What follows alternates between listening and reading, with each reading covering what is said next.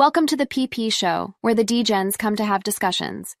Here at the PP Show, everyone has a voice, no matter how long you've traded in the markets. We love all opinions at the PP Show, and we hope you do too. Always remember this show is mainly comprised of opinion, speculation, and entertainment.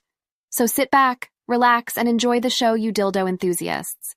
God bless Teddy and G-Merica. One last thing, always remember, talk is cheap. It takes money to buy whiskey.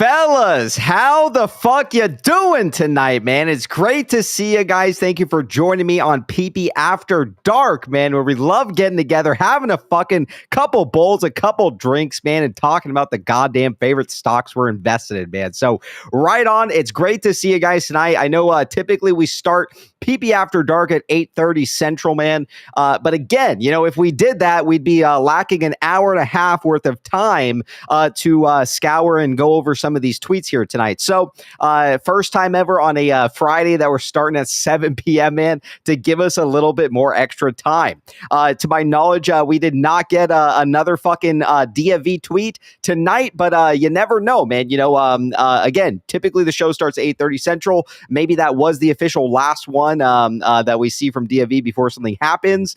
You never fucking know, man. So again, we'll just see what happens, man. So welcome to the show tonight, fellas. What a fucking explosive week, man. From 17 to 80 back down to 20, man. Something is clearly fucking happening here, fellas. So I'm all fucking for it tonight. We have a lot of stuff to discuss. There was some newly stuff posted by GameStop, the S3 ASR and also the 8K, which we need to take a look at. Some very interesting and weird stuff, man, might I add. Typically, they don't, typically, you know, GameStop doesn't drop their financials ahead of time like this. So very interesting, in my opinion. Someone said audio delay. PP, you have lag? All right, give me 1 second here.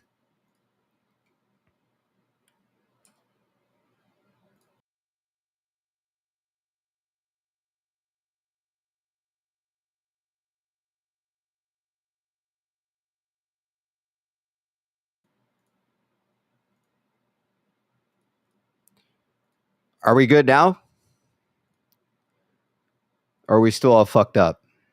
PP, no delay, no lag on X. All right. Maybe it will straighten itself out here in a moment. But let's get in the legality. We'll jump into the fucking show, man. We won't waste any more time. There's a lot of stuff to discuss tonight. Also, Ian Carroll will be making an appearance here at the show for the first time as well. I think he wants to hash out a couple things, some of the drama that was happening. He also wants to talk about some GameStop tonight. So excited to have him on the show, man, tonight as well. I think Kevin Malone might make an appearance. We also have Jake 2B, I believe, on the schedule tonight. So a lot of heavy hitters, man, coming on the show on a Friday night. So I'm all for it. All right, let's get in the legality. And we'll jump straight in the show, man. Keep in mind, man, I am not a financial expert, nor am I a financial advisor. So please seek the avenues to do so. You're not going to find it here. A lot of this is opinion. A lot of this is speculation. A whole bunch of it is entertainment, if you haven't guessed it already. We like getting together. We like talking about the stock, and that's really all there is to it, man. So keep that in mind. Keep in mind, any guests who come on the show, man, nobody here is a professional. So if you hear any opinions, speculation, TA, things like that, keep in mind, man, nobody here is a professional. We like getting together. We like talking about the stock, and that's really all there is to it, man. So let's jump in the show. Let's not waste any more time tonight, fellas. With that being said, I think Michael's computer crashed. So we'll go ahead and welcome ABC in here first. So chat, welcome the legend, man, ABC. What is he doing? He's beginning to believe.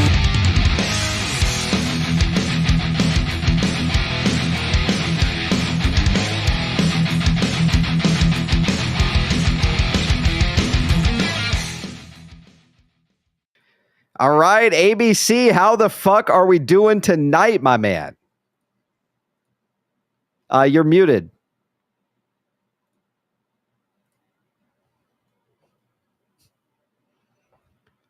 Nah, I can't hear you. All right, I'll get the rest of the fellas in here. Chad, give a warm welcome to none other than Michael.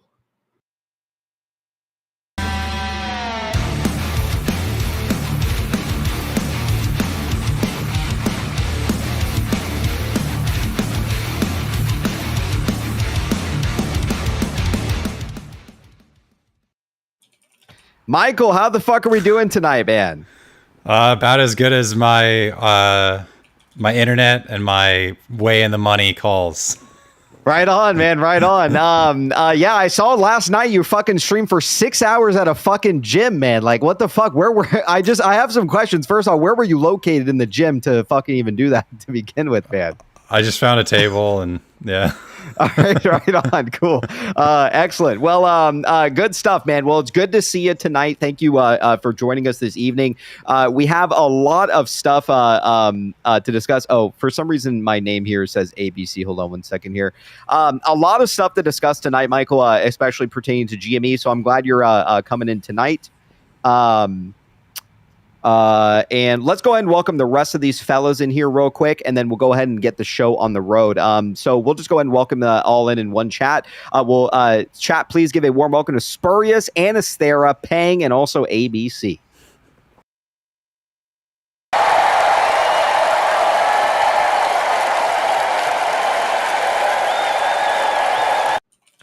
All right, fellas, how the fuck are we doing tonight, man? Can we get some mic tests real quick? What's going on? All right, excellent. I don't know if mine is turned down or if you guys are turned down. Okay? Yes, let me give me a second here to turn my shit up. Yo, I thought it was a costume party. Why am I here? There we go. Oh yeah, shit. Pang, I meant to tell you that I had an issue. I'll let you know backstage there.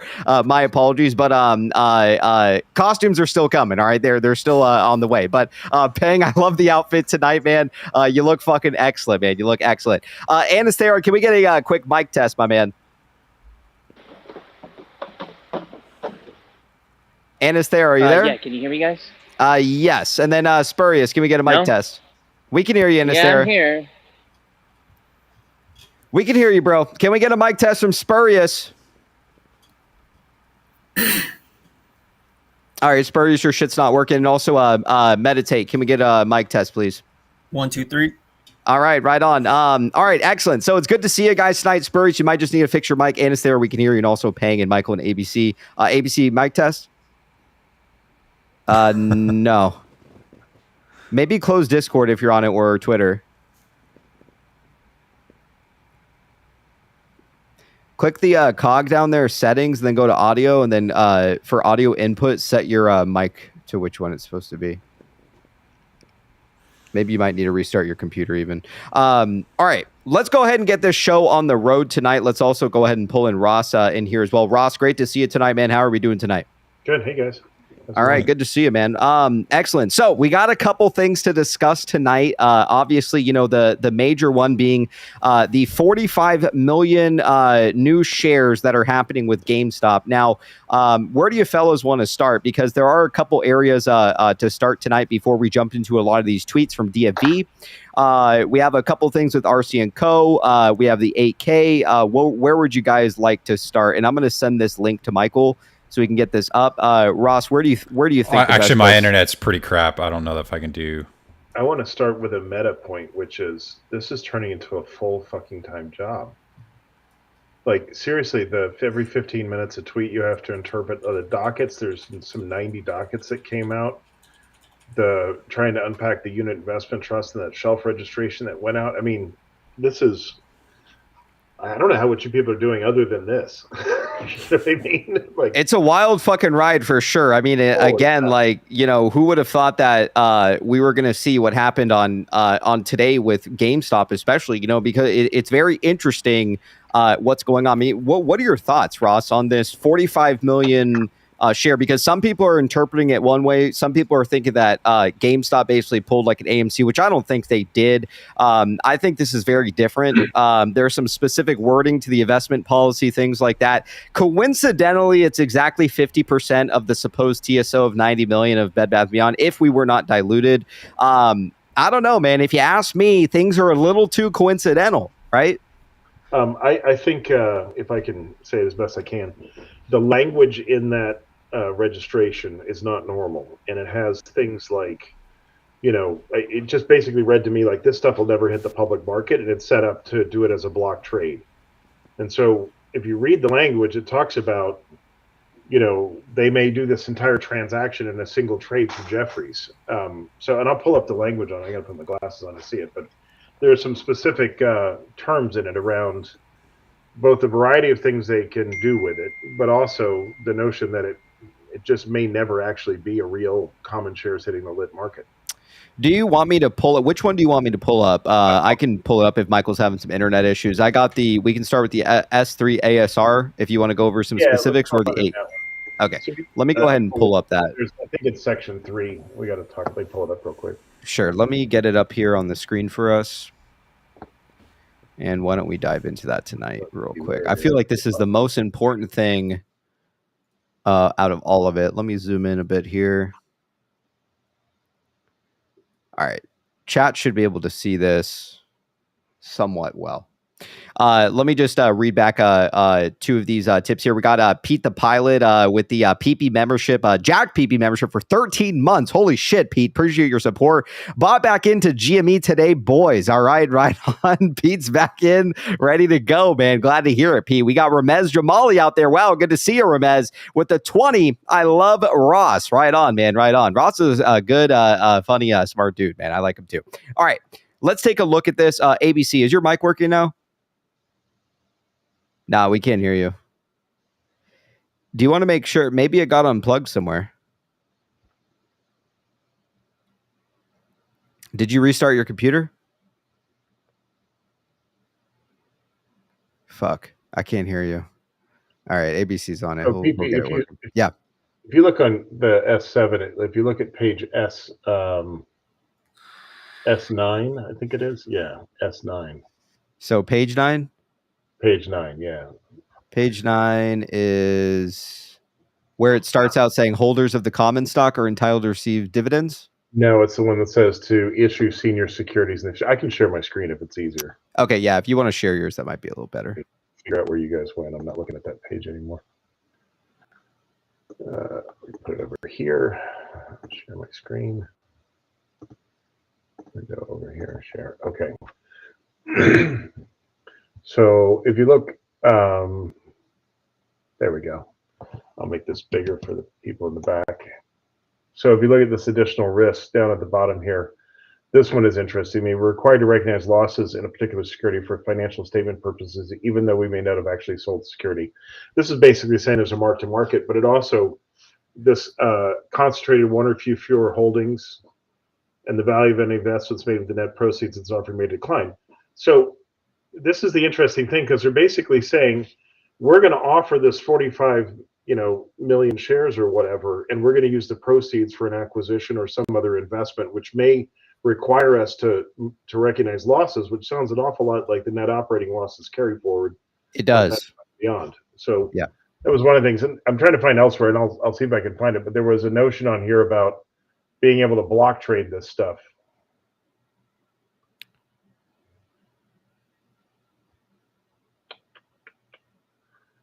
And again, I was doing my day job today too, so got in the way of all this stuff. Yeah. So, yeah, I mean, again, like one of the main things that I noticed is obviously, I don't think it's coincidental that they have exactly the 45 million shares. And I think one of the stipulations with the carry forward is we would retain 50% of whatever new equity we're given. Right. Right. Where do you think that, like personally, kind of seeing this or kind of browsing through it a little bit, and I can read it through a little bit of it. What are your thoughts, Ross? I mean, do you think that we're kind of gearing up to be in a situation here where this kind of tends to line up with, with us as shareholders getting 50% of the new equity due to the carry forwards, or what? Yeah, well, yes, I do. I mean, they're clearly, if Baby is the acquisition, Bed Bath & Beyond is the acquisition, then the Knowles come in and Jake's thesis holds, and you've got the 50% transfer ownership and whatnot. But I still want to get back to this notion of the way they've written this thing and the structure on it. I keep thinking about the fact that they did an early preview on earnings, which in essence, they don't normally do. Ryan's not one to say, hey, by the way, I'm going to give you guys a heads up or guidance or anything. That's just not his style. He's been pretty much opaque as a CEO. So the fact that they pre-disclosed earnings before the annual meeting, to me, this all feels like, hey, we're doing an Adam Aaron at the market offering to raise cash, and we're going to show you that we're declining in Q1, which we always decline in Q1 anyway. It's weird. But it's setting up the Kansas City Shuffle, which is, it must be. It looks like, hey, DTC immediately distributed 45 million shares to cover shorts and keep hammering this thing down. So I think all the price action over the last 3 days was the setup for, go short the shit out of this thing and get it even worse.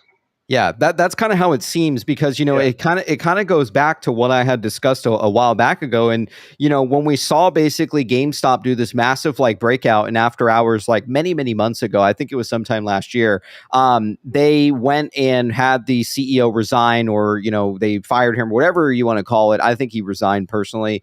But anyways, the CEO, there was a change up in the CEO, right?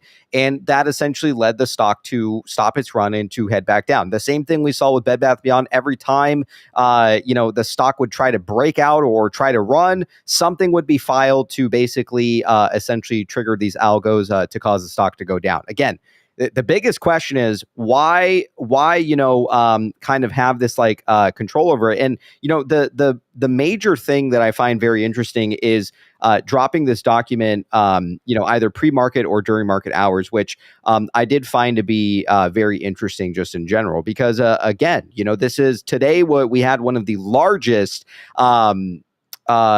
basically option chain in quite a while that we've seen on GameStop. And again, a lot of things, the way this was acting like, it seemed to me like it was gearing up. Let me fix this here. It seemed to me like it was gearing up to be essentially, a gamma squeeze, right? We ran to $80, a ton of calls were in the money, things like that. Obviously, this document came out, and a lot of people are thinking that it's some form of maybe like dilution or things like that. Now, here's the thing, though, right? To my knowledge, GameStop is sitting on over $1 billion in cash. What the fuck would they need to even do an at the market offering for? Yeah, right. So I want to point at something, if I can share the screen real quick, that I think is really relevant here. This sentence right here, if I can flip over from your screen to mine. Yes, let me share it. ABC, are you there? There you 1, go. 2. Perfect. We got you finally. Excellent. It worked. So this All blue right, what are we part looking where at it says, blah, blah, blah, ordinary broker transaction, blah, blah, are deemed to be an at-the-market offering as defined under Rule 415A4 under the Securities Act of 1934. In block transactions, sales made directly in the principal market is defined as sales agreements or sales made in other existing trading markets of common shares. So it basically says if we negotiate a deal with somebody to do all 45 million shares in a single transaction, and we do it as a block trade, and we get it at near what the market price is at that time, it'll be deemed an at-the-market offering and not a private transaction or a PIPE, which is an interesting way of saying, hey, we're going to do this with our own common equity, and we're going to do it in a way that is at market prices, but we're going to do it in a private agreement with a single company or individual as an acquisition or a merger of some sort. This is the part that tickled the part of my brain that doesn't make stuff jump out. This one struck out to me as something was really odd in the sense that they went out of their way to say that a negotiated transaction or transactions deemed to be an at-the-market offering would be considered in a block trade as well. That just stood out to me. That's interesting. ABC, did you happen to read any of this document or kind of browse through a little bit of the DD surrounding this today? What are your thoughts on it, man? No, I was listening to Ross earlier on a space call about it. It intrigues me simply because, in a sense, it can literally leverage an acquisition through an ATM, but again, it's not an ATM offering. And so I'm curious to see, 45 million. I mean, there's even speculation that potentially Bed Bath has 90 million shares. If you Google, what the outstanding shares is, it's 90 million. And here's, you got a half, at 45 million. Well, you need an acquirer at 50% in order to preserve the null. So you look at the math on that situation, go, or you look at potential acquisition like Chewy and go, shit, they could literally drop 45 million shares and get a slice of another company, because now their investment policy allows them to invest in any equity that they desire. And to see it all in one block, like Ross is saying, that's a major move. Yeah, some people are also, I think, speculating on this. I mean, again, it's never been confirmed if Carl Icahn actually, in fact, does have a short even still on this company. He's never come out fully and said so or stated so as fact. So I've always, found it to be, high speculation. But some people are thinking that maybe they're doing this for Carl Icahn. I personally don't believe it, just because it lines up with, look, like if you Google how much the TSO is as of right now for Bed Bath before delisting, it essentially states that it was 90 million. And again, like the biggest head fuck for me is, how did they pull off this type of deal? If we weren't diluted, if that wasn't a part of the scenario, and this is in fact the 45 million that's come forward for some form of equity for us as like former shareholders of Bed Bath. I'm just curious, how in fact they pulled off to make it look like we were diluted as much as we were. And then when you couple in Seed & Co., how is this going to be an issue with Seed & Co. if they're stating, there's over 700 million shares on record for shareholders, but there's only 45 million here to go around? Like, so where do you guys stand with that? It's a complete fuck up. I mean, I don't know another word for it, which is, they took the HBC thing and created another big tranche of shares that never hit the lit markets, and GM did the splividend that never hit the lit market. It just was straight out. I mean, this has been one of those things where they've watched mechanically these people just create synthetic shares out of dividends or distributions or other things left and right, and the piper's coming. It's going to be really funny. I mean, like, I guess like it brings up the fact that some people are curious about, if they should be worried if they were not DRS'd or not, I guess is what is some of the talk here. What are your thoughts there? I have a really strong belief that you should DRS your stuff, because if it's a long-term buy and hold, not a trading account, then why not hold it? Sure. Now, there's some difficulty in transactions with DRS, depending on who the DRS provider is and stuff. So I certainly understand people keeping trading accounts. The bigger part for me is there is a difference between brokers that absolutely require settled shares, like Vanguard and Fidelity, and brokers that do contract for difference or may not have as good of controls on their settlement process. So I personally use Fidelity because they require stuff to settle. Like, you can't move your shares or do anything unless they actually have the actual shares. Mm-hmm. I've never had a problem DRSing in or out of there. It's been instantaneous every time. So I think your broker matters. I'm not going to plug for Fidelity because I think they're dicks about other things. So I'm not going to sit here and say they're perfect. But I think having a broker that actually has the ability to, DRS within a minute is key. Mm-hmm, mm-hmm. All right. So there were a couple posts here. I don't know if maybe we should start with, you know what? Let me actually just read one post here. I want to pull one up specifically from, I believe it was Edwin, that I want to take a look at real quick. And then I think that we should probably take a look at a couple of the memes. And then once Jake and Ian were going to be getting here, maybe what time is it right now? They're going to be getting here in about 10 minutes. So that actually would be a good time to take a very quick look at some of these. So give me just 1 minute, fellas, here. All right. Everybody should be able to see this on their screens here. This was a post from Edwin today. It says here, Teddy merger is happening. GME ex Bed Bath & Beyond. Cohen & Company. Con recently issued a S3 filing to register sale of securities. Now, why is this important? Con received null benefits, which are linked to Bed Bath & Beyond and are activating the merger. See the full thread in DD below. And I don't know if this is fully linked here, but I'll go ahead and pull this up right here. So on the left-hand side here, we have the prospectus, GameStop, Class A common preferred stock, depository shares, warrants, stock purchase contracts, unit subscription rights. We may offer and sell from time to time one or any combination of the securities we describe in this prospectus. The preferred stock, depository shares, warrants, purchase contracts, units, and subscription rights may be convertible into or exercisable or exchangeable for our common stock, our preferred stock, or our other securities. This prospectus provides you with a general description of the securities we may offer. When we offer securities, we will provide you with a prospectus supplement that will contain specific information about any net proceeds that we expect to receive from the sale of such securities and the specific manner in which the securities will be offered.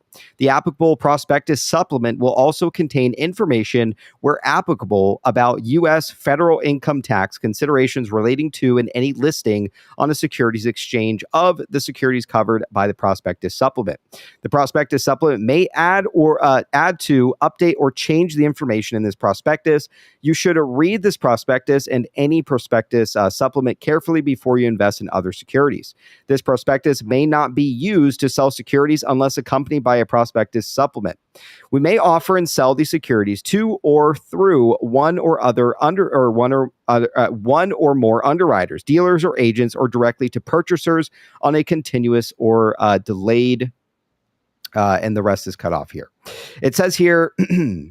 Preferred stock, it says here, Cohen and Company Inc., 75 million preferred stock depository shares, common stock, preferred stock, purchase right, subscription rights, warrants, units. We may from time to time in one or more offer and sell up to 75 million aggregate dollar amount of preferred stock, either separately or represented by depository shares. Common stock, including, if applicable, any associated preferred stock, purchase rights, subscription rights, and warrants, as well as units that include any of these securities. The preferred stock, subscription right, warrants, and units may be convertible into or exercisable or exchangeable for common or preferred stock for our company. It says here, we may offer the securities separately or together in separate series or classes and in amounts at prices and on terms described in one or more supplements to this prospectus and other offering material. We may offer and sell these securities to or through one or more underwriters, dealers, and agents, or directly to purchasers on a continuous or delayed basis.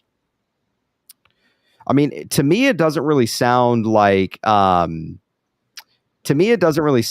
they are, you know, in a sense, like diluting here, in my opinion. I mean, isn't it about how much the bonds are, right? If they were going to cover just the debt of the bonds. So if Sixth Street did a credit bid, or if you think about if they bought it from Sixth Street and then the 200 million of bonds that they couldn't do debt to equity conversion for. I mean, either one of those, it's like enough. When they announced it, it was at they stated that it was at $27.50, which that put it at $1.2 billion evaluation.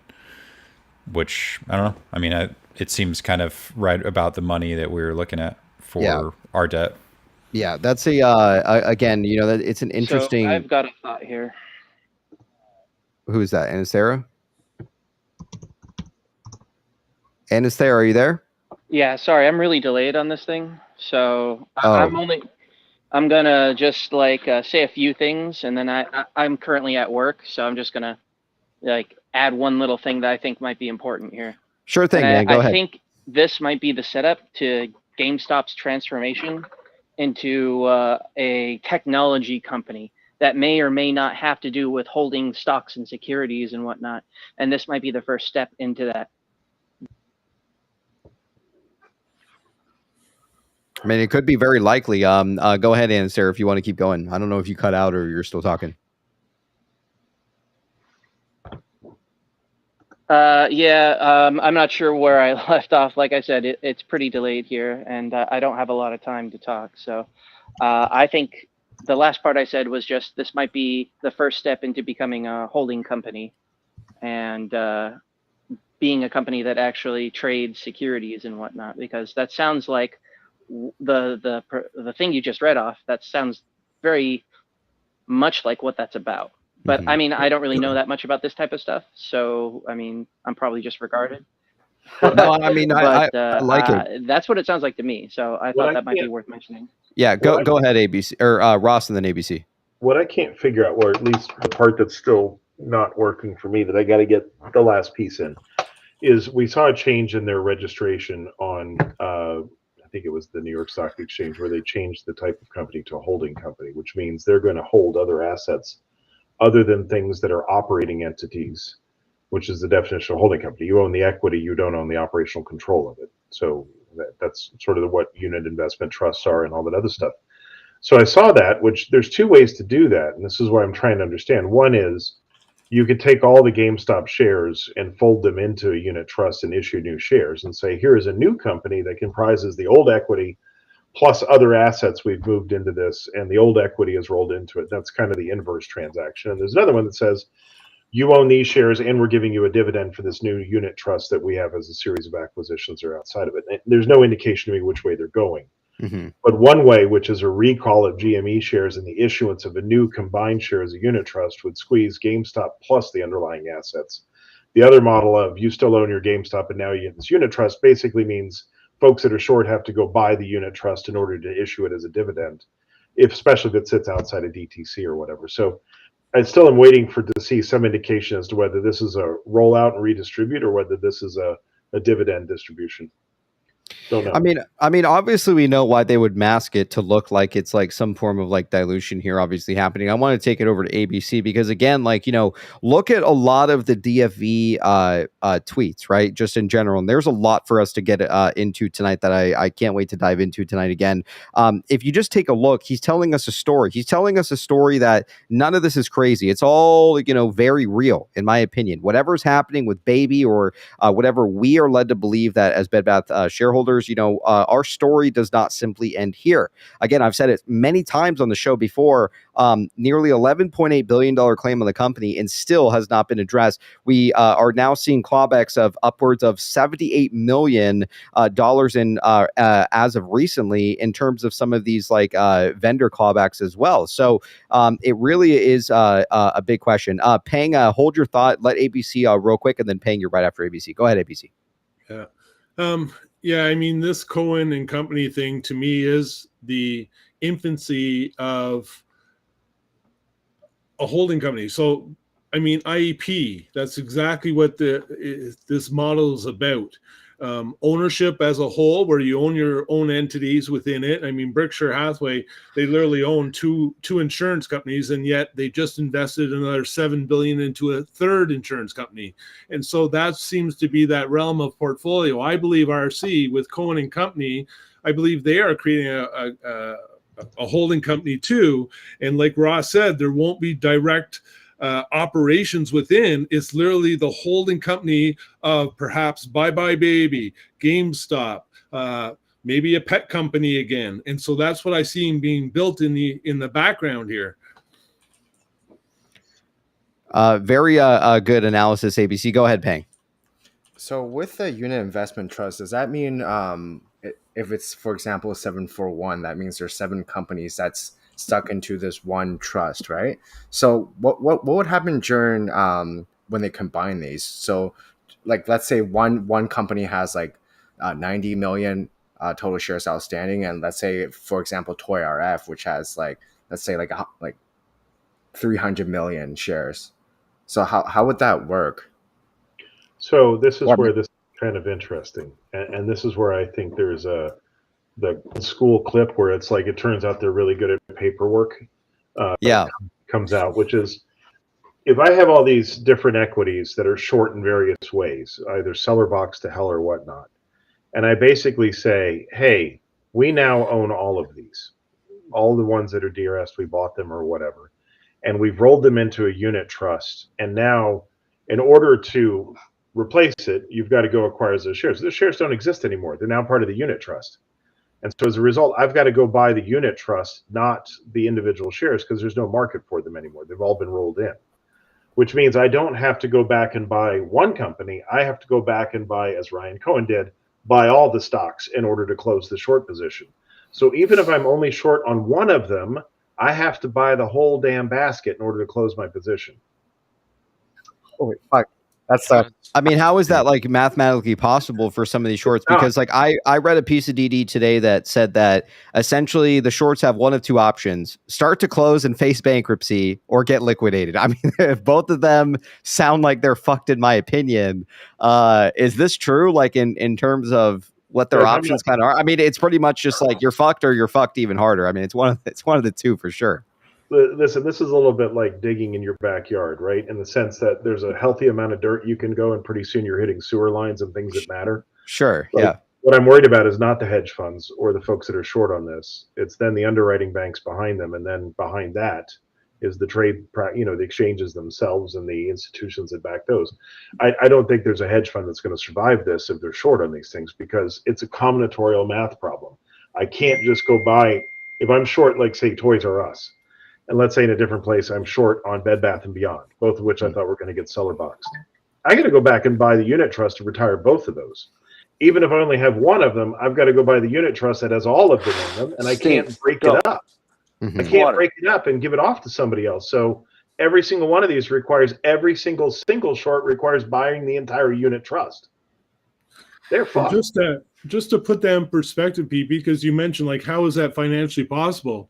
The entire country has $34 trillion in debt.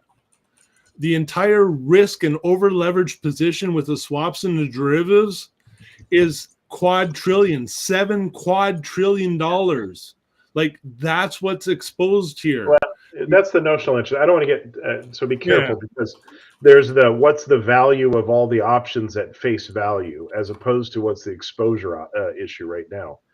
The problem is the face value stuff kind of doesn't matter because that changes every day. It's really could I go?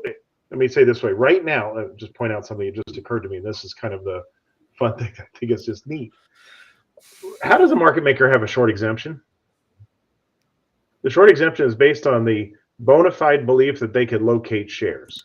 If all these shares disappear into a unit investment trust, I do not have a bona fide belief I could locate shares that are not within a trading system that allows synthetics or allows the F3 locate button. So if you take this to a trading platform that's outside the NYSE and outside of DTC, and you then say, for every single short share, you must buy back the unit investment trust to retire it, and every single short then has to buy back the whole unit trust, you start talking about trillions of shares that have to be bought.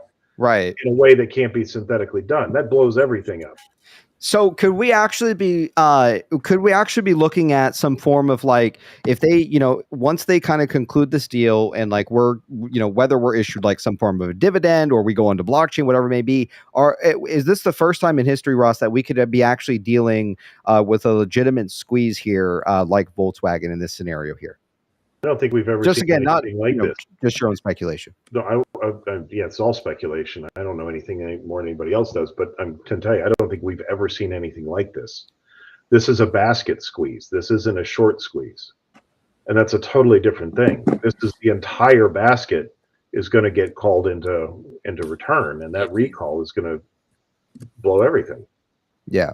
Even Volkswagen, when it happened, it was nowhere near the amount of variables tied down that this would have. Like, they had all the old tricks that they've been using all these years, and still in the Volkswagen squeeze it went up to that.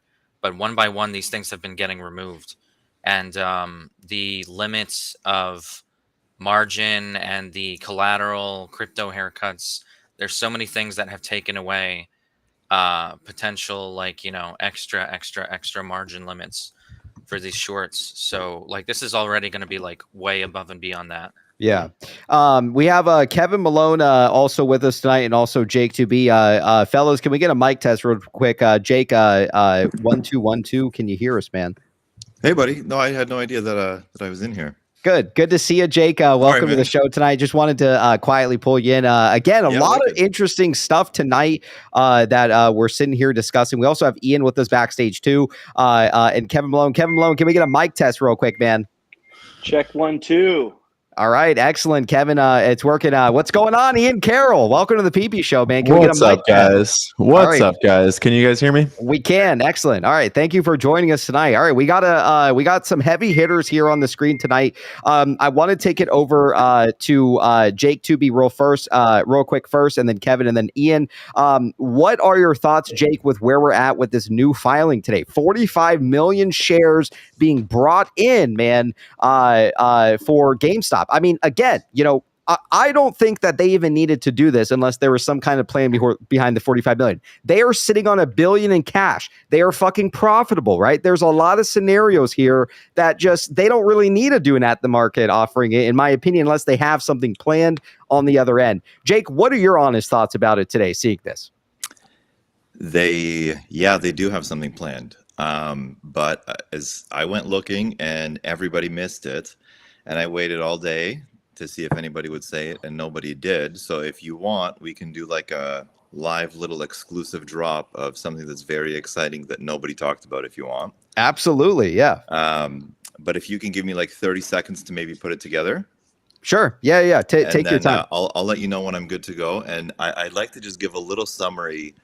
I mean, actually, I don't even really have to. I was going to say to give a little summary about T0, but we don't have to do that. But I'll share something from the 8K if you can give me like a couple minutes, okay? Sure. Yeah. Take your time. Do we have Kevin Malone with us here tonight? Kevin, are you there?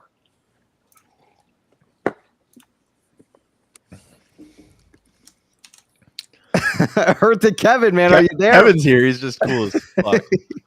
Oh, maybe we can't hear him. Kevin, try rejoining. We can't hear you right now, man. Maybe when you exit out. Ian, what's going on, man? It's been a while since I saw you down in Atlanta. What's going on tonight, man? Welcome to the show. What are your thoughts on some of this stuff, dude? What's up, man? I'm very confused by this whole week in a lot of ways, and especially by what's happened today. I've been watching you guys break down these documents for the last like 30 minutes or so. Yeah. And I'm excited to hear everyone else's take on what they think is happening. I'm really excited to hear Jake's take on what he thinks this is. Yeah, it's very interesting because, I mean, you know, how long have you been invested in GameStop for, Ian? Since February of 21. Okay, for a long So time. long enough to know that we don't know what's going on. Okay, and long enough to know that the company is not in dire need of any cash anytime soon, clearly, right? Okay, yeah. Just to make sure we're on the same page here. Because, again, like I sit here and try to wonder, I'm like, why the fuck would they need to do any form of like a $45 million at the money for anything? Of course, unless there's something, you know, speculated to be involved. And look, I don't know how deep you look into some of these DFE tweets out there. And we're going to go to you real quick, Kevin. I don't know how many times that, you know, you've maybe analyzed some of these things. There was one specific tweet where he went to the game Fury. And for a long time here at the show, our intro, we utilized that song from Fury. Okay, I've played the game. I'm a fan of the developers. Love the song specifically that we chose for the show. And we've used that for over a year here at the show. So the fact that DFE posted that is, I think, kind of like insinuating that maybe the tinfoil we've been discussing is not full of shit for a long time. And the other thing, too, is that the amount of baby references in some of these tweets, I mean, there's so many, it's hard to just ignore at this point. So I'm just curious, you know, what you think is going on. Do you think there's maybe like a team going on with some of these DFE tweets? Do you think it's just him? And then after you answer that, we'll take it to Kevin and see his thoughts, and we'll take it back to Jake. Go ahead, Ian. I keep going back and forth on it. I keep seeing a lot of references that do seem like there's like maybe mergers or maybe something else going on behind the scenes. It's hard to know what DFV would know and why he would know it, right? Sure. Yeah. And some of the tweets, it's like drawing the dicks. I could see him just doing that on accident, right? Like Sure, I could see him just being into like fucking that kind of humor. Yeah. But the song was a good one where it's like, you know, there's a lot of songs out there. Like what are the chances? That one kind of got me thinking. Yeah, that's pretty interesting. And I try to see both sides of every take. Like I try to see the bear and the bull cases, and this has been a week full of bear and bull cases. Just mostly like as far as tinfoil goes, as far as GameStop goes, it's been a pretty fucking bullish week. Oh, yeah, around. man. Yeah. Yeah. $17 to $80 is not a fucking joke. And even 27.2% gain this week. Yeah, right. Wow. Although the shills really want to just focus on the top to bottom number instead of the actual like what's going on numbers. Sure. Yeah. I actually just thought of some tinfoil was that it seems like the GameStop logo with the extended thing is a baby rattle. And there's also like saber rattling, which is where like you threaten like you're going to come and take someone over or whatever. But it's interesting because he says that was the blade, right? And then there was like no blood on the blade, like Bloodbath and Beyond, but like baby is the blade and there's not going to be any blood on it. I mean, don't know. It's a stretch, but you have to ask yourself like what actually is going on here. We're going to take it to Kevin Malone next. Real quick, Kevin, I want to get your thoughts on what you personally think about what's going on. I know you've also been invested in GameStop for a long time, pre-squeeze as well. Real quick, before you answer that, Kevin, I'm just going to read these back before they pile up here. Morant's Rants with the 2. D Squad represent. Shills and Shorts, suck ya mutta. K, right on, man. We got a Short Hedge Fund, Butt Rammer with the 420. Stuff so spicy today, bro. Alien Guy with the 5. I sent this super chat chat because French Toast thinks we shouldn't send you any more super chats. Right on, man. Sometimes French Toast tips too, man. We got Chris with the 5. Because French Toast said not to tip, I'm in. Fuck the shorts. Love you guys. Love y'all, D Squad. We got Jacqueline with the 20 and a IEP 500 million high yield bond offering, followed by GameStop 900 million share offering and mention of units. Oh, and potentially potential Wu-Tangs, warrants. What a coincidence. PP, hope you picked up some more IEP calls today. I'm jacked and I'm absolutely loaded on IEP calls. I do have some GameStop calls, I think a few towards June as well. So I am locked and loaded. We got DJ with the 2 PP Show gift memberships. Appreciate your support, DJ. Thomas the Tank with the 20. What a wild week. Thomas the Tank supporting. Wow. It was like a full-on meltdown round 2 with GME and AMC. Can't believe they trick all of them again. I guess good thing Bed Bath is canceled so you didn't have to deal with it. All right. You heard it from Thomas the Shill out there, man. Appreciate the 20. Luke Woods with the 100. Appreciate the love, Luke. We got Gravitron with the 2. Who wants a mustache ride? I'm sure Ian can provide those. Christian Michael with the Christian Mitchell with the 2. Finally bought back into GameStop today. Let's fuck PP. Right on, man. We got DJ with the 10. Roaring Kitty meme. Tinfoil, tell us that Moas will happen when Jake sits on his couch. XYZ with the 2. Assemble. Babies assemble. We got Abe with the 5. Kevin, I love you, but if you say the words 11-day cycle tonight, I'm going to neck chop you. And Jacqueline with the 10. So what's everyone think is in the basket? Say the top 7: GME, Bed Bath, IEP, Beyond, Chewy with pet acquisition, Lego private sale, BNED warrant issue, Pulte, Radco, Joan Q, Party Q, We Q, and top 7 go. All right, we will discuss maybe the top 7 in just a moment. Appreciate your support tonight, fellas. Let's take it to Kevin Malone. Kevin Malone, what are your thoughts, man, on what's going on here? And then we're going to go to Jake, and we're going to see what he found in this AK tonight. Go ahead, Kevin. Have you guys heard about the 11-day cycle yet? Yeah. I want to see who's going to judo shot me. We did hear about the 11-day cycle, yes. Yeah. Go ahead, Kevin. I'll just end on that quickly with, I think DFB started a new one on Monday. And it would put us to the Tuesday after Memorial Day would be the new 11th day on the spike in volume. There's also 30. No, Kevin, rejoin. It's like some, I don't know what it is on Restream, but it sounds like some devil type shit, man. Like, like you need a fucking exorcism, dude. All right, rejoin. All right, we'll see him in a second. I don't know why it does that, man.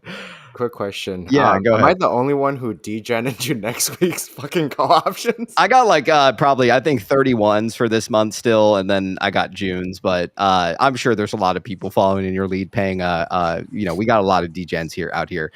Kevin, go ahead, man. You're back in. Let's hear it. How do I sound? Perfect. You don't sound possessed. Okay, perfect. I was trying to sound possessed, but yeah. Apparently it came out like I was retarded.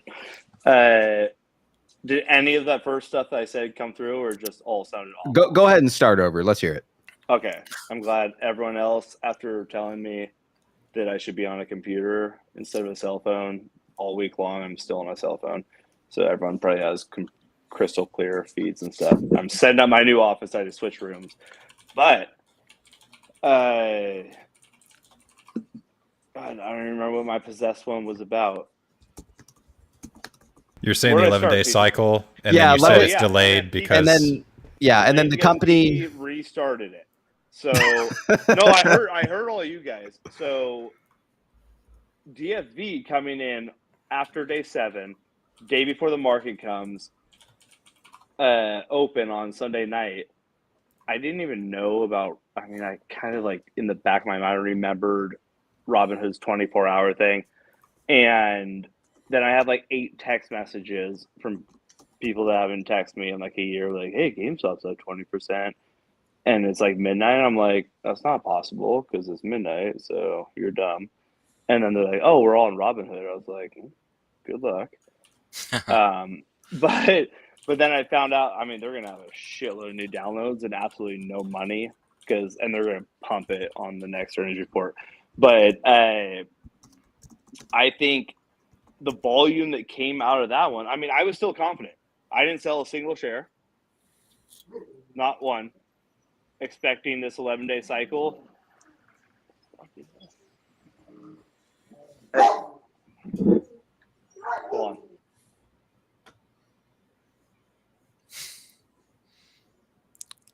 Is the neighborhood cat back? How long you need, Kevin? You want us to go to Jake for a second? No, just 3 seconds. I got the dogs about to just murder the FedEx guy. Okay. We got like 40 boxes from GameStop showing up today of Cardsmith boxes. Jeez.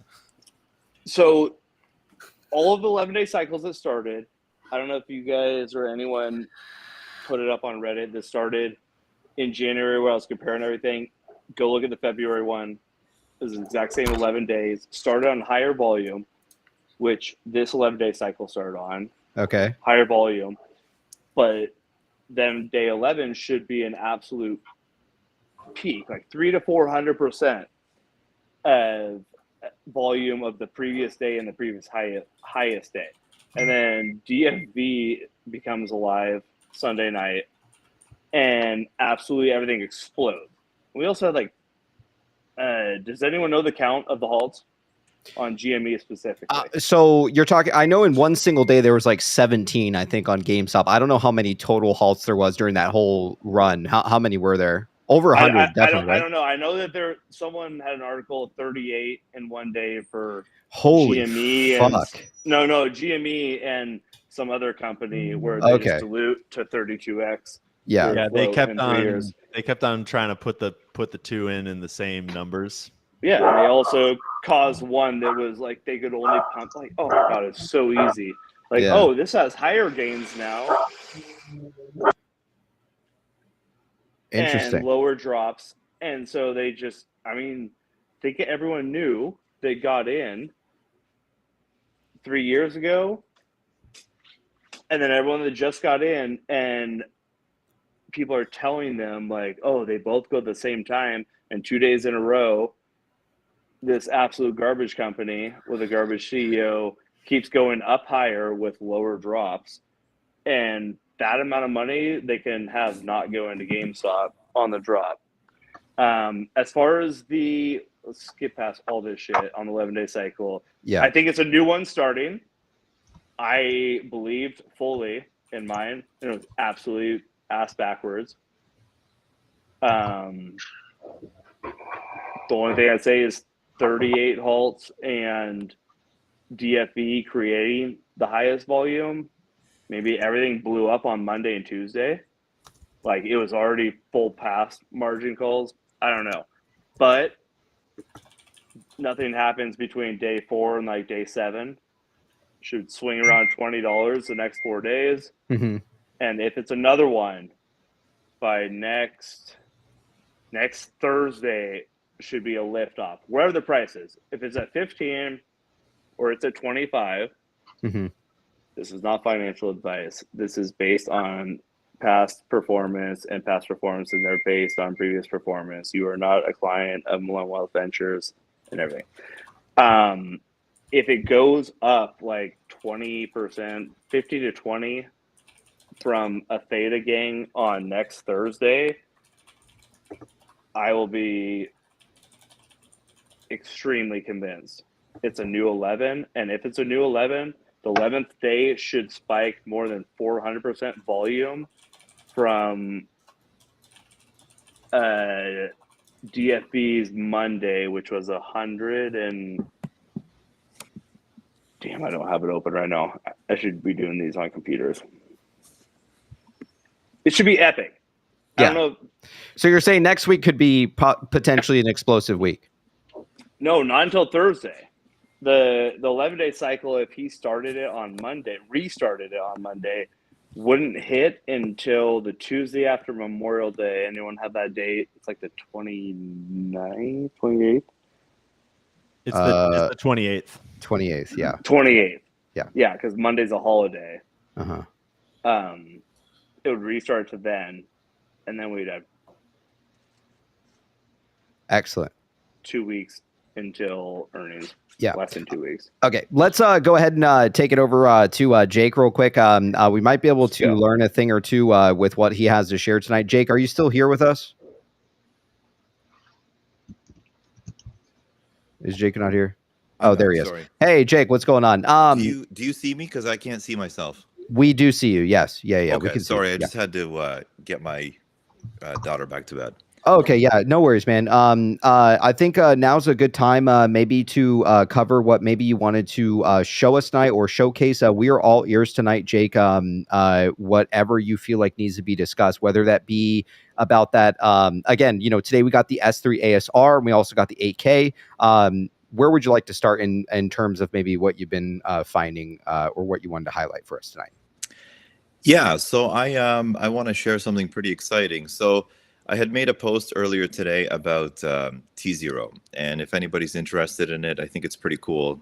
You should go have a look on my X profile, but I'll show you something that is relating to the GME 8K. And so if you want to get somebody to pull up my X profile, I'll post it like when you're there so that we can go over it on the I got it up right now for everybody. Okay, so just go to my profile page because I'll make a new post when we're ready to go. So the 8K is basically describing what they're going to do, right? They have a share offering. They want to sell up to 45 million shares, right?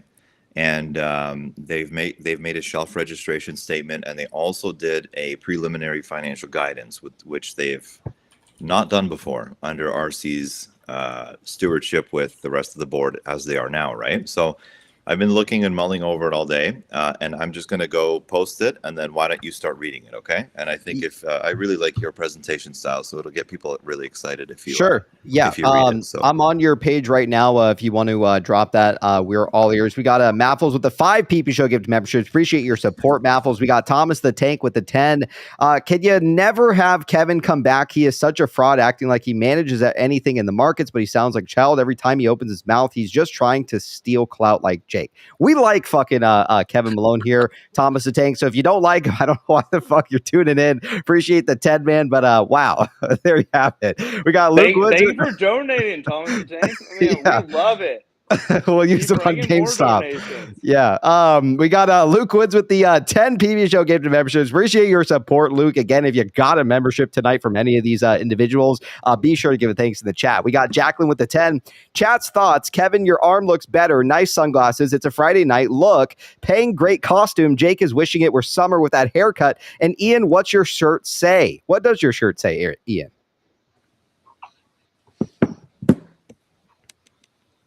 No more. It's backwards on our screen here. Oh, no more bailouts. I like it, man. Yes. It's what we're going to need after the fucking market breaks. Yeah. Right on, man. Yeah. I like it. We got Sean with the 5. Ian, are you familiar with fourth dimensional living? If not, just ask ABC about it. We got Piddles with the 10. Thomas the Tank pays other people to smell their farts. I have proof. We got Jacqueline with the 5. At Thomas, Kevin is legit. It should it Friday after a long week. The man is allowed to chillax. Maybe take a late from his book. We got Christian Mitchell with the 2. Thomas the Taint and Shambles cry some more. All right. Yeah, heard it from the chat. Okay, Jake, we are on your page here. Give it a refresh. All right, let's give it a refresh and let's see what you have for us tonight. We'll go ahead and read through this here. All righty, right here. All right, so this is from Jake 2B. He says, so earlier this afternoon, I had done a small write-up about T0. I encourage you to have a look. The post is at the bottom. I had speculated that this could have been related to GameStop. I waited all day and no one posted about this, so here you go. We all know that today's 8K for GameStop was relating to a share offering, either on the open market or having provisions for negotiated transactions with the consent of the company, a private offering. Also from the 8K, importantly, in quotations here, it says the company intends to use the net proceeds from the offering, if any, for general corporate purposes, which may include acquisition and investments in accordance with our investment policy. Cool, right? But here's something much cooler. Remember, Jefferies is the partner assisting with the issuance. Exhibit 1.1 from today's 8K we have listed here And let me see. I might not be able to zoom in here, but digital assets, it says, means digital assets and instruments of every kind in nature, including currencies, coins, or tokens, and rights with respect thereto, the ownership or transmission of which is recorded or verified by a distributed ledger, including a blockchain or directed acrylic. Acrylic, a graph, or other similar technology. We also have here under policies, number right here, SS, compliance with crypto laws, except as would not individually or in the aggregate reasonably be expected to cause a material adverse change. The company and its subsidiaries are in compliance with all federal, national, state, country, county, municipal,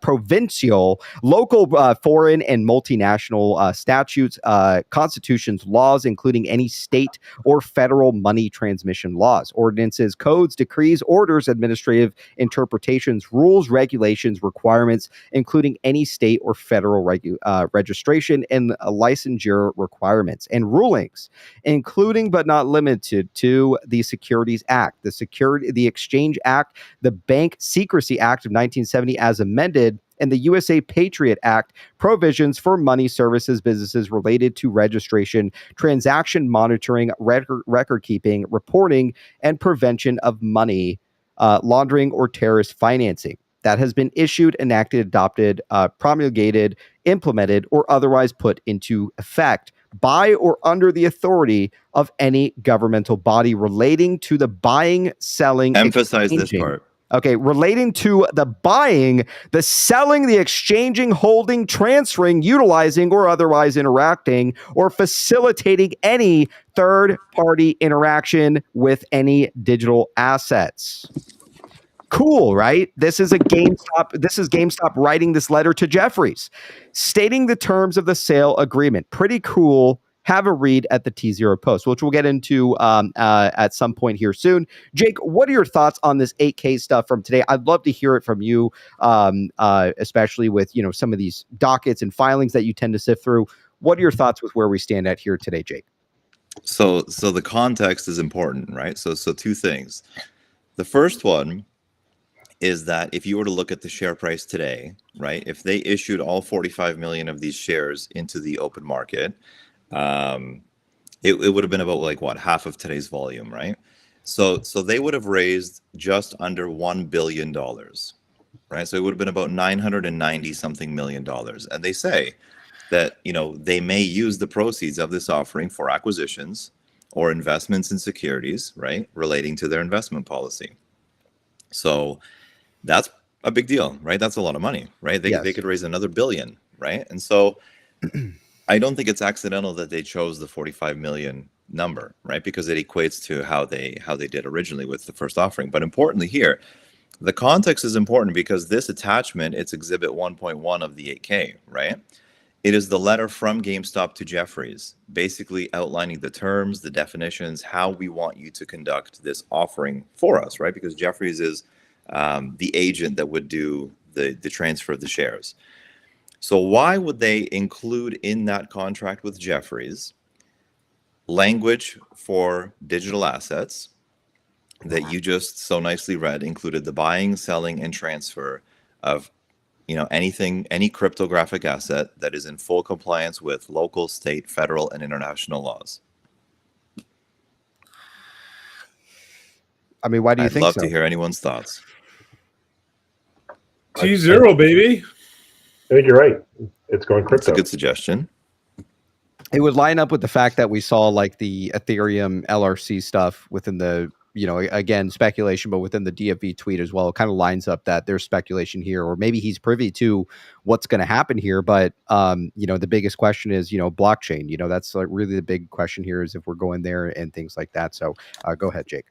Can I jump in real quick and just say that it's really interesting that this is getting written in a filing today after they closed down the GameStop marketplace like last year, right? Like based upon their current business model, as far as we are aware, they don't have any specific plans to offer any cryptocurrency assets at this time, right? Am I wrong on that? No, that's correct. Yeah. That was the understanding until this 8K. And that's why I think it That's might have so been weird. a conflict of interest to have that ongoing under the GM umbrella and then engage in something like this could be considered a conflict of interest, especially if by speculation we're kind of right in terms of a bigger platform with T0 being the parent company itself was actually spun off as well too. And so that distanced itself from an arm's length ability. You got to keep that exchange separate from all these companies that might possibly be in it. And BYON, do they still have just above 50% stake in T0? No, What What do is they it have? now? It's like just under now, or what they is are it? 29. Oh, Really? crap. Yeah. Who else is up there then now? That is not disclosed. Very interesting. So over if you look at recent filings, they've gone down periodically. And you don't have to read the T0 post now if you don't want to, because it's kind of long, but Sure. there is a significant indicator that the transaction selling T0 has been completed, or sorry, has been commenced, but has not been able to have been completed. And it's funny how it lines up with the timeline for Bed Bath. Whether that's coincidence or not, who knows? But it's in the SEC filings that they had made their annual statement, and then 7 months later, like midway through the year, they had to amend it to account for a sale. That's not speculative. That's the reasoning they give for the amendment. But then if you look through it, you'll see that they weren't able to complete the sale yet, right? And then now today we see this language where in the instructions to the agent for the sale of the shares, GameStop is including language that protects their legal rights with regards to crypto assets, whether it's buying, selling, or transferring them, and however they want to act upon them, and basically telling Jeffries maybe if they want to use them, right, for some sort of distribution or issuance or whatever. Why would they have that language in there? In specifically a letter outlining the agreement of Jeffries managing their stock sale. Well fucking said, Jake. I mean, I agree. The amount of coincidences that we've had up until this time, a lot of people out there like to think that, look, Bed Bath's been liquidated and there's nothing left and things like that. But, the major thing is that here we are, sitting with essentially just canceled shares. There's still a lot of movement within whatever's going on behind the scenes. Then, within the same time, we have DFV making return. We have now this 45 million basically of common shares being, an at the money offering, which again, like, I really see no reason why they need to file this ATM. Right. I mean, it really makes no sense. They're sitting on $1 billion in cash. Someone had made a post, which I think some people are trying to debunk right now, where the latest 8K shows that they're perhaps missing $273 million. Did you happen to read anything about that? Oh, that their cash and cash equivalents has just gone down? Yeah, it's changed. Yes. Yeah, So some people are speculating there that has maybe been a they change because they were at like 1.3 or something, right? And now they're at 1.0? Correct. Yes. Or approaching 1.1, but like 1.079 or something. Yeah. I did see that. How much Again, they're giving preliminary info, right? So we'll find out when they do their next quarter.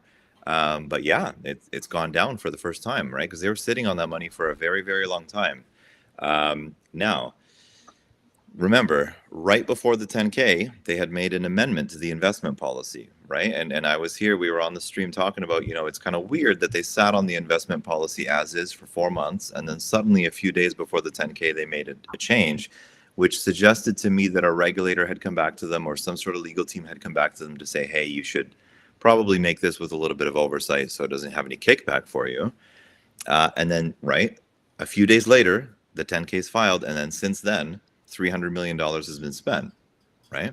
Mm-hmm. So that's, whether that's related or not, that's kind of cool. Right. The big question is where the money anything, go, right? Yeah. That could be transferring the ownership of whatever was held by proxy from 6th Street, or whether Hudson Bay is involved. That could be anything. Or it could be totally unrelated, right? But we'll find out when they do their next quarterly filing of where that went.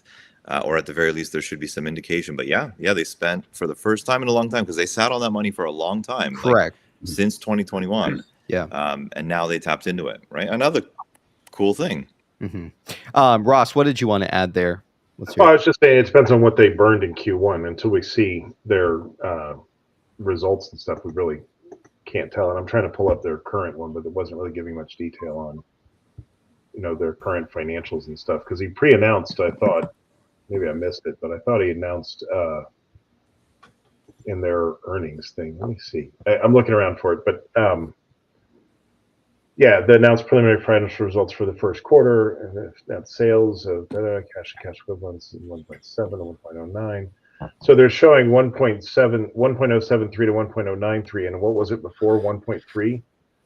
So the drop there, but net loss is only 27 to 30, so it's not there. So they definitely spent somewhere in the range of $275 million on something. Somewhere, right? The money is obviously spent somewhere. That's the big question. And yeah, Travis isn't our favorite stripper accountant isn't here, but it's not on something that's OPEX. Otherwise, it would have shown up in the loss.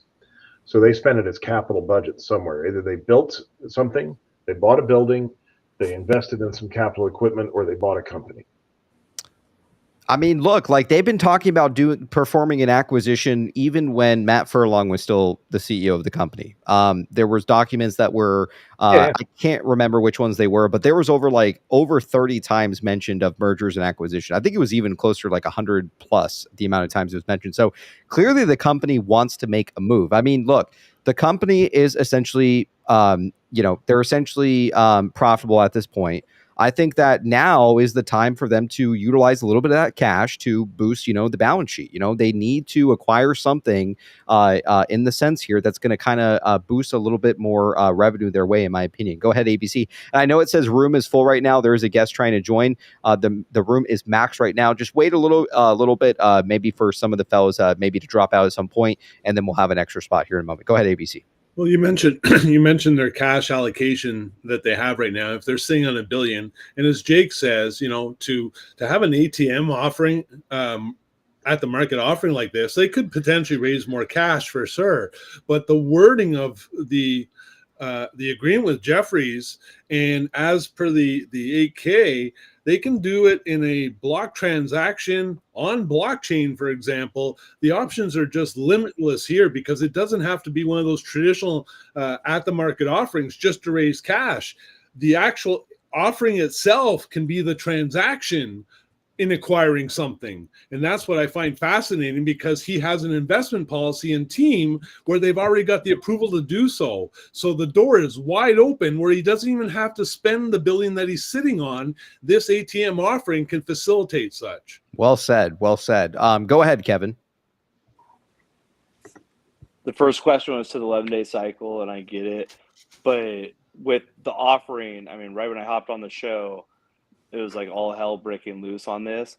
I said it in my last two spaces, the last two nights, and how stoked I would be if Cohen sold 10 million shares for $50 a pop, raised $500 million for a 3.3% dilution again. Like, that is like companies you can buy, startups, multiple of them. And they just put in this thing this morning on if they will or not. They're not going to sell those at $10 a share or at the very lowest price in history like AMC did. They're literally saving those for the next cycles all to start going so that they can sell that many going into that. Like at the peak, they would have had, over $3.5 billion in cash on those sales plus the $1 billion. They would have been like 90% cash, or actually over 100 when they're at $10 a share. They're just playing the synthetic shares that are out there in the market, the 200 million short reported shares that went out on short volume right on the two highest volume days. Like, hey, why don't we just do this at the highest prices? And now we'll play their game. There's no such thing as delusion when market makers choose wherever the price goes every single day. So that's my input on it. Like, if they had raised, I mean, I guarantee they both wished that they had been in cahoots with DFB, and I seriously think he was in like protective custody or something. But yeah, that's weird, man. The amount of silence and that nobody. It's crazy, man. Crazy. Yeah. I mean, Boeing kills someone every day. and we hear about it on the news, and DFB was just non-existent for 3 years, and I was like, is he alive? I feel like we would have heard hiding something. deep in the 36 chambers of the Wu-Tang right now. Yeah, Oh. right. I mean, but like Yeah. the memes are just so personal and just so heavy hitting. It's like there's some form of a message here. And again, you know, you can call it tinfoil speculation, whatever the fuck you want, but if you actually read what he's saying and what he's creating, he's telling you a fucking story, and it goes deep. And I think that this story goes months and months back. You know, he's painting a picture for all of us. And, you know, perhaps maybe today, the very last tweet that we got is where we're kind of at today. You know, I mean, again, I do like to think that, you know, we've speculated for a long time, even all the way back from 2021, that there's clearly something going on with the company. There's clearly something that they're doing. And, you know, not only have these shorts not closed their positions, they have doubled and tripled down over time. Take the earnings call, for instance, right? The earnings was bullish. They're profitable, right? And they shrunk their net operating losses in the first time in history. And what you see is the stock proceed to hit all-time lows at that point, or you know, pretty much bottomed at like $10, right? The preliminaries decreased sales expenses and operating expenses like a third again. Sure. Yeah. And the sales number decreased again, which everyone just blew up on CNBC and shit, which obviously, and they all just said, oh, 8 billion market cap drop in 2 days. I'm like, okay, well, I'll point out that they're up 27% in a week. Yeah. But And their preliminaries were amazing on profitability. I don't give a shit if all I have to do is analyze companies for my clients. And for the last 10 years, the highest performing companies literally don't make a profit. And I can, you know how many $100 bills I can sell for $90? Oh, my revenue went up 800% every single quarter for the last 18 quarters in a row. And nobody makes money, and then their sales decrease, and they're literally profitable when nobody ever thought they could. Yeah. Which blows my mind. And now they have the ability to raise more cash than they were worth 12 days ago. Yeah. I mean, it is very interesting kind of where we're at, but obviously, you know, we can make up the assumption here that, you know, the company is obviously profitable. Company's sitting on $1 billion. They really don't need to do an ATM offering. And that's essentially what they've done. And again, you know, I do like to think that this kind of ties hand in hand with a little bit of the speculation out there that, you know, it's not that crazy to think that there's a reason why, you know, Bed Bath Q was delisted, right, from the NASDAQ. I mean, you know, if we were going to NASDAQ, I don't think we would have seen probably a situation where we got delisted. I think that it's safe to say that we could potentially be heading to some form of like a blockchain or like a T0 type of scenario. I'm going to take it real quick to Meditate because he has to say something. Yes, actually, Jake, go ahead real quick. Let's hear it. Oh, thank you. Yeah, sorry, Meditate. I'm just gonna hop off quickly. Sure. No rushes. Thank you. I just wanted to point out, because the very good point was made. I think it was Ross that had mentioned it. Is he wants to know what the profit and loss or the revenue looks like to try and attribute where that $300 million went. But I think it is worth noting as well as an opposing view that, you know, they have had quarters previously where they were losing money, right, and they still didn't use their cash, right, and so how they choose to utilize that, it'll be very, very interesting to see. It'll be really cool. But yeah, it was a big move, and like I said, they've sat on that money for a long, long time. So lots of things happening. It's fun to see that it's all happening at the same time. Wild. So yeah, that's all I just wanted to share about the crypto piece in the share offering. I thought that was pretty cool. All right. But I'll make space, man. Right on. All right, cool. You heard it from Jake 2B tonight. Jake, appreciate having you on the show, man. And chat, let's get some love for Jake on his way out. Appreciate you joining us tonight and sharing that with us. Yeah, man. You got some all-stars on tonight. So good night, everybody. Good night to the chat. Have a great weekend, eh? All right. Take care, Jake. See you, man. See you, man. All right. You heard it from Jake 2B. Interesting stuff. All right. So Meditate wanted to share something with us tonight, I think pertaining a little bit about this. I'm going to pull up a post here and then let Meditate go. Meditate, can we get a mic test real quick? Just make sure we can hear you. 1, 2, 3. Perfect. All right. I'm going to read your post here, and then I want you to explain a little bit what your thoughts are. And then for the rest of the fellows like Kevin, Ian, or Ross want to jump in, would love to hear it, man. All right. It says here, reducing OCC data FUD. There have been some misinterpretations of the OCC data that I'd like to address. One, the numbers in the OCC data are in dollar values and not shares, which makes a huge difference in interpretation. To get the current total amount of dollars loaned left, you should not be accumulating different days. Just get the latest day's total as it represents the balance. Think of it like the balance in your bank account. Why the numbers in the OCC data are in dollar values and not shares? It says there's a link here with a source, and it says the OCC website has two ways to view the stock loan data.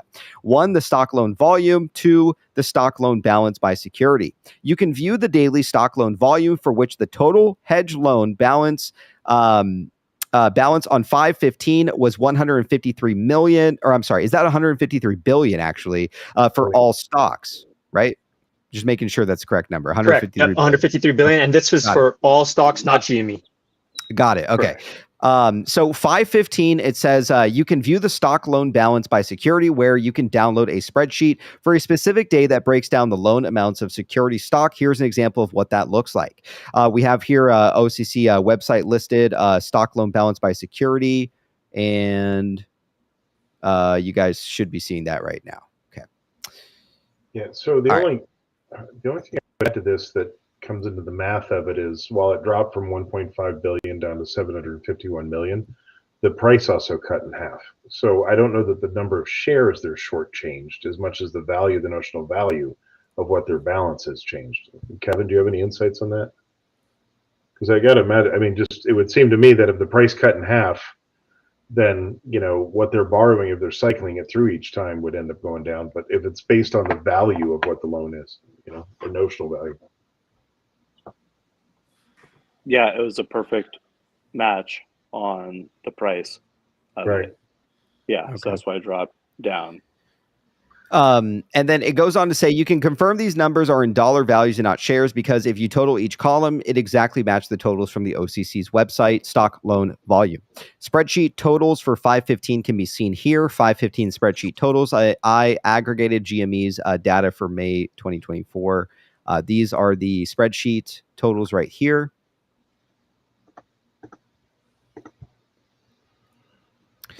And then we have the aggregate data compiled here. Okay. Market loan balance we have here, and we have the hedge loan balance right here, all the way up to 2 days ago. Okay.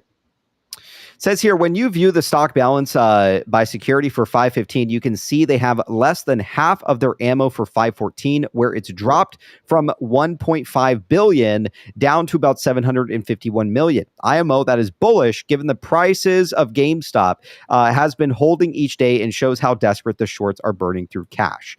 Tell us a little bit about your thoughts, Meditate. What kind of formulated your thoughts here within this that you're describing? Right. So I just want to, just give everyone a heads up. I have an update on top of this. So today we got updated OCC data for yesterday's numbers. And the latest we have is that they've used now yesterday 325 million in dollars/ammo. So this now has brought down their total left on their balance to around 425 million, and we're still holding these prices, right?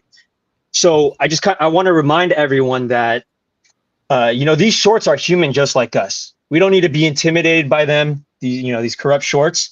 We just need to stay focused, continue taking on these data-driven approaches that we have been, adjust as needed, and share learnings.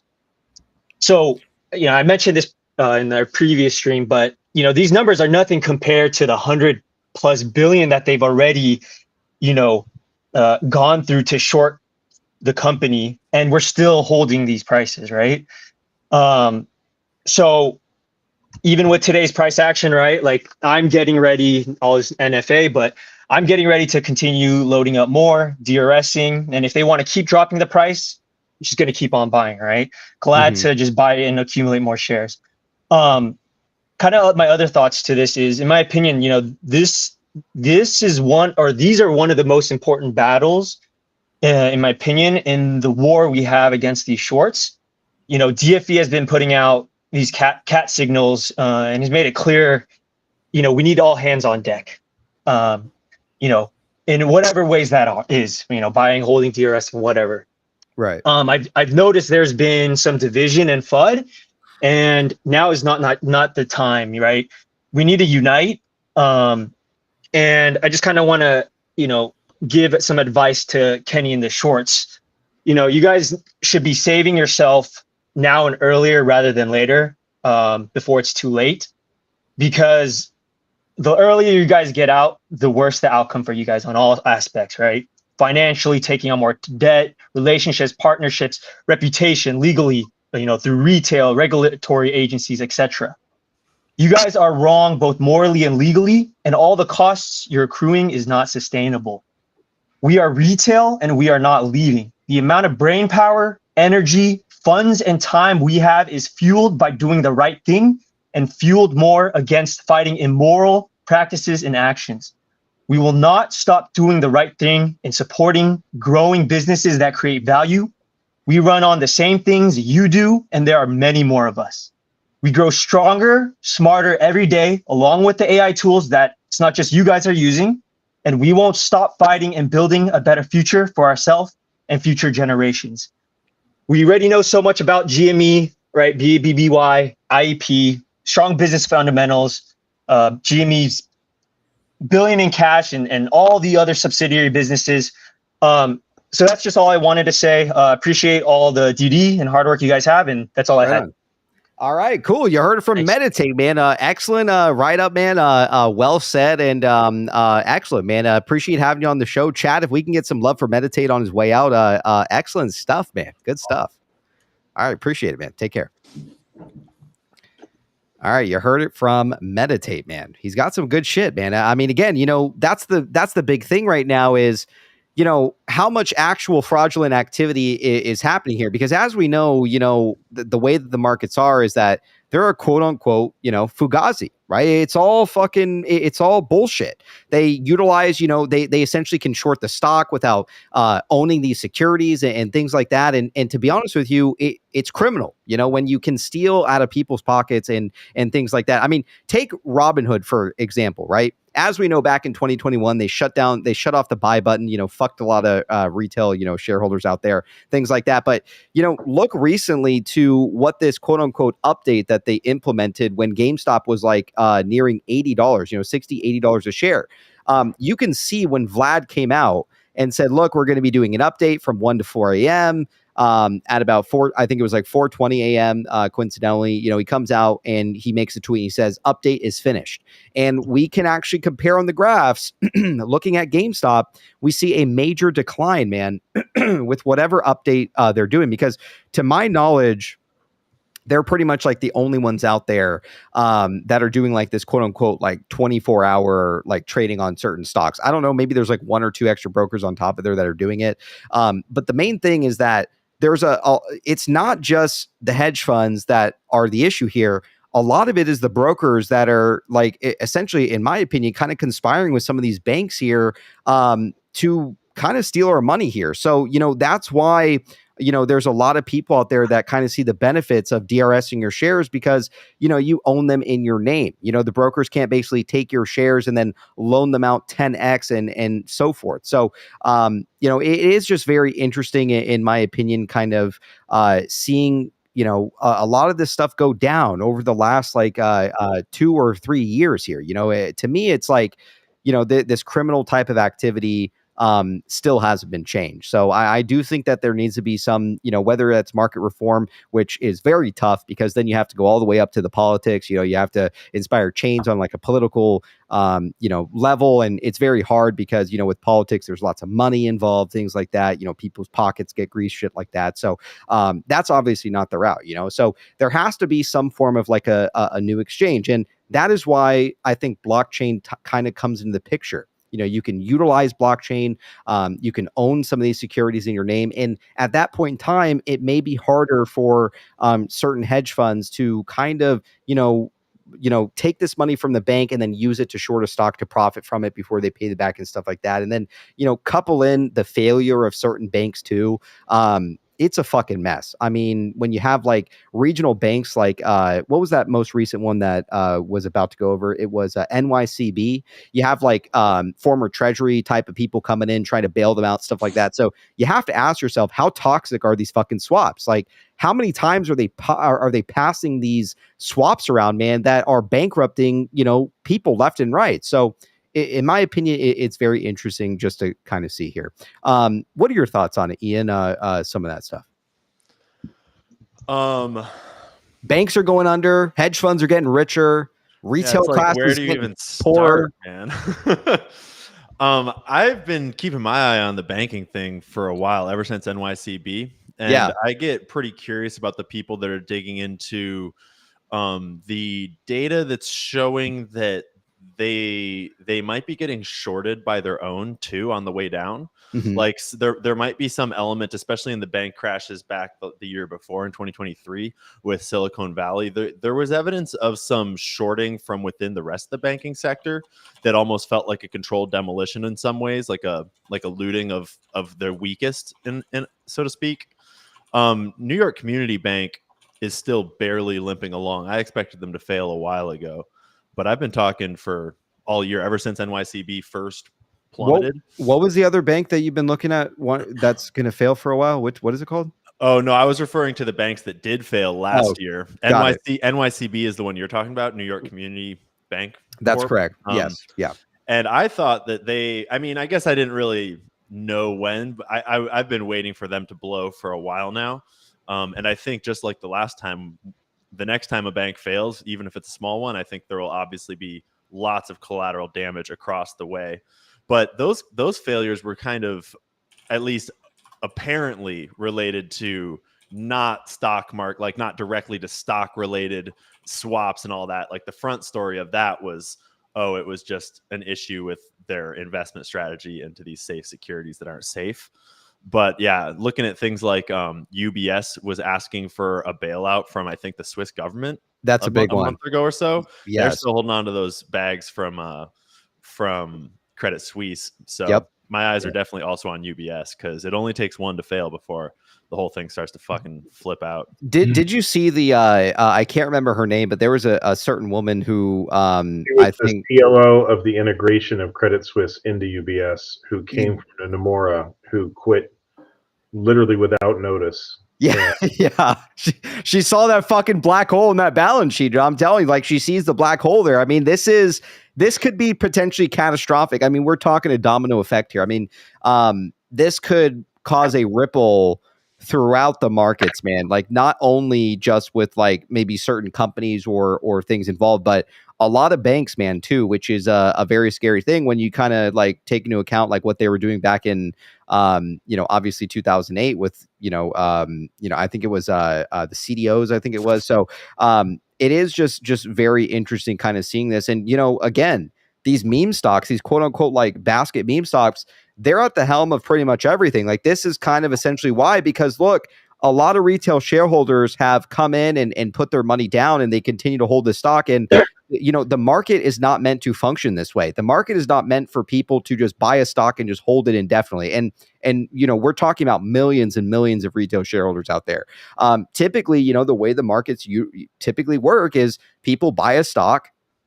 It either goes up and they sell it and they take a profit, or it goes down and they get psychologically psyched out and they sell for a loss, right? That's kind of how the Fugazi, the scam is supposed to work. And, I think the problem is that you have millions and millions of household investors out there that are just holding and buying more. And it's starting to cause, in my opinion, a very big risk potentially to our entire market, because again, these short hedge funds are just greedy. They keep borrowing money, they keep shorting, and they just simply will not close their positions, because they know at the end of the day that would obviously there'd obviously be liquidation involved with their hedge fund or whatever it may be.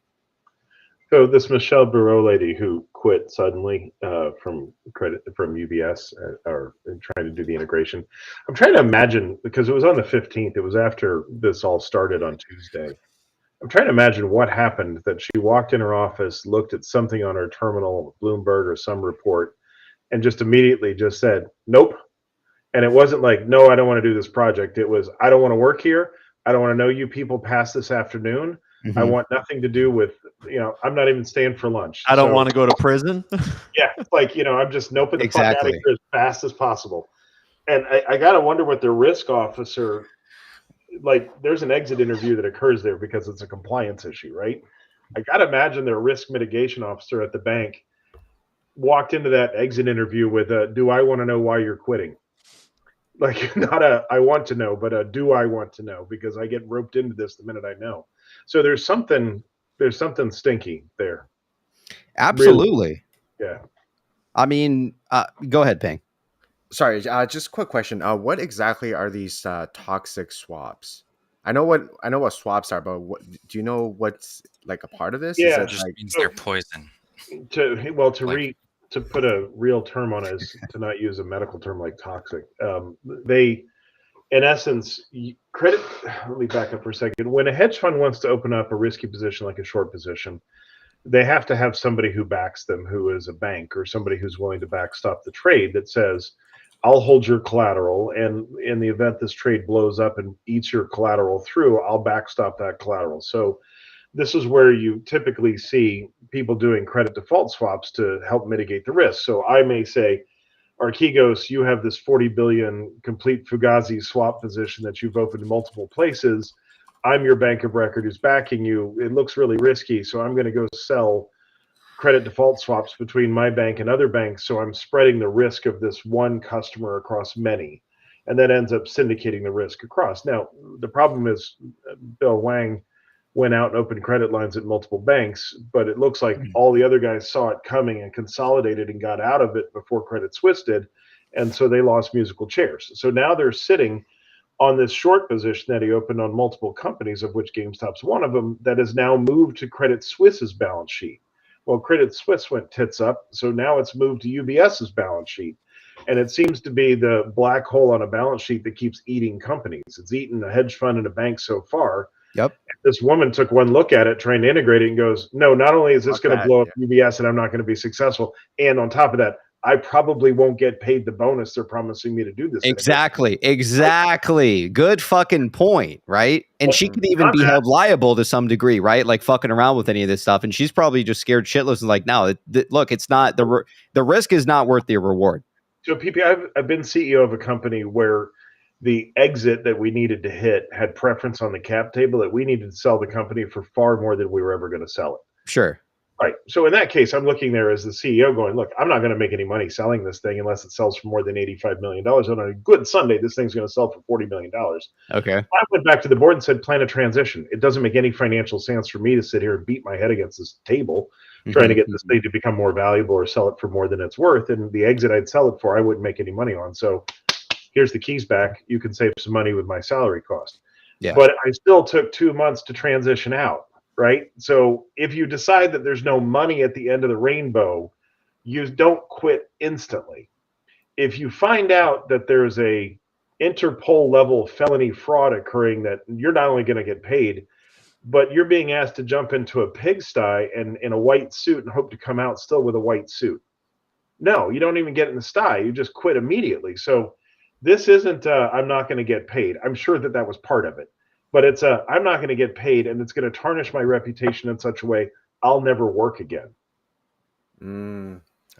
Thank you. Yeah. I mean, you make an excellent point, right? I mean, like it's obviously the hot topic that's kind of here, and you have to ask yourself again, how this all kind of ties in. I did want to bring up something real quick. So this was from OKBet. He says in all caps, PP, read this. Pulte keeps tweeting 4550. He says, if we look up FINRA rule, can someone pull that up real quick? FINRA rule 4550. It says FINRA rule 4550 ATS regulation. That's fucking T0, he says. Pulte hinting that it's T0. The new shares or dividend will be on the ATS, like T0. Can we pull up 4550 FINRA real quick? I was actually going to say that if GameStop is doing their blockchain thing, it's probably because, I think we've theorized that our shares, our Bed Bath shares, when the ticker was preserved, were put in a trust with T0, right? That probably the whole trust is blockchain. So that might be be what the 8K is referencing. Yeah, I want to take a look here. Peng, this says 4530. We're looking for 4550. My bad. There's a link right there. Spurious put in the chat there. This is fucking huge. ATS is T0. Yes, it's alternating trading system. It was right on top of the Cheerios box too. Let's take a look at that 4550 real quick. We got Wiz in here with us. Peng, can you click that link and share your screen? Wiz, what's going on, man? You're on the PP Show. Hey, can you guys hear me? We can hear you, man. What's up? Okay, great. I just have one little thing. I was wondering, I saw somebody said that at one point, weren't the BBBY shares at 315 million? After one of the offerings, it was somewhere around that. It was like 428, I think. Oh, okay. I saw somebody post something about 315 million, which would be exactly 7 times the 45 million. So if they were going to somehow buy BBBY and give one share for 7, that may be, and then all the shorts for BBBY would be trapped having to buy GameStop to give them out. And that could be right? Could you imagine? So I just wanted to mention that. I don't know if it's possible with this offering or whatever, but anyways, thanks, gentlemen. Cool. Right on, man. Appreciate having you on. Take care. Cool. Bye. See ya. All right, right on. You heard it from Wiz. Yeah. Sorry, when I click the 4450 link, it sends me to the 4551. Okay, so I got to text him Carter. He says it's not FINRA 4550. He says it's SEC 4550. If we can get that up instead. Because now it's piqued my interest. We got to take a look at that. Real quick, I'm going to read back some of these tips here just before they start to pile high here a bit. My apologies, fellas. Let me just catch up on a couple of these. We got DRS for the win with the 2. Time for a poll. Ban Thomas, the nobody. We got I Will with the 2. Thomas is a motherfucking diesel. We got Poorman with the 2. Doug Sifu. We got Poorman with the 2. .com. Again with the 2 for all things Dougie Smas. We also got Thomas Tank with a 5. Jake, stick to being wrong about Bed Bath & Beyond. No need to extend your incompetency to other tickers. Oh, wait, that's right. You need more clout. Sorry, I forgot. Why does Thomas the Tank hate Jake so much, man? Did he shit in your fucking cereal or what, dude? We got Poor Man with the 2. He said Smalls as the autocorrection. Appreciate the love, man. And we got Abe with the 10. Is it reasonable to assume that they are likely to disclose the acquisition prior to the earnings? Otherwise, what's the point of releasing earnings early? Genuinely curious. And Abe is bringing a great point here. This is not something normal that you typically see here. Like, again, why release the earnings stuff early? And here's what I thought, okay? Here's the deal. Larry Chang, many, many months ago, over a year ago, I know ABC remembers this quote. Larry Chang said, bad news. What was it? It was bad news early, good news on time, I believe was what the tweet was. And, I don't know if this could finally be it. I mean, look at the return of DFV. Look at what's going on here with some of the stock stuff and, a lot of stuff being like in limbo with Bed Bath. I think that this is finally it, fellas. I don't think that DFV just made a return for a short 5 days and just basically just did whatever and the stock goes to $80 and that's it. We're basically in this big, long we've come down to about 4x from the top of 80 back down to 20. And honestly, man, I do think that something is happening here. So, at one point you have to ask yourself, there's just too many coincidences to say there's nothing. Moran's Rants with the 5. Can't wait till Plastic Sparkles and Suntan Army eat their words. Those 2 used maxi pads, D-Squad Bish. You heard it from Rants. We got Alien Guy with the 5. I want to depost my GME shares as collateral in Loopring portal, decentralized leverage trading. When we can do this, we'll all be rich. Right on, Alien Guy. We got Jogo out there with a 50. Appreciate the love, Jogo. Bed Bath Q appeared on TradingView in red LFG. Again, one of those fucking weird just coincidences, a glitch. I mean, the stock's been fucking canceled for over fucking 6 months now. Very, very weird in my opinion that it even keeps happening with these fucking glitches and stuff. Prakin with the 5. This week was the setup, the overture. Next up, we have the crescendo, and it's going to melt faces. I'm all for it, man. Thomas Dink with a 5. I'd be stoked to get diluted since the company can't keep generating pathetic profits. Go back to being an influencer. You are clueless, Ian. And now he's coming at Ian now tonight. We got we got Chris here with the 5. This was a practice round. How forged are those hands? Deep fucking value. We see you seeing us. It's just a matter of time till then. We need to work. We got Todd with the 5. Hey, I'm only half shit face and no sunglasses. Can I like Malone's spot? Or can I take Malone's spot? We got Spin with the 5. I'm getting damage control vibes from financial institution. Isn't it a shame when your reality bubble gets popped? I agree, man. Thunderscoop with the 2. PP, invite Grandpa Smokes Meat Poll to the show. I don't even know who that is. If you guys can inform me who that is, maybe we can have him on. CD with the 5. Reverse repo site was down for maintenance all day today. Someone most likely blew up. We will find out by Monday. And we also got Juan here with the 5. Did Robinhood provide patch notes for their update in quotations? Yeah, that's a great fucking question, man. I honestly don't think they did. Give me a second and I will catch up with on the rest of the tips in a moment. There are quite a few here. Let's take a look at, I think Hachi has it up first. Okay. They mentioned DougSeafood.com. That's a real website. So is it actually? Yeah. DougSeafood.com. Check it out. Oh, man. That guy's in some hot water, man. Again, he's like, he's shitting on people like disabilities. He's talking all this shit. I mean, the guy's like the CEO of Virtue and he's losing his mind. I mean, again, if Virtue's not in any kind of state where they should be worried, why is the guy losing his mind half the time on X is my biggest question. So. All right, 4550. It says financial statements of acquired or to be acquired businesses. It says here, SEC 4550 contains guidance related to business acquisitions under the amended rules. The SEC codified some of its interpretive views relating to the financial statements of business acquired or to be acquired in pro forma information and SEC codification of financial reporting policies. That's FRP 506. Additionally, the SEC staff has published extensive interpretive guidance, e.g. topics 2 and 3 of the Division of Corporate Finance or Corporation Finance Financial Reporting Manual, SEC. Much of the guidance was issued prior to the adoption of the SEC release 33-10786. Care should be exercised when considering guidance that was issued prior to the adoption of the SEC release 33-10786. What are your thoughts, fellas, here? Do you think that maybe if Pulte is privy to some information, what are your thoughts here? Because I don't even know, according to OKBet, how many times he was posting 4550. Did any of you fellas see any of this stuff? Because I have not seen it. I think he donated. He gave someone for $4,550 today. Oh, okay. Yeah. Interesting. Which is very specific. Yeah. And he mentioned also in a tweet just like 20 minutes ago that he thinks that Ryan Cohen being in control of investments and then also what happened in the 8K today makes it possible for potentially him to do an acquisition.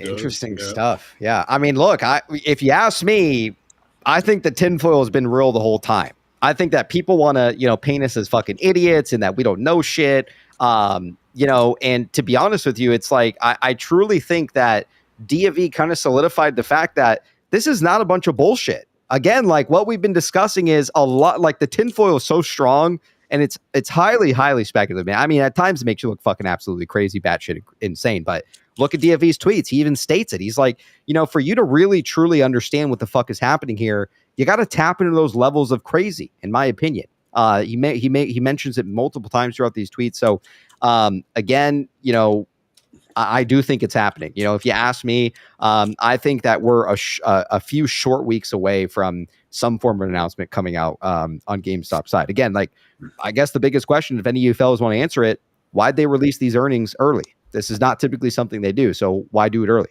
Bear trap. Fuck with the algos or something, right? Yeah, I was watching pre-market when it happened, and instantly, like in the very first minute, it was like 1 million volume, and then it was like 5 million volume total in the next few minutes, just off of that news. And every single figure they released was, quote unquote bearish. It was like downhill. Yeah. So like, there's no way they just choose to do that for no reason. And I'm trying to remember if it had happened in 2021. In 2021, the filing for GME to offer shares wasn't that done? And then like later we could find out that it had started that very next day, and they were sold on the way up into the run up. Isn't that how it went down? It's been so long ago, I don't remember well. Are you talking about Matt Furlong? No, in 2021, when GME, the only time that GME under Ryan Cohen diluted share value, Mm-hmm. wasn't it the very day after the filing came out from GME saying, hey, we're looking to sell shares? And it was at the money, and like people were speculating about what was going on because there was already a hint of a run up anyway. I gotta pull up my brokerage. I honestly But couldn't I tell think you. it It's was been all so sold on long the way ago. up. That's why so much money was made. Like it made perfect sense. They for sure sold on the way up because we saw that with Jeffries was handling that and basically built them a war chest at the time back in 2021. But I couldn't tell you what time frame that was. I feel like it was during while we were running up at some point. I don't think it was like we had ran up to the top and then they had dropped the ATM. I think that it was occurring while we were running up, to my knowledge, if it serves correctly. But again, I can't remember if anybody Yeah. else remembers that. So, you know, that's why I was talking to a couple other people on the side earlier today about it.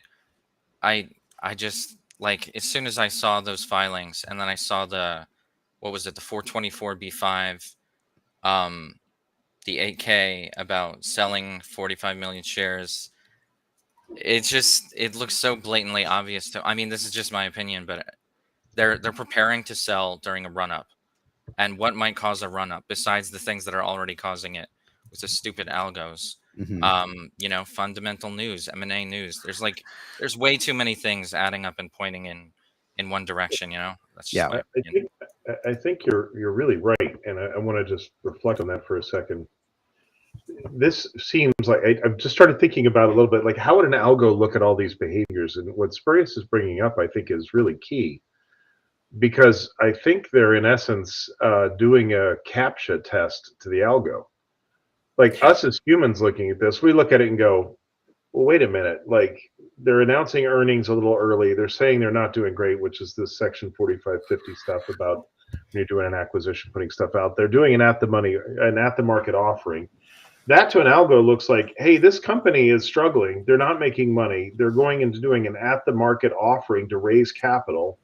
That's a pig bleeding in the shore, waiting for a shark to come eat it. It's like it's signaling to the algo we're in trouble. Short the shit out of us. Ross, I got to jump in on that. You're absolutely right, and I give you another prime example is just before bankruptcy, when we had the billion shares almost trade, 969 million or whatever it was.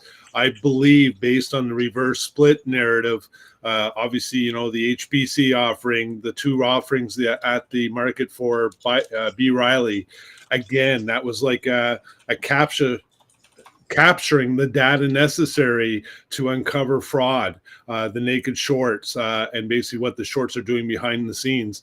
And I almost see that this too, again, you're seeing a lot more volume, a lot more volatility based on something that may not necessarily be true because the algo's reading it as, oh shit, they're raising cash. Oh, look at the financials, and adjusting the price accordingly. Yet in essence, nothing's changed. Yeah, I mean, ABC is bringing up a great point here. And also someone wanted to point out too tonight is back to that 4550. And I know I need to go back and read through all these, but I just saw this really quickly from Chris. He said, with the 5, appreciate the love, Chris. He said, Pulte posted a pointing finger as soon as you read the SEC 4550, then he deleted it. Y'all got it. Does anybody have a photo of that? I got to see that. Again, I mean, he could be like throwing us a bone here, maybe alluding to the fact. And also Mrs. PP out there messaged me the actual photo. It said from Pulte, it said, I'm going to be giving away 4550 to someone who retweets this tweet following me so I can DM you the code if you win. So he highlights code specifically, which I think is very key. And also he retweeted that one and said $45. I mean, I don't know. That goes back to the $45, right? The speculation that we could be potentially getting $45 a share for our stock. I don't know. You know, again, you know, if we get $45 a share, PP's going to be more than well off, fellas, if that's a potential scenario here. But Wouldn't that be the floor price, PP? If we go back on, say, blockchain, because you receive your shares, would it not be kind of the floor price and then it starts from 45 and up? I mean, it could be, right? I mean, there's no way to say, and there's no way to say how much of that will also be cash, right? It's speculated right now that we could be looking at some form of equity / cash, right? So Wait, hold on. But isn't it going back in damn it, what was it called again? The unit investment trust? Or is that like a speculation? no, that was part of, I think, the 8K today. Oh, okay. So that's what I was thinking. It could be. I mean, it's hard to say, right? It's like it was part of the S3. Oh, the S3. My apologies. Like the biggest question is who the fuck is on the investment committee, right? Like, there's no way to know who the fuck is a part of it. I mean, we can only speculate that maybe Larry Chang isn't because he was able to make his insider buy. Right now, Larry Chang's the only insider who has bought in over how many months now? This is like 8 months now going, I believe. So, I mean, the biggest question is kind of like insiders of GameStop, right? Yes, that's correct. Yeah. Basically, Larry Chang's the only one out there. What are your thoughts on it, Ian? I think I'm about to I want your guys' take on this, but I think I'm about to throw something bearish in the works here. Let's hear it. Yeah. Because in the filings today, I think it's in the first one they put out in the 424B5, there's a sentence in the use of proceeds that says there are no current plans, commitments, or arrangements to make any acquisition or investments. And I am definitely not well-versed in filings and the legal ramifications, but my understanding is that if they're putting in their legal filing that there's no current plans for GameStop, commitments, or arrangements to make any acquisitions or investments, then any acquisitions or investments that are planned right now would have to be through another entity, right? They would have to be through like an RC Ventures or through a Dragonfly or through, right? Yeah. No, you're correct. And then, I also want to bring back that, I actually read the same thing you did. And I was curious about the same thing. And there were some people in our subreddit from Teddy stating that it's kind of like a legalese way for them to kind of work around it. But again, and I'm not saying that that's for sure. And you do bring a very good kind of bearish stance like to the table here, which we like. We like bouncing off. Is it possible that they could have already done one and not announced it yet? Is that plausible? What do you think, Ross? Yeah, like the amount of cash that was missing from their balance sheet doesn't really seem like enough to have actually acquired a full company, right? Yeah, they could have acquired a private company, but probably not BBBY for that much money, right? Could be Dream on Me, maybe. Hang on, it really depends. Go ahead, Russ. It really depends on whether the value of the acquisition crosses 5% of their market cap. If it's less than 5% of the market cap, it's a non-material acquisition. Doesn't require announcing. That's a great point. Especially if it's just a piece of a company that they acquired, right? But it doesn't matter. I mean, because companies do just back up for a second. Tech companies acquire stuff all the time that never gets announced or it never gets. It's not a material public event, and kind of like one of the general rules at Microsoft is like somebody who's president of a division, like the guy who runs the Azure business, can go acquire something up to $250,000 in value. Because the value of that company relative to the $1 trillion that Microsoft's market cap is non-material. It's not going to change the value of Microsoft's stock balance sheet in any material way. So as long as the value of whatever they acquired is less than 5% of the market cap of the company or substantially immaterial to the operations of the company, it doesn't have to be reported. Yeah. And also, I want to highlight here also what, and then I'll take it to ABC. I want to highlight what Jake also wrote here from the 8K importantly. And it says the company intends to use the net proceeds from the offering, if any, for general corporate purposes, which may include acquisition and investments in accordance with their investment policy. So, I don't know, it's kind of like what Ian's saying. I mean, he's bringing up a good point. Like they're saying one thing and then they're saying another, and they're kind of, in my opinion, look, if there is in fact a large acquisition and merger, and we've known for a long time that GameStop is basically the target of many hedge funds and banks, and of this very large short position. In my opinion, if I were the board, I'd keep everyone guessing. I wouldn't want to just put all my eggs out there and say, look, we're doing acquisition and merger so that they could plan something maybe to fuck that up, right? But what Ian's bringing to the table is absolutely correct, but at the same time, they're seeing this in the 8K where they're saying that, well, typically, we would maybe utilize this to include acquisition investments with accordance to our investment policy. So I do think it's kind of hard to say. So there's there's some weird legal language in here that I just want to point at, because Ian's bringing up under the use of proceeds the correct point about, we currently have no plans. It says the exact words are, there are no current plans, commitments, or arrangements to make any acquisitions or investments. Any future acquisitions or investments will be made in accordance with the company's policy. Mhm. So this gets to the question of what's a plan? Like, what constitutes a plan?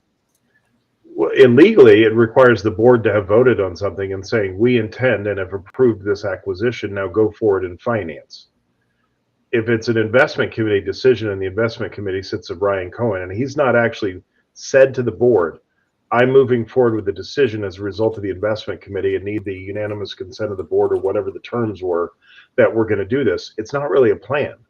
So the fact that Ryan has in the back of his head the intent to do something but hasn't formalized it with the board or written it down as a corporate action, it could be, hey, I have an idea to do this. I'm going to go raise the money, and once I have the money, then I'm going to go execute and formalize the plan. But if it's not been voted on, it's not been approved. And I think this gets to the nature of the investment committee not being the board, but being as small as just Ryan or him and just the independent directors, that they could just shoot the shit and go, hey, I got an idea here, but we kind of need to go get the money first, or we need to build a kitty to go to see if this is worth doing. So right. Zeroing in on, like, what's the definition of the word plan?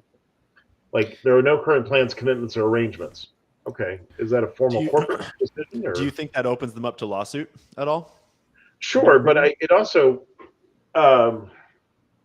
like, this gets to this notion of corporate governance. And as a guy who sits on a board, I think all the time about, I'm not an operator in those roles. My job is to make sure the operators are making decisions that are both within the fiduciary duty of their fiduciary duty to the company, and good governance and good corporate policy. They're not breaking the law and stuff like that. But it's not an armchair quarterback job, where as a board member, you sit there and second guess what the executives are doing. So they can come up with plans all the time and not actually bring it to the board, and it's not formalized in that sense. So that's a great point. Right? I mean, because what you don't want to have happen is shareholders, and this is the whole activist investor thing of where's the borderline between activist and I want to be on the board, and activist if I want to tell the CMO what to put in the ad copy. Right? Like, nobody thinks their job is, I bought shares and now I'm going to go tell the VP of products that I want this feature in the product, right? You might ask for it, but that's just a user asking for it. Governance is different, and what a formal plan means in this legal document, I think there's something there. But again, also, I would expect the governance lawyer to chime in. Go ahead, Michael. Also, I mean, Ryan Cohen said he wasn't sure if he wanted to start a whole business by himself, right? Again, because it almost killed him, right? And we believe in the idea of the Keiretsu. So what if it's just there's this trust and he's just buying shares in this trust, which is already acquired baby or is acquiring baby? So he's just investing, right?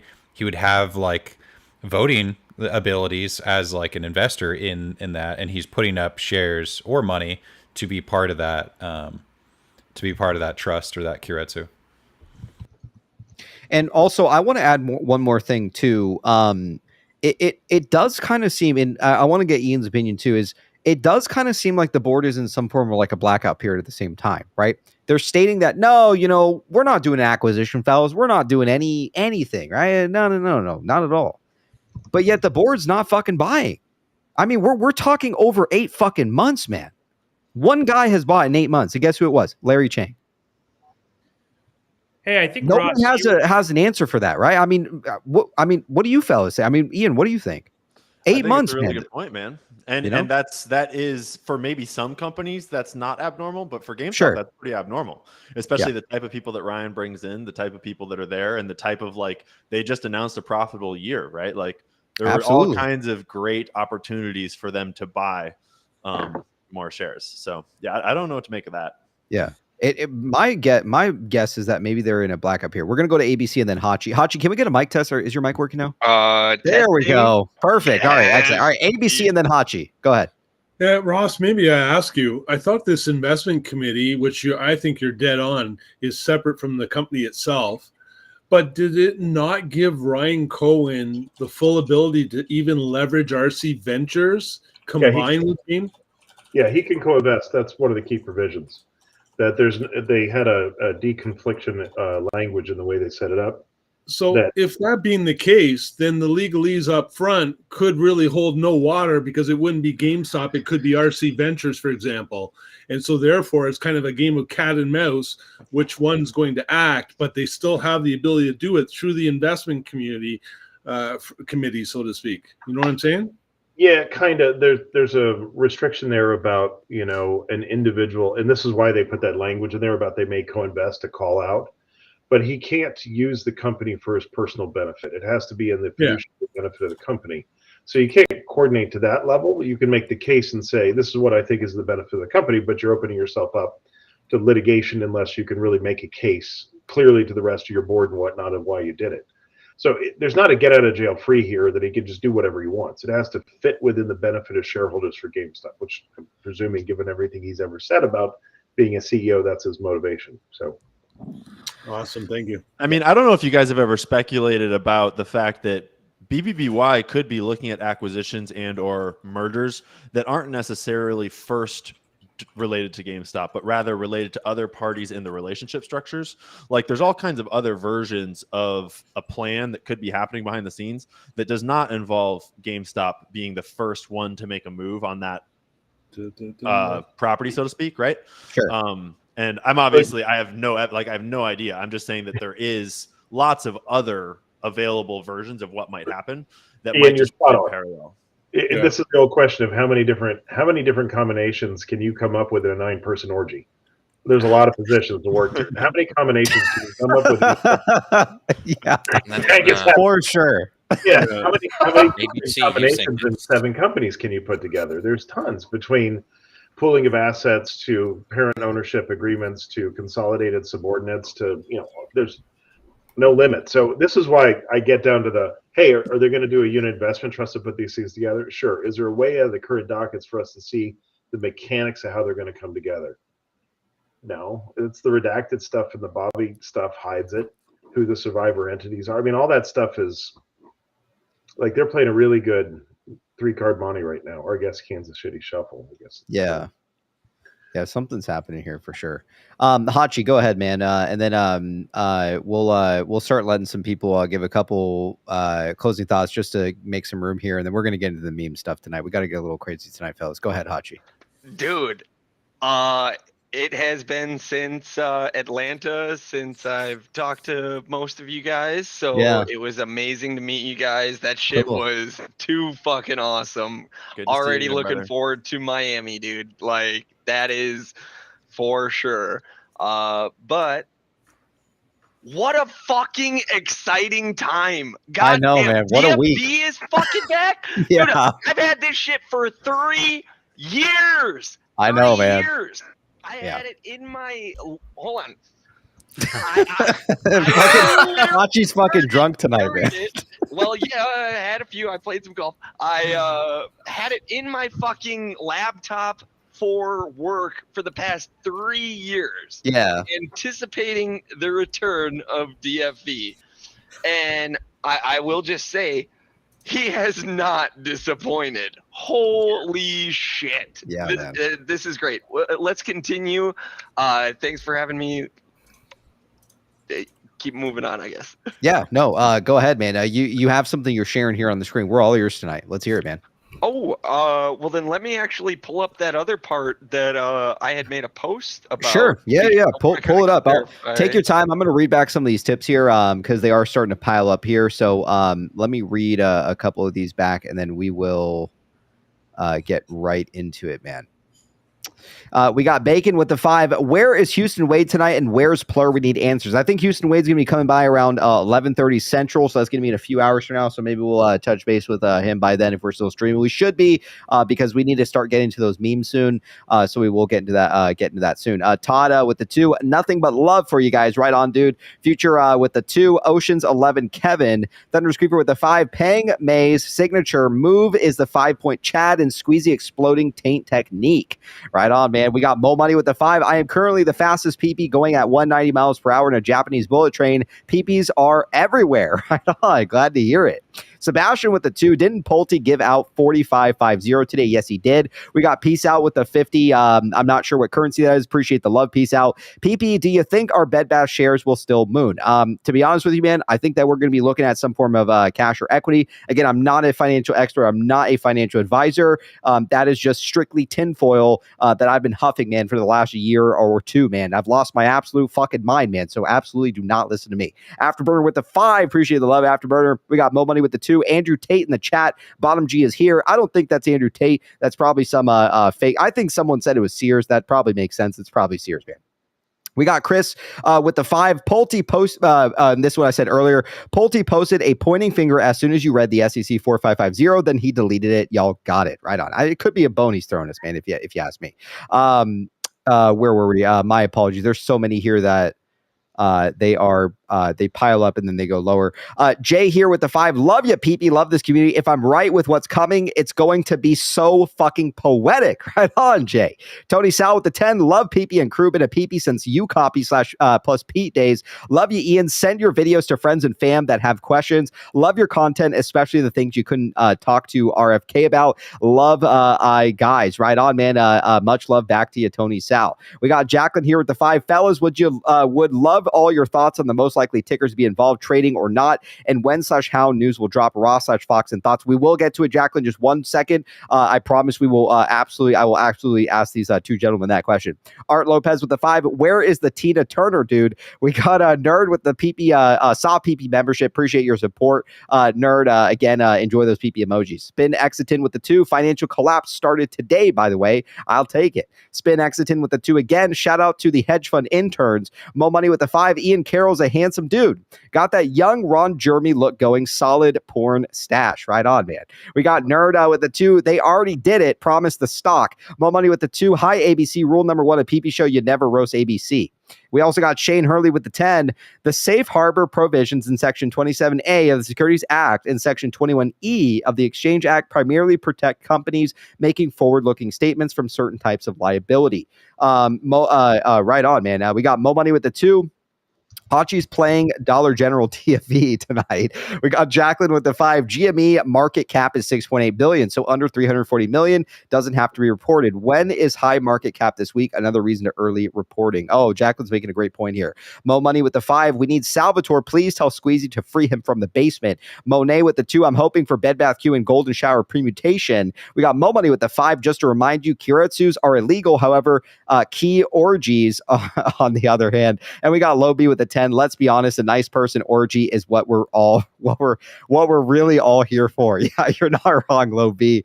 All right, take it away for us, Hachi, and then we'll go ahead and take it over to Ian. We won't keep him too long tonight because we'll get into that tinfoil. Let him give some closing thoughts, things like that. It's really cool to have Ian on the show. Great guy that we met out in Atlanta. Let's go ahead and hear it, Hachi. Give us some thoughts, man. All right. So to just kind of cover it as briefly and as quickly as possible, I'll just start by reading the post. So there's more going on behind today's filings. Your current holdings are depository receipts, no matter if you have them at the DTCC in street name or computer share, pure book, or even if you have them in plan still, because that's street partially or can be clawed back by their policies.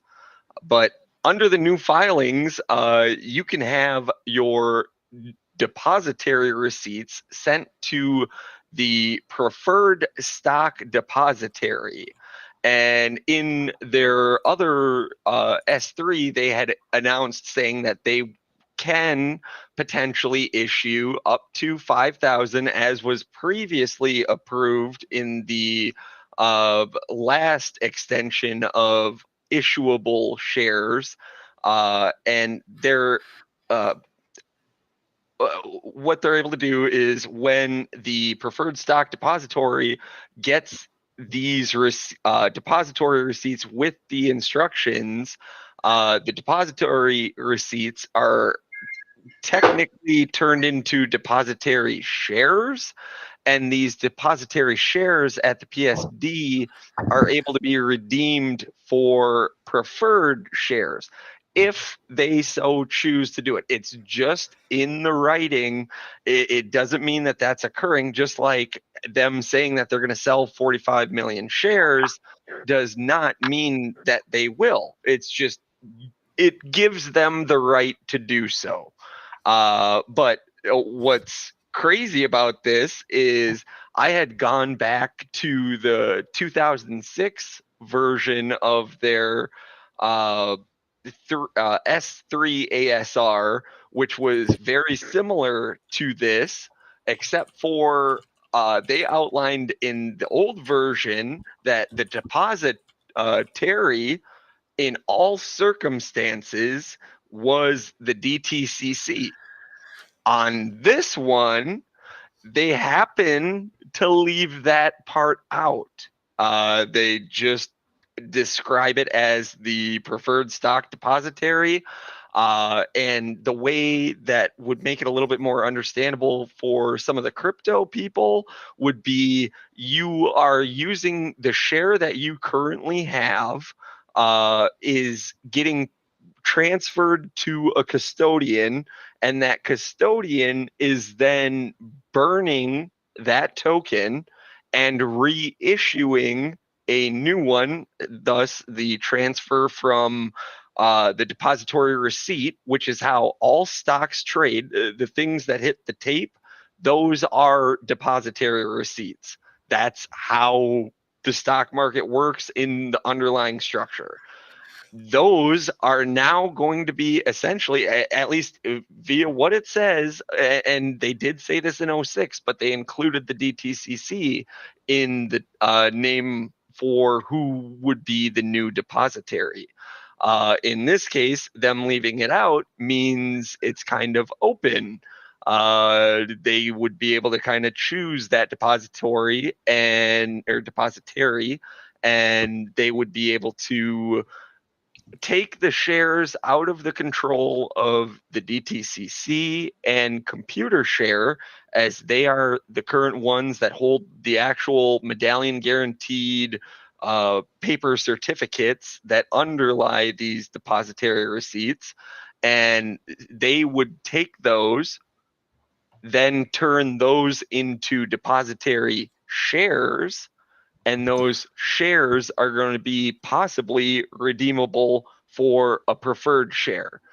This is just what's in it. It's not, they haven't identified who the depositary is. In the last one in 2006, they had identified the DTCC.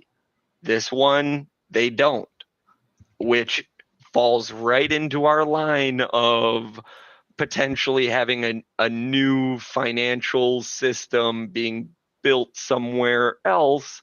And we just need that.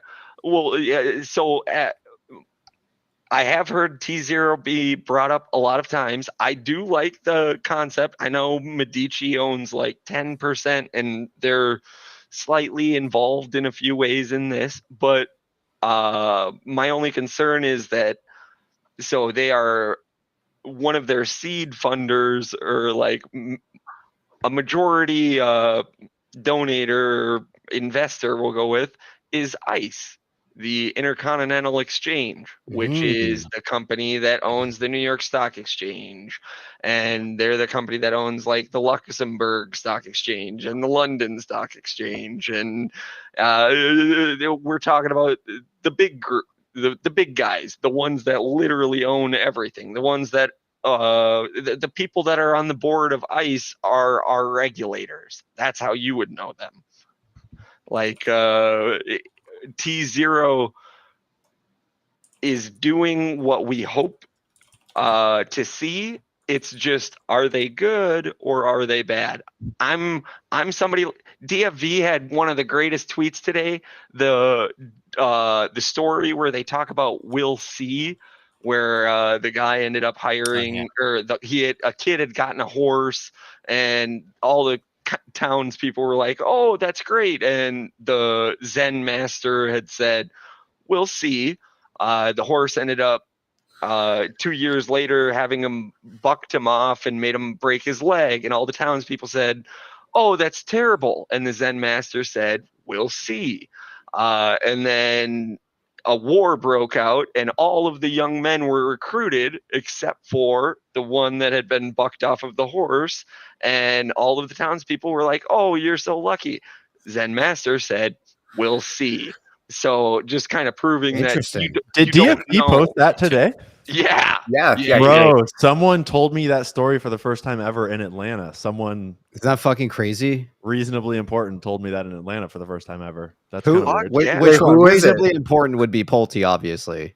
No, it wasn't. It wasn't Pulte, but it's someone that's involved in a project related to this whole situation. Right No now. shit. Yeah, yeah, it's kind of interesting. Huh? Yeah, I heard. It wasn't DFV. I have not met Keith. But Yeah, no. But I'm starting to ask some questions in my brain right now. I mean, isn't this like fucking crazy that like again, like how much information does the guy actually have, right? And when you kind of like highlight things like that or bring up a lot of the things like that, I mean, it is. I mean, dude, like the guy has to be like some kind of a fucking insider. Like maybe he's working for RC or something, right? All right, we're gonna go ahead and let Ian give add on some closing thoughts to anything. Ian, let's hear it, man. Is there anything that you want to add before we let you go? Because we're gonna start moving on to memes here in a moment. Yeah, let's hear it. Yeah, totally. No, I just appreciate getting to hear all your guys' thoughts. I think the chat wants me to address the comments that I got like Moranced on the other week, and I also would love to address them. Yeah. Let's address that. So, as I know, there was some leaked audio that came out. I'm not going to address every single point. There were some things said. Obviously, I don't know. You think I'm unintelligent or something like that, and I don't want to put you on the spot or anything like that. There was some things that were said about I said some shitty things, man, about our community, things like that. And look, the honest thing is that I want to say, and then I'll let you go, is that there's a lot of people out there gunning for myself for a long time, this community, what we do, things like that. But as you can see, we are allowing you on the show. We do respect all opinions. And even when you bring up bearish theses like that's great. I wish more of our guests would kind of approach the bear thesis like you did tonight. I think it's very beneficial to bounce a lot of this DD off. I think, addressing some of the things that were said are good. Yeah, I mean, go ahead, Ian. Let's hear it, man. What are your thoughts? Well, yeah, man, you've been nothing but a class act since it. I mean, you reached out to me and were like, "Hey, man, no hard feelings. Like, I'd love to talk anyways." And that's just like so badass. And a lot of the things that I said, I mean, I'm not going to go through everything because a lot of it is just kind of framing and context and like a lot of it I would stand by and just need to explain like why it was said that way. Sure. But when I heard back what I said about you, it was like, oh, that's like not a way I want to be or think. It's like I shat in your fucking cereal, man. What the fuck? Well, it's like I shat in my own cereal because I had this and so I'm actually really glad that Morantz did that. It's kind of hilarious how he thought that he was exposing a paid Pulte shill. Like he thought that he was like exposing me for being like a CIA agent or something. I don't know. Sure. Yeah. What he was actually doing was exposing my own thoughts back to myself of like, do I believe in everything I just said? And you know how sometimes we like learn to build up pariahs in our mind? Like you form opinions of people, and we do this in our community all the time. Like I'll form an opinion of like, do you guys remember Pickle? Who is the Pickle?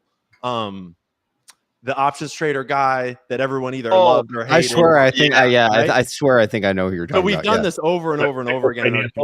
Yeah, exactly. I forget his actual name, but so we've done this over and over and over in our community of like people will build pariahs, whether they have a strong opinion, like whether they have an accurate opinion of someone or not. And then you'll just like write someone off in your mind as like, that is how they are. And fuck that person. You'll never think of it again. Sure. And in hearing my words back to myself, I realized like, oh, I made a fucking pariah out of PP like a year ago or something, whenever I saw like 3 clips of you before I even like knew what the fuck I was talking about. And I hadn't even realized that I was still operating on that. And I'm actually like pretty glad that Morantz did that because I forget, someone asked me this week, like, would I have changed my take on you if that hadn't happened? And the answer is like, probably not, honestly. Like I probably wouldn't have even had the chance to realize that I was just like totally judging you on like literally probably like 30 seconds worth of clips or something. I don't even know what I saw of you. So it's like it was probably when I was fine. I was wasted. It was probably talking shit, too. Dildo slapping. Yeah, it sounds about right. But at the same time, it's like I don't give a fuck. So at the time I was like super GME elitist, and at the time I was like way more like dogmatic about how I thought about all this shit. So like I see how I formed that opinion, but to like not think that through and then to like carry that forwards into the Sure. future, that's not something I want to fucking do. So I'm like glad that I got that moment of self-reflection to like, hold up, Ian, like, what are you Good. doing? Yeah. And especially to be like talking shit about you, that's not fucking cool. So it's Yeah. like, that's my mistake. And so it's like, I appreciate that. a lot of the things I said on that call, it's like, I'm not really stressed about Morant's, like I don't really care. But Sure. the stuff I said about you, it's like, no, fuck that shit. Like I owe you an apology, because that's bullshit, regardless of like whether it's true or not. And I don't think it is true. So I appreciate it. And, like one thing I did want to pull up, just because I am curious about it, because, obviously we talked about this outside the show, but I had reached out to you after the event, I believe May 8th. And I said to you, hey, brother, thanks for coming to Atlanta. I know things were a little bit political with Vivek, but I hope you had a good time. I'd love to have you on the show soon. Maybe we can dive more into GME stuff, Bed Bath stuff like that. You'd be a great guest to express some of your thoughts. And this was actually before that clip came out. And then you actually responded to me and said, honestly, I think it is just the amount of political, because the truth is we need politicians involved to make a difference. I thought a lot of what Vivek said was pretty spot on for not knowing anything about the GameStop specifically. It was great, lots of fun, and really good to finally meet you and everyone else.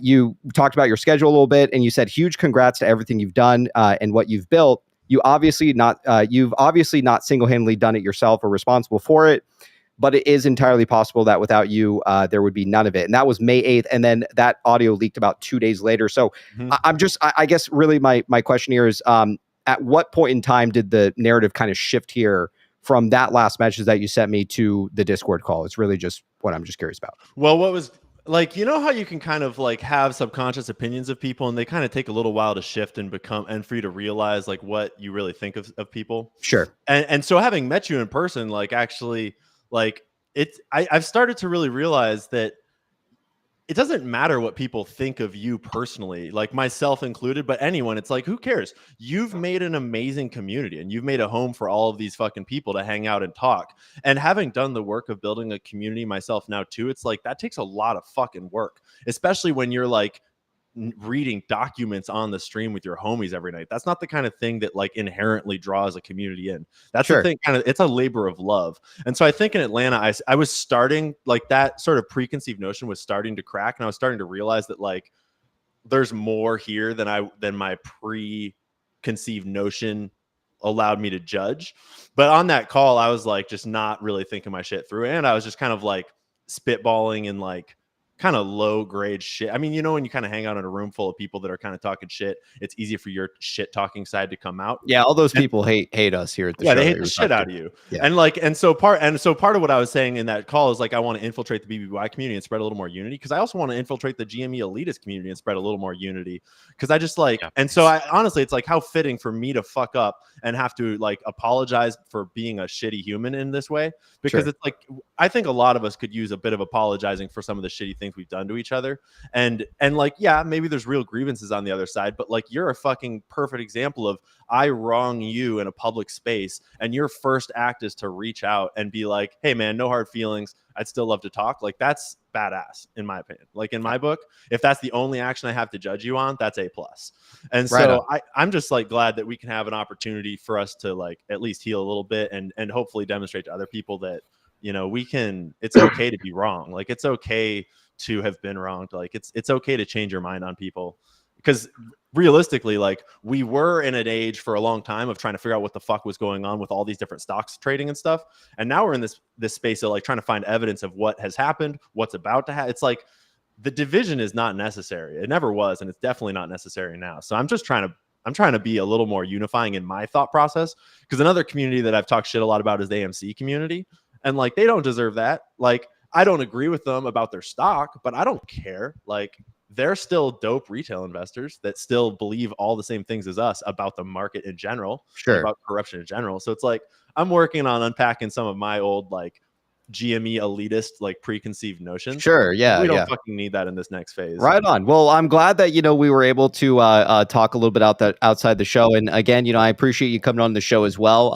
You know, and again, you know, I'm here to essentially unite people together and talk about the stock that we're all invested in. I think that when there's a lot of this drama kind of spewing out all over, it really takes away the focus, man, of what's going on, because again, you know, what we've done for the last year is we've proved ourselves here. We come here time and time again, we have people like yourself, people like Spurious, Pang, Ross, Hachi, ABC, everybody who and Fox, and everybody here, meditate. Sorry, now I got to name everybody. But the thing is that the central thing is that we like getting together and we like talking about the stock, and we would never try to mislead anybody. What we believe is what we believe in, and we've never told anybody here how to spend their money. How people should spend their money is how they want. We have people in our community who are only in GameStop. We have people in our community who are only in Bed Bath. We have people in our community who are in Bed Bath, IEP, and a multitude of tickers, right? But we like getting together and we like talking about the stock. And I don't think that there's a place for this kind of drama. And look, if those were your honest opinions about me at one point, I don't expect, I don't expect you to change your opinion. That's why I wanted to talk about them, because they actually were. And that's that's fair to, make an opinion of someone. But if you don't want that to still be your opinion, sure, you need, then it's on you to change that over time. Yeah. So if that was just lies, that would be a whole other conversation, right? But the problem in my heart is that's actually what I used to think, and that's I got to deal with that for myself. Yeah. And I get it, man. So I think that, again, the same thing I told you when we talked is, I think that a lot of it comes from a place of really not knowing me. I think a lot of it comes from maybe people in your ear that, maybe tell you certain things about me, but, you maybe haven't been around here for, the thousands of hours worth of, DD and stuff that we read, at times we get wasted and we read Teddy books. Absolutely, man, because we believe that there's messages there, the same way that DFE kind of solidifies this fact through these tweets recently that we're not as crazy as we seem. So, I'm glad that, we were able to get you on the show. And I think we had some great discussions tonight. I think kind of moving on from this, we can kind of approach a way of this. But, I will just say one thing, and I'm not here as a quote unquote social media type of guy. I turn on a camera, I talk shit every night. I brought people on and the show blew up. Right. And I never thought that, it would be as fun and successful as it was.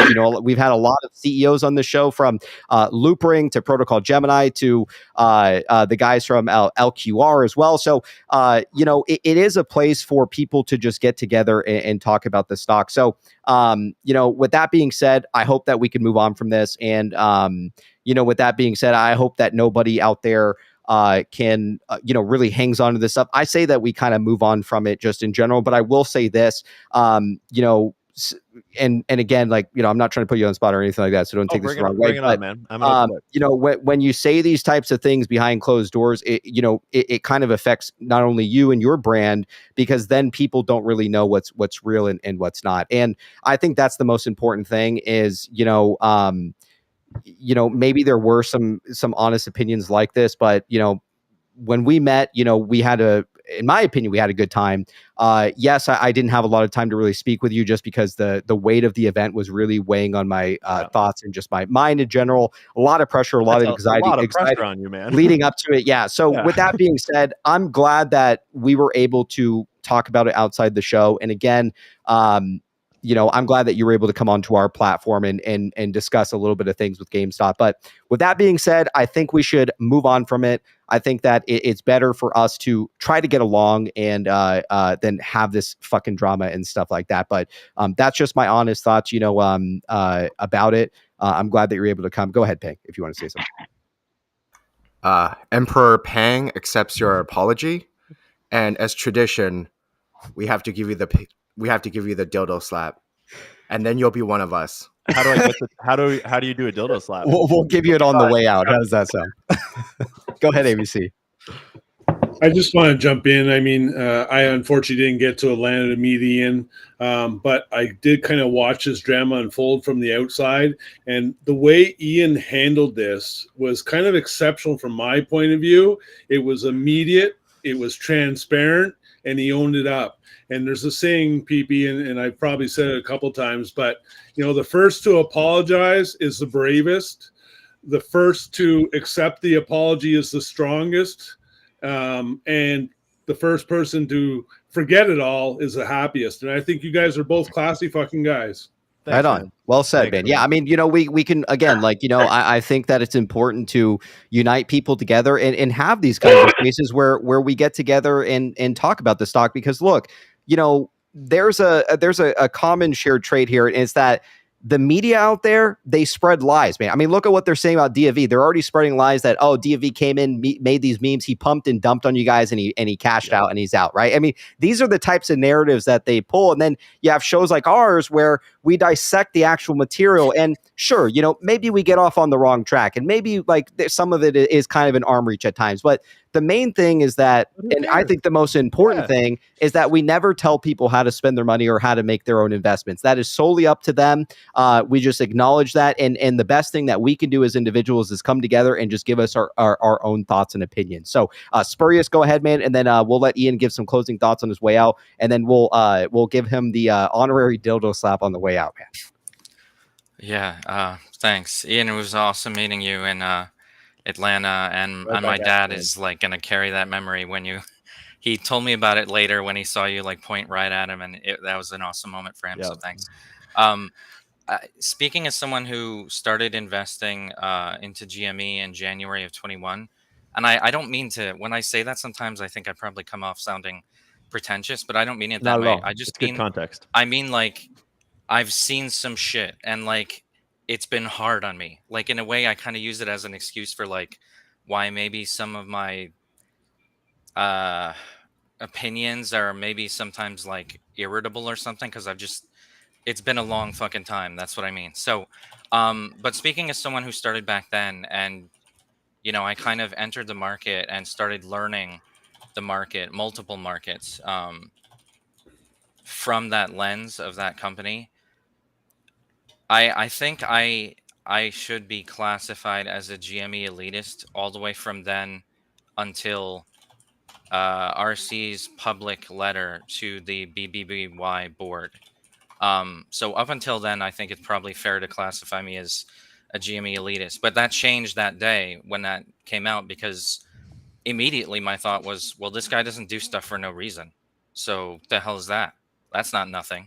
And I started like thinking about it, and I had a long time to think about it, and I bought some shares not too long after. And anyway, my point is, it's really hard to change your point of view when you've become so sure that your point of view is objectively correct, and like you get stuck in this rut of thinking, and it's so hard to come away from that. And I've had some experiences where like I've learned that lesson. I have to try and pretend I don't know what I think I know, and try and look at it like with a new lens. So I just want to say, you know, everybody, I wonder like who came up with this GME elitist term. And in my mind, I think it was probably some intentionally bad actor, because I think all it does is create division between communities. Yeah. And it caught on. Or I feel like I was around. It was in Twitter Spaces, and they called themselves it. Oh, yeah, but you know, who started that idea? Some of those might not be. Yeah, and I guess, you know, at the end of the day, if GME was in fact the only play, Ryan Coden would have never invested in a Bed Bath. So let's go ahead and wrap up there. Ian, we loved having you on the show, man. Closing thoughts as we go into memes, man. I'm glad we were able to hash it out again, not only just on the show, but also outside the show. And again, people can have their opinions out there. It's always going to be that way. Ian, let's hear it, man. Closing thoughts. I'll be back in the future too, man. I just want to say that like people try to like smear you or smear whoever as though you're like, the most classic one is like, oh, you're intentionally misleading people. And it's like, bro. Yeah, show me where. It's a whole different thing to intentionally mislead people than to believe what you believe. Of course. And the most important thing I think for all of us to remember is it's okay for us to believe different things. That's not personal. That's intellectual differences. It's fine to arrive at different conclusions. No one gives a shit. Right.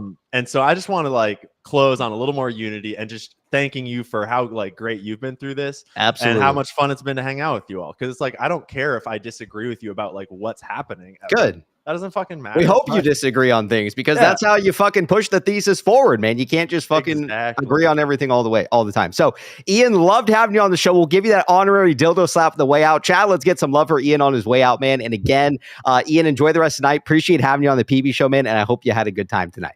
Yeah. Have a good night, boys. All right. Take care. Later, buddy.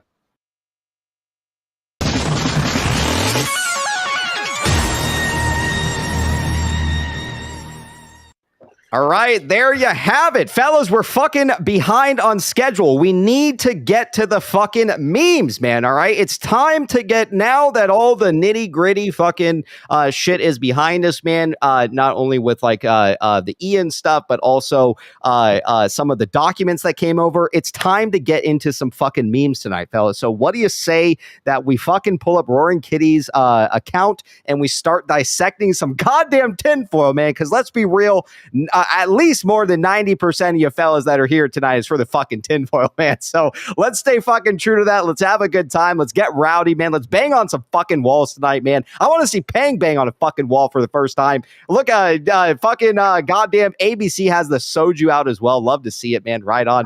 Drink up, ABC, drink up.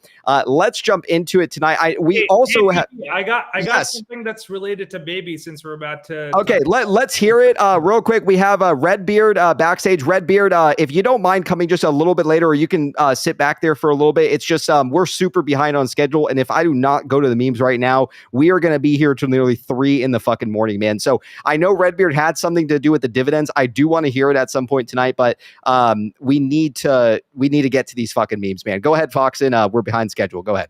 All right, so from the 8K today, there's so many things to observe from there, but one specific thing I want to point out that's related to baby, in my opinion. So with what they projected to be their cash on hand at the end of the quarter, and compared to the last 8K and 10Q from the end of Q4, the lower and upper band of how much less cash they'll have is 106 to 129 million. However, their projected loss is 27 to 37 million. That leaves a delta from upper and lower band of 71 to 102 million dollars. That's unaccounted for. What does that mean? I think that means that if they are making an acquisition or taking a position in another company, it will be for between 71 to 102 million dollars. And also what Ross said, since that's less than 5% of their market cap, they wouldn't have to report that until they wanted to, especially if it's a private company. Now, really quick, if we look at Baby, I think it's a private company also, so I don't know their numbers, but I think it's estimated they did 15 to 20 million in revenue in 2022. I don't know what the 2023 estimates are, but on the upper, in terms of valuations in M&A for going concern for a profitable company, even if they're super profitable, I doubt their price would be more than 5 to 7x revenue. I haven't looked into that industry, maybe 3 to 6x, but it makes sense. That delta, 71 to 102 million, that's also a very prudent amount, like less than 10% of your cash on hand to spend on an acquisition. So great point. Fucking, I don't know. It could be Dom, but look, okay, we've said it for a long time here at the show. It would be likely that it's Dream on Me because it's a fucking private company. They could have acquired the company for $200 million, and guess what? Nobody would fucking know. Nobody would bat a fucking eye. It's fucking private. There's no way to know. And, it kind of solidifies the fact for me too that, we're kind of in this scenario where we're kind of kept in the dark for so long. And, if you ask me, there's a lot of fucking moving pieces here, right? And when you incorporate something like Dream on Me, like, let's be honest, fellas, they don't have the fucking expertise to be able to run 11 retail stores. They don't have the fucking knowledge of doing something like this, right? Yet somehow every fucking store looks the exact same how Bye Bye Baby's brand was, like literally identical, even better in my opinion. Like if you've seen some of these stores, some of these pictures. And the other thing that really like solidifies the fact for me too is the fact that they're a baby manufacturer. They are not a baby distributor. They typically take their products and they use a third-party distributors. Maybe that's Amazon, whatever it may be. So to me, it's very clear that something is obviously happening here. When you also account for how much money the company makes and how much the IP was sold for, how they bought this big giant fucking warehouse, and somehow we're meant to believe that they're going to be able to balance, manufacturing and also distribution when they've literally have no experience of doing this before.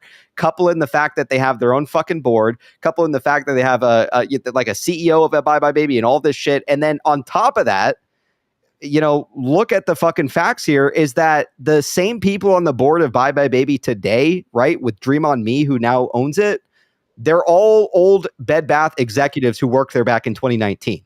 Okay.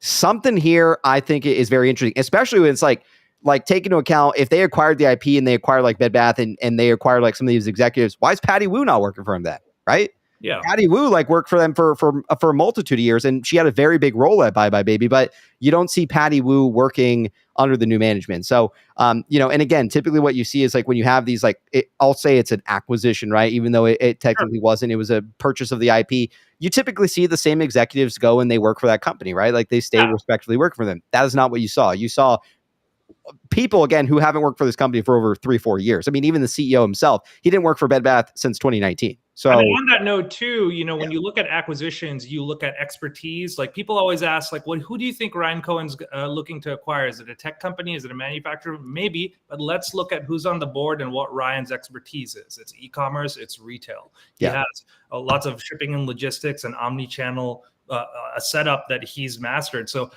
when you want to talk about probabilities of what industries he's looking at for acquisition, probably a smaller retailer that has a good e-commerce presence. Anyway, ABC, sorry, go ahead. Go ahead. No, you guys are dead on. I just want to kind of throw in a friendly reminder that don't forget, Dream on Me did not acquire the IP. They served as a guarantor to the IP shared agreement, which even facilitates even more that an acquisition could happen with Dream on Me.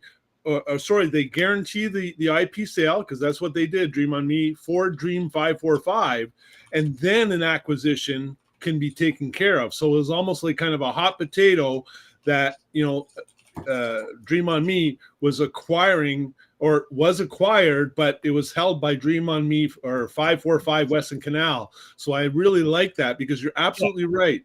In the manufacturing industry, I believe it's a 3 to 5 times multiple. In the retail, it's more in the 3.5 up to 7 or 6, basically top end. But the numbers that you present with looking at the GME, that's right. Yeah. Really, it's the numbers. So I want to end it, and so we can move on to the memes. But there is, from what we have from their 8K from in March or April, and the early 8K now, there is 71 to 102 million lower and upper band that is unaccounted for, that they're projecting, even with because they have conservative and optimistic projections. That is unaccounted for. So they are saying they're going to spend, outside of their losses, they're going to spend $71 to $102 million on something.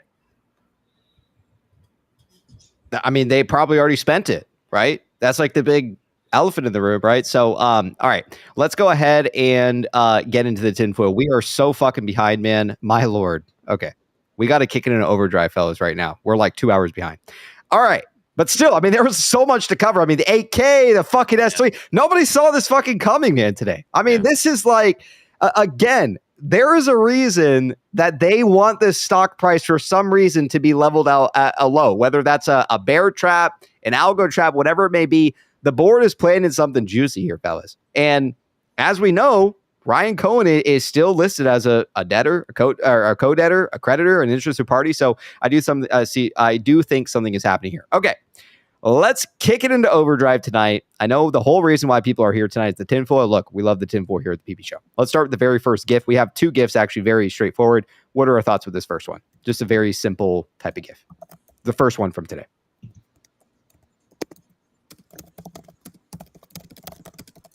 All right, we got no opinions. Let's go ahead and go to the next one here. All right, we got what's this guy's fucking name again? God damn it. What's his name? Ben Affleck. That's right. Ben Affleck we got here. This is obviously one of the very popular memes out there. Wait, you guys have no comments on the clip from Split? All right, I don't even know what the fuck that clip is from. Let's hear it, Fox, and tell us. Sick movie. It's where the wonderful. guy has 11 different personalities that he flips in and out of throughout the day. I haven't seen this one. If you haven't seen it, I recommend it. But yeah. In this scene, he has sessions with a therapist who kind of takes him through all 11 personalities and works with him. And I don't want to spoil it for you guys, but in this scene, he's talking to his therapist and he's going from one of his alter egos to another. Yeah. I haven't seen it. I mean, there's so many movies that I need to catch up. I think we'll have like my wife and I will have a movie marathon this weekend. We'll watch every fucking goddamn. We'll start with Prestige. I think that's a good one. That's a good one. Sure, Usual Suspects. You got to get a whole bunch. I've seen that one. I know that one for sure. That's a great one. I love that movie. Okay, but I haven't seen Prestige. So And didn't he post this one twice? Didn't he like do a edit if you click on it or something? Was it you that pointed that out? He converted it from a video to a GIF. Oh, he did. Okay.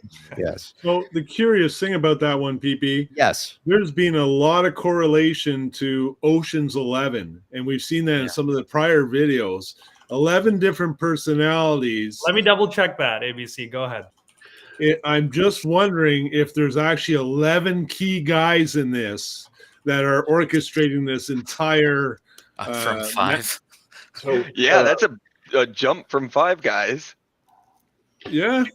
Something just occurred to me. I apologize. It's 23 personalities. Wow. Okay, even more. Yeah. Go ahead, Ross. Yeah, I'm gonna possibly put somebody in a mental institution with this one, but all right, let's hear it. Well, so I'm gonna throw out something because I'm not allowed to do this anymore for a variety of reasons. I went down a rat hole. There's this technique in cryptography called steganography, where you take a digital image or a video and you take in, for example, like an MP3 file that's rendered or an MP4 file that's rendered at 24 bits. The last bit doesn't make a difference. It's a color bit that doesn't change anything. It doesn't show up. So you can stripe data into the last bit of a digital file. And as I'm looking at these things, you would never see them. They show up as just a thing. But there's this part where they were talking about the scene from Mr. Robot where there was the audio file that showed a cat signal showing hang in there from 2016. Yes. 2015. That's in essence encoding a message inside of a digital file. And it occurs to me that he's posting all these memes that have been produced ahead of time. No one's checked them for steganographic in messages yet to see if there's anything embedded in the messages. So listen, I'm going to tell you. Does he have you? You can choose if you can let people download them. Does he have that set? Because if not, you're going to get a rip of the file. Yeah, but if it's downloadable, and it's also images. Anyway, that's something that occurred to me because that I was trying to figure out why the Mr. Robot thing with the hang in there of why is he talking about a hidden message inside of a signal. So anyway, there's tools out there that'll strip out the last bit and convert it into code. You can see it as ASCII code or whatever. So I'll throw it out there for anyone to test. Yeah. I'm not going to go down that rat hole. So what are your guys' thoughts on this one? Do you think that this has to possibly do with the price action from today? I mean, we basically had one of the largest gamma ramps out there. I was very sure that, this was going to be the time that we gamma squeeze and then we see a T+2 for the market makers by the next week. What are your guys' fellas thoughts? Do you think that this is essentially him just kind of being like, this is like blatant crime that's going on, things like that? I mean, what are our thoughts here, Hachi? So think about it in another way. What happens to every single stock when they do a share sale at the market offering? It tanks like 15, 20%. We've watched, and we're not going to use it on like, I'm not trying to use them in a negative way, but they are an example, AMC. So every time that fucking Adam Aaron would announce the dilution, it would be 20% is how much it would spike the day of. And today we went from what, 22 to 21? Where are the cells? I know, it's fucking weird. It was flat as fuck. It was. My dad was telling me the same shit today. He was like, what the fuck's going on with the stock? I was like, okay, let me in here. Sorry. I have to quick add this because Ross had brought it up earlier. All right, then ABC after. If the ETFs and mutual funds are using the data scraping, taking that information and seeing like, okay, this is sells. So all of the ETFs and mutual funds that would have held GameStop would have had to, based on the parameters for how they are held in each fund, trade based off of whatever information is presented.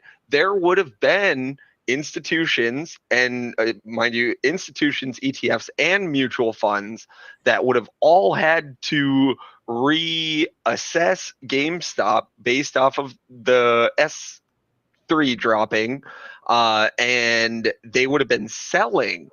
But the thing is we didn't watch the price drop, and they would have had to sell. But what makes it more interesting is if, and this is only an if and a hypothetical, if somebody was purchasing shares while the mutual funds were selling, because they would have had to, and ETFs, if their funds were set up to trade a certain way, corporate actions such as a share issuance might be a bound that would make them sell. They are selling more, thus allowing them to hold, or in a net aggregate of the main funds that actually hold shares, we'd be draining them partially. Mm-hmm. So the shares that are available to be lent out are now less. The shares that are available to be used as shorts, because you can lend them, are less, because if an entity was purchasing them, which there had to have been because we dropped $1, it seems like what they were hinting at earlier, where they're like, it kind of feels like a trap. Got it. Yeah. An interesting take, Hachia. I like it. ABC, what are your thoughts, man? Get back to that Ben Affleck one, brother. All right, let me take a look at it. What's going on in that mind? Let's hear it. That is Ben Affleck. Yes, And it is. For the past 2 days, I've been studying the ticker BEN, B-E-N. That is Franklin Resources. That is a holding company. That holding company purchased Putnam Investments, which was the company bought the 21 leases for the Canadian entities for Bed Bath & Beyond Canada, which had 19 locations and is now down to 1, which stopped paying their rent on those 19 leases that they acquired in the Bed Bath auction. And so now we have a holding company here, which is known as Franklin, which is a multinational holding company. Well, is this Ben Franklin like the dime store? No, it's Franklin Templeton, the investment company. But its ticker is Ben, and it's Franklin Investment Company, and it's not Ben Franklin? No. Okay. So Franklin is it's a holding company that owned Franklin Templeton. Mm-hmm. They just recently acquired Putnam Investments. Putnam Investments also owns the Toys R Us up here in Canada. They also acquired all the leases from the Canadian bankruptcy. But the funny thing about the Bed Bath & Beyond Canadian entity is that they have had a stay of order ever since they entered, because you remember when the parent company filed bankruptcy April 23rd, they separated the Canadian division and kept it out of the main bankruptcy up in Canada. When it got to Canada restructuring, Alvarez and Marcel made it an application for a stay of order. The judge granted it, and that date finishes May 22nd. So if you have Franklin purchasing Putnam, which bought all the leases for the Canadian thing, and I'm just saying that there's the other holding company, and I'm going to speculate, and I'm going to blow this right up, and I'll put on the tinfoil hat, but we also saw Warren Buffett move into the Canadian entity, and we know that he purchased Chubb, and Chubb is a major insurance company that's also involved in our Bed Bath. So I'm just saying that Rule 305 might be even a possibility in this, where in foreign entities... Holy shit, man. ...come in because you got the Toys R Us IP from... Putnam Investments, that was just acquired by Franklin. He's got here literally just Ben Affleck. And I've been digging deep on this one, so we need more eyes on it. ABC, fucking phenomenal, man. I mean, I would just think that it has something to do with like GameStop. He's like, fuck, man, I'm getting blamed for this shit. Everyone's losing their mind. I mean, ABC really brings it home because, again, I think you're absolutely right. I don't think DFV, I think everything he posted is intentional for a reason too. And I'll add something here that someone tipped here. We're going to go on to the meme now. I'm going to read back these tips and we're going to get right into the very first actual video esque meme here. Let me just read back a few of these tips here. My apologies. Mo Money with the 10 says, Ian, I joined the show late, but I hope you see the love that the community has. We all have different levels of understanding, but we are kind people. I am happy that you are here, my dude. Right on, Mo Money. I think that's the nicest thing Mo Money said all week, man, about a guest. Mo Money with the 2. Yo, Hachi is a blood. No crip walking for you. There it is right there. We got Grady Lane with the PP membership for 8 months. Appreciate your support, Grady. Hachi's breakdown is bringing back another legend this week. My roaring titties. Right on. Nerd with the 2. Chat, the live needs more likes. Show love. Yeah, let's get some love, man, on those likes. Mo Money with the 2. Hachi, Hugh. 5 Deuce with the 2. More excited than Joe Biden at Disney on ice. Oh my God. We got Spin X10 with the 2. GME, look at me. I am the Federal Reserve now. Spin X10 with the 5. Bro said it himself. If you want to infiltrate the community, go on and infiltrate then, homie. XYZ with the 2. Ian, take a mushroom stamp. This is the way. Sean with the 5. 1 Peter 3:16. 16, keeping a clear conscience, so that those who speak maliciously against your good behavior in Christ may be ashamed of their slander. We got King Weenie with the 2. Bro hasn't even said I'm sorry. Dennis with the 5. The past is gone. Shrewdness together strong. Right on, man. Again, we got to focus on the stock. That's why we're here. That's why people watch the fucking show, right? King Winnie with the 2.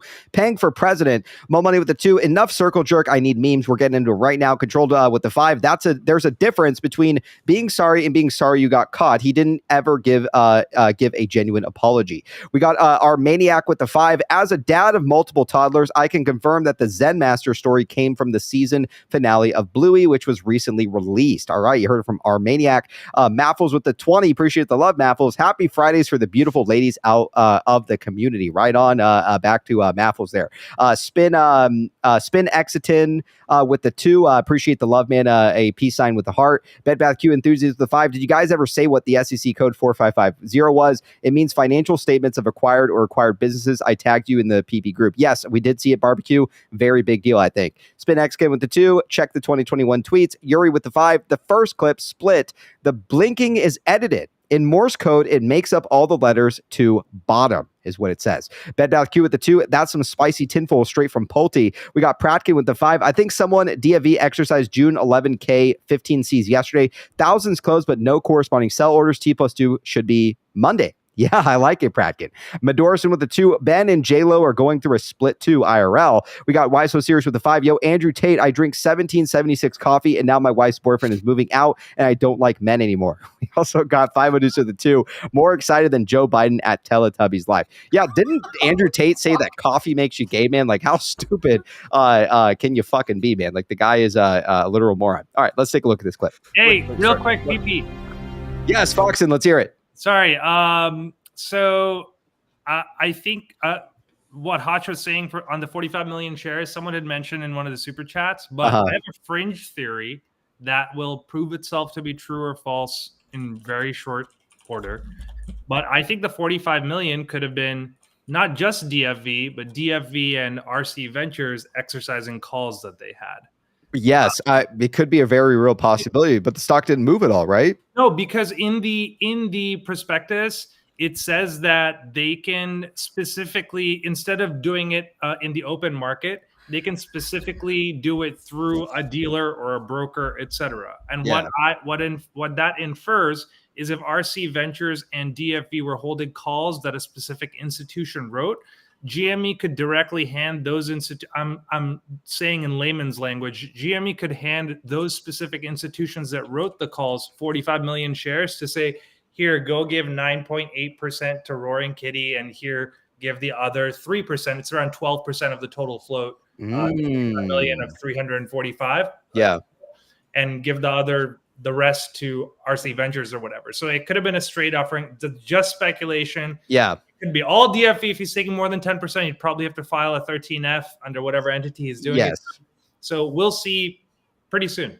Cool. Right on. Excellent ad. Just quick. Hachi real quick, and then Peng needs to go. Peng's been waiting a while. Yep.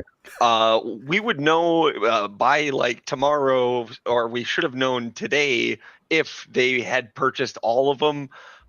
Remember, we have 3 years that this sale can take place. It doesn't mean any sold today. They might not even sell any. We saw it with the unique situation with Bed Bath and Beyond. Like, yeah, they could reserve them for whenever they want to exercise those calls too. Yeah.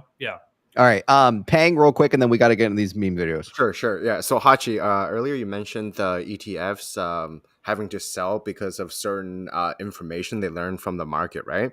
So you mentioned something about draining. So what I remember was RC. I think Backstage RC once came and mentioned draining the swamp. Backstage RC did say that. Yeah. So I think that's exactly what they're doing. So they're draining the swamp. Yeah. There you go. Good stuff. All right, let's take a look. I cannot wait to get to that Backstage tweet, man. That is the most tit-jacking one. I mean, that is fucking confirmation as fuck who Backstage RC is. For those of you who didn't see it today, you're going to like when we get there tonight. So let's go ahead and take a roll of this video.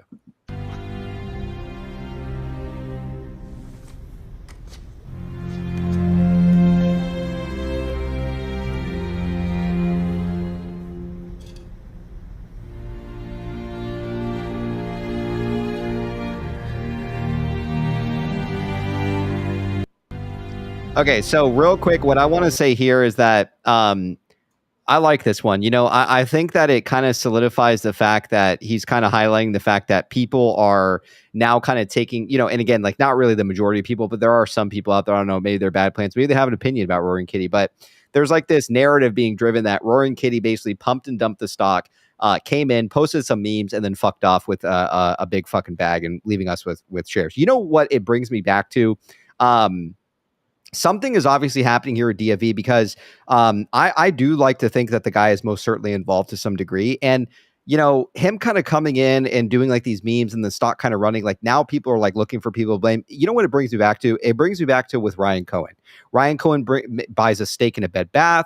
The stock runs up. A lot of us are jumping in, things like that. And then he sells. And although, we've never seen actually, if Roaring Kitty sold, which I don't think he did personally. I think he's still holding a huge bag of shares. I think this kind of is making a connection here that now they're trying to vilify Roaring Kitty like they did to Ryan Cohen back in Bed Bath & Beyond. What are your fellas' thoughts about this? I know this one is pretty straightforward, but do you guys have any other opinions here other than maybe what the narrative is being driven that, Roaring Kitty came in and just pumped and dumped pretty much? Yeah, I'll add to that. I mean, I think you're absolutely right. I've kind of shared, 6 conglomerates on the media. And the funny thing is, during the GameStop, obviously, Roaring Kitty pumped and dumped. You see Ryan invest in the Bed Bath, sold his shares, made $60 million, yet not one article, not one news broadcast about Mr. Freeman, who actually made more money than RC did.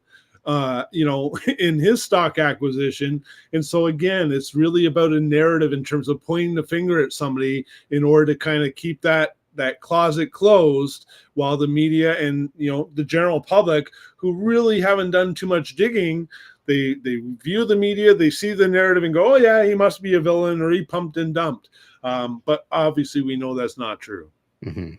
I don't think that the guy came in and pumped and dumped. I mean, the whole thing was a fucking story. I mean, it literally solidified the fact that we're not crazy. I mean, how many of you out there, I know it's not just me, that just at some point it's like, man, are we actually fucking crazy? Like, is some of this shit we're talking about just so, like, have we just made, like, and then I started to gaslight myself, I was at some points in time, and I'm just like, I don't get it. And then I would always come back to just what I'm seeing happen. And it's like things like Larry Chang or, just all these things that have been playing out. And I'm just like, you know what, man, I don't think we're crazy here. I mean, I don't think that collectively that tens of thousands of people who have done the due diligence or come on the show and have talked are wrong, and again, it was very hard at times when we're facing a situation here where nothing reflects on the dockets at all that we're getting anything. People are always attacking us and, saying how we manipulate people and this and that. So it can be hard sometimes,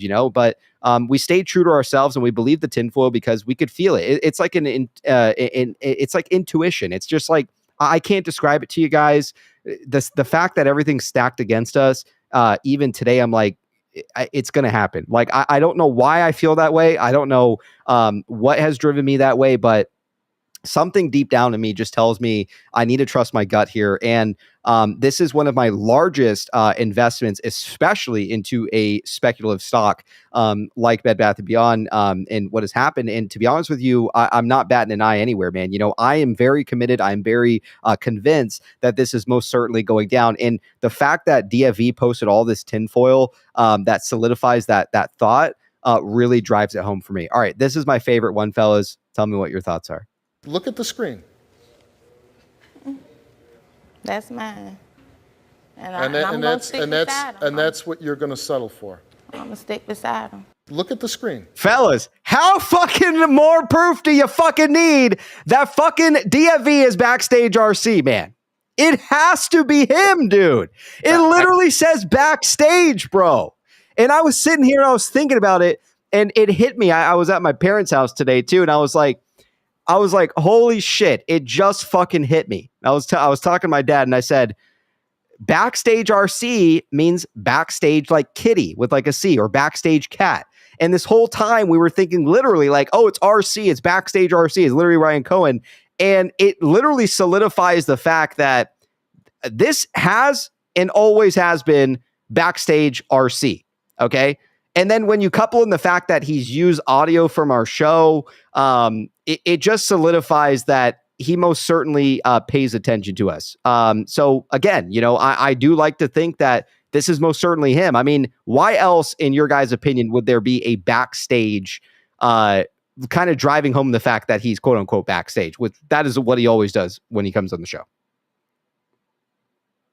What's this emoji when he comes in? I'm kind of curious. Unless you can't say it. We're not saying that to anybody because we don't want any fakes coming in. Yeah. No one's ever going to know what type of avatar he uses when he comes backstage. That is never going to be talked about. My bad. Yeah, my bad. Yeah, too many fakes. That's when you get fakes, right? Then at that point you have no way to know who's who, right? Yeah, we know what he looks like when he comes backstage, and we'll leave it at that. Hey guys, I gotta run, bud. Good to see you all tonight. All right, Fox, and it was great seeing you tonight, man. Enjoy the rest of the night. Hope to see you next week, man. Yeah, I'll catch you guys. Bye. All right, take care. Have a good day, man. Bye. Let's get some love for Fox and on his way out. What are your guys' thoughts here on Backstage RC? I've had this pet theory for literally years now that like there's no way with what a symbol and an icon and a hero for like retail investors that Roaring Kitty became, you know, way back in 2020 and then through 2021. There's no way a person like that goes to waste. And what I mean by that is, in my mind, I've just theorized, and I believe it more and more and more, that like in some capacity, maybe even through a link or two, you know, removed away from the company, GME has to at least have approached DFE and tried to recruit him in some capacity to help them out with PR. Yeah. Well, you remember that one position from in 21? Hold on, Tachi. Let him finish. Yeah, he could be a member. He could be one of the people like on the social media response team at GME. He could be, you know, with GME NFT, you know, that outfit.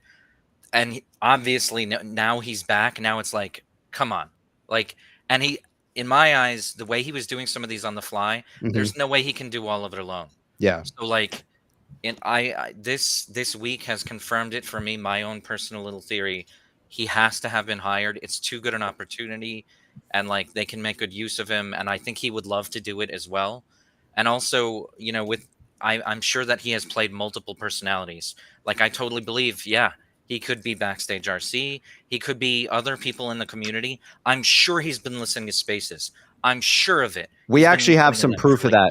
Yeah. Oh, really? We have some proof that he was tuning in on a space call today. Oh, yeah.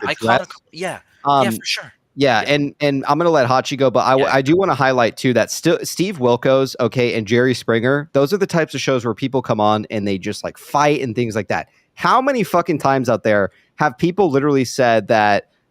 This is basically like sometimes the show can be like Jerry Springer, even like back in the day when Fleur was fighting with what was that guy, Kenny or something about like where the fuck is Fleur? I don't fucking know, but you know people have compared. They're like, I'm not watching this fucking Jerry Springer ass show. And look, This is literally what he is telling you, that he has always been backstage RC. People out there can doubt it if they want. Fine, go for it. But you asked me why the fuck he's using our fucking music on the show, which means that he tunes into the show. You tell me why the fuck he, especially that Fight Club one. Then you have like the army of peepees. Like the dude is most likely aware of us. Like we had a subreddit of 20,000 people. He probably dropped in, and honestly, man, this is most likely, in my opinion, backstage RC.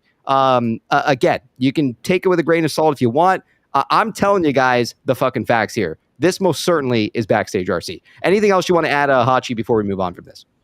Yeah, back in 21, there was I don't remember what the title of the job was, but the job requirements were like financial knowledge, mountain of Reddit karma, and being an activist investor. Everybody had assumed it was a position that was made for DFV. Nobody knows if he took it because, you know, he was silent since June or July of 21. Interesting take. Yeah. All right, let's go on to the next one, unless anybody else wants to add anything from our friend backstage RC, man. He's even pointing at us, fellas. I mean, I'm telling you guys, it's fucking him, man. What are your guys' thoughts here where he is crying behind the mask? You think he's upset we didn't hit the gamer imp or what? Or you think it's all part of the plan? Part of the plan. Disappointment. Yeah, I think it's a plan. All right. Or maybe he's just emotional. You know, maybe it's like tears of joy or something. You know. I mean, those eyes are pretty red, and those veins in the head tell me otherwise. So, yeah, right on. All right, let's take a look at the next one.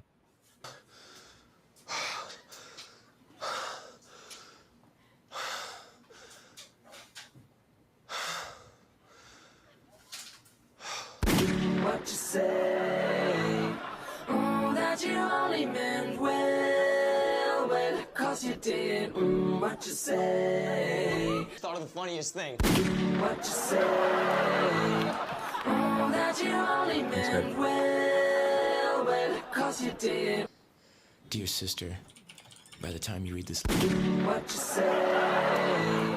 That you only meant. P.S. Then two cops will read this letter and shoot each other. Now, isn't that the most ridiculous thing you... All right, what are our thoughts here, fellas? Do you think that it could be interpreted maybe to some degree that maybe some of these short sellers are going to run for the exit, and this is where, at the point in time where they're going to just start turning on each other, things like that? What are our thoughts here? Death spiral. Each one takes out the other. I like it.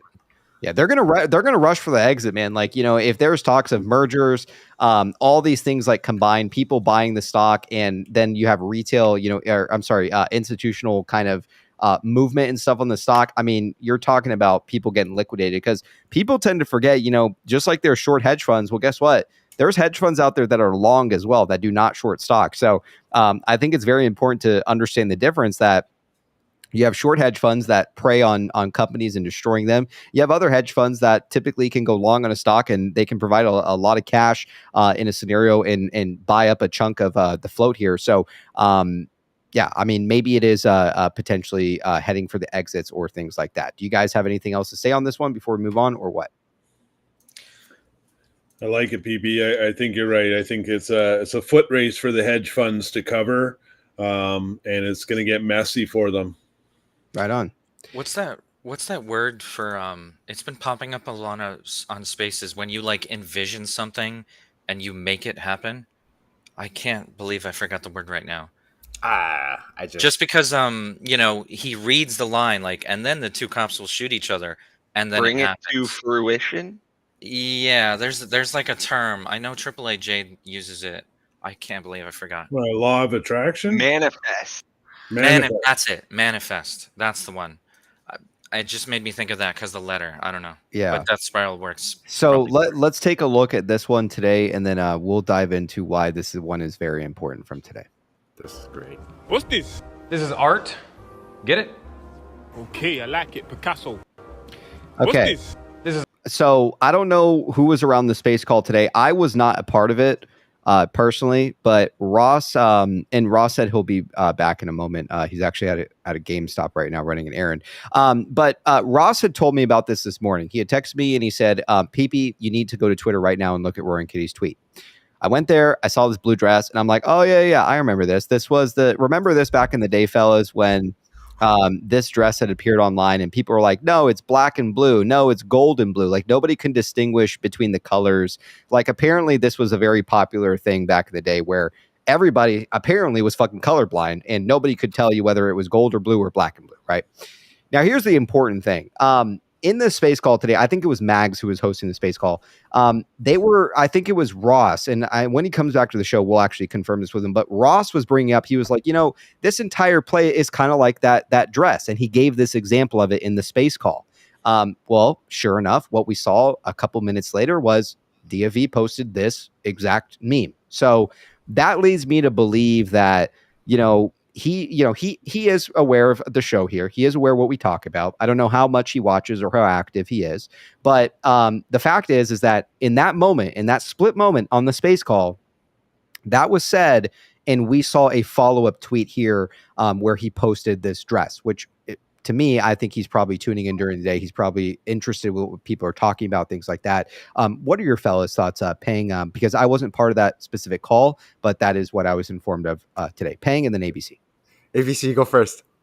Yeah, I was part of that space call, PP, and Okay, you're absolutely right. Ross nailed it. And it also has to do with the optical illusion. And to me, the theme has to do with, that blue-green dress. Some people are going to look at this play and not see it. They're going to see the green of the dress, and they can't see the blue whatsoever. It's just the way their paradigm of thought, the way they see things. It's like the top part of this dress. You'll see the woman's face. Well, for some people, it's a psychological test, right? What do you see in that picture? Some people see an old woman. People see the opposite of what the illustration is, which I believe is a beautiful woman. Once you see it, you can't unsee it. And I find that's a majority of the case in the people of this community is that they see almost both sides of the optical illusion. And therefore are able to form really strong theses and move down the journey of this, whereas a lot of people go, what are you talking about? That's a blue dress. And we're sitting here on stream going, no, it's green. Yeah, right. We see, and so I think it's a brilliant illustration or a pun to the fact that a lot of people have very limiting beliefs and a narrow sight of view. And it's not until that you open up your eyes can you see what the other picture is. Well said, man. Yeah, I mean, I think that's an interesting point, and the fact that they were, you guys were literally talking about this moments before it happened just proves that look, our community is not fucking crazy, man. We've come together with some of the most intelligent people, and our community varies from God knows like how high up on the board some of these people are at some companies that they work for to, wherever you work, like in your daily life, man. It doesn't matter. Everybody deserves a fucking voice, man. And that is the most important thing. And I'm very proud of the people who run the space calls out there. Big shout out to Mags, people like Chad, D Squad for sure, man. Go ahead, Peg, take it away. Okay, so I was just going to add on to what ABC said. I was also in that space as well. Russ Brown said he studied like human psychology, and the example he was giving is that in the market, people are people have a certain way of seeing things. Is in human nature is fully intrigued into pattern recognition. So when they see a certain pattern, they cannot unsee it. So for the example he gave in that space call was, for example, if you go into the plains of Africa and then you see a rhino with zebra stripes, like in the far distance, the only thing you'll recognize is that it's a rhino, but without seeing the actual stripes, despite that there's stripes on it, which is like in the market, they have something that's like something called like a sleight of hand. So they'll show you something in like, ooh, and then they'll be like switching something in the background. Well said, Pang. I like it, man. A great analogy here. And again, it solidifies the fact not only here that, you know, again, our show's been compared to and having drama, open stuff like this, a lot of this stuff. And we obviously have Backstage RC to all the way to tuning into a space call and this being posted. So people want to doubt it, go for it. We're just telling you the facts here. All right, let's go ahead and take a look at the next one here. Let me ask you something. What do you do for a living, Newman? I'm a United States postal worker. Aren't those the guys that always go crazy and come back with a gun and shoot everybody? Sometimes. Why is that? Because the mail never stops. It just keeps coming and coming and coming. There's never a let up. It's relentless. Every day it piles up more and more and more, and you got to get it up. And the more you get out, the more it keeps coming in. And then the barcode reader breaks, and it's Publishers Clearinghouse. All right. Let me ask you something. What are your do you fellas' do thoughts for a on this living, one? Newman? This is one of those that I heard people on Spaces. I didn't catch the space all day today, but I heard a lot of it. And there was a lot of examples where people were saying they think that that DFE is, at least some of these, is referencing a lot of like community members that are often involved. And somebody was saying, you know, maybe this is Maiko. And there were like a lot of them that you could argue, you know, maybe it's like prominent community members that have been, you know, really involved, helping out, bringing people together. It's I could see it. Well said. Well said. Real quick, I'm just gonna read back a couple of these back here because there was a tip that highlighted something important here. Flamenco with the 10. Hachi is hella intelligent, especially when he sounds exactly like George McFly in Back to the Future. We got Wild Will with the 2. Ben Affleck meme is the 741 pick. I didn't even fucking notice that, man. Excellent point, Wild Will. We also got King Weenie with the 2. T0 did not trade Monday, May 13th with zero news. It hasn't traded all week? Is that what you're saying? No fucking shit, man. We got Mo Money with the 2. What if DFV was brought in as a consultant? We got Nerd with the 2. Franklin Ben mentions computer share on contact page. Okay, that's very interesting for ABC there. Thunder Screeper with the 2. PP, when are you gonna wear the rubber pup suit? We'll wear it soon, man. When we start fucking some of these hedge fucks out there, man, we'll put on that suit, man. That will be our that'll be our sexual suit, man, when we're ready to fuck.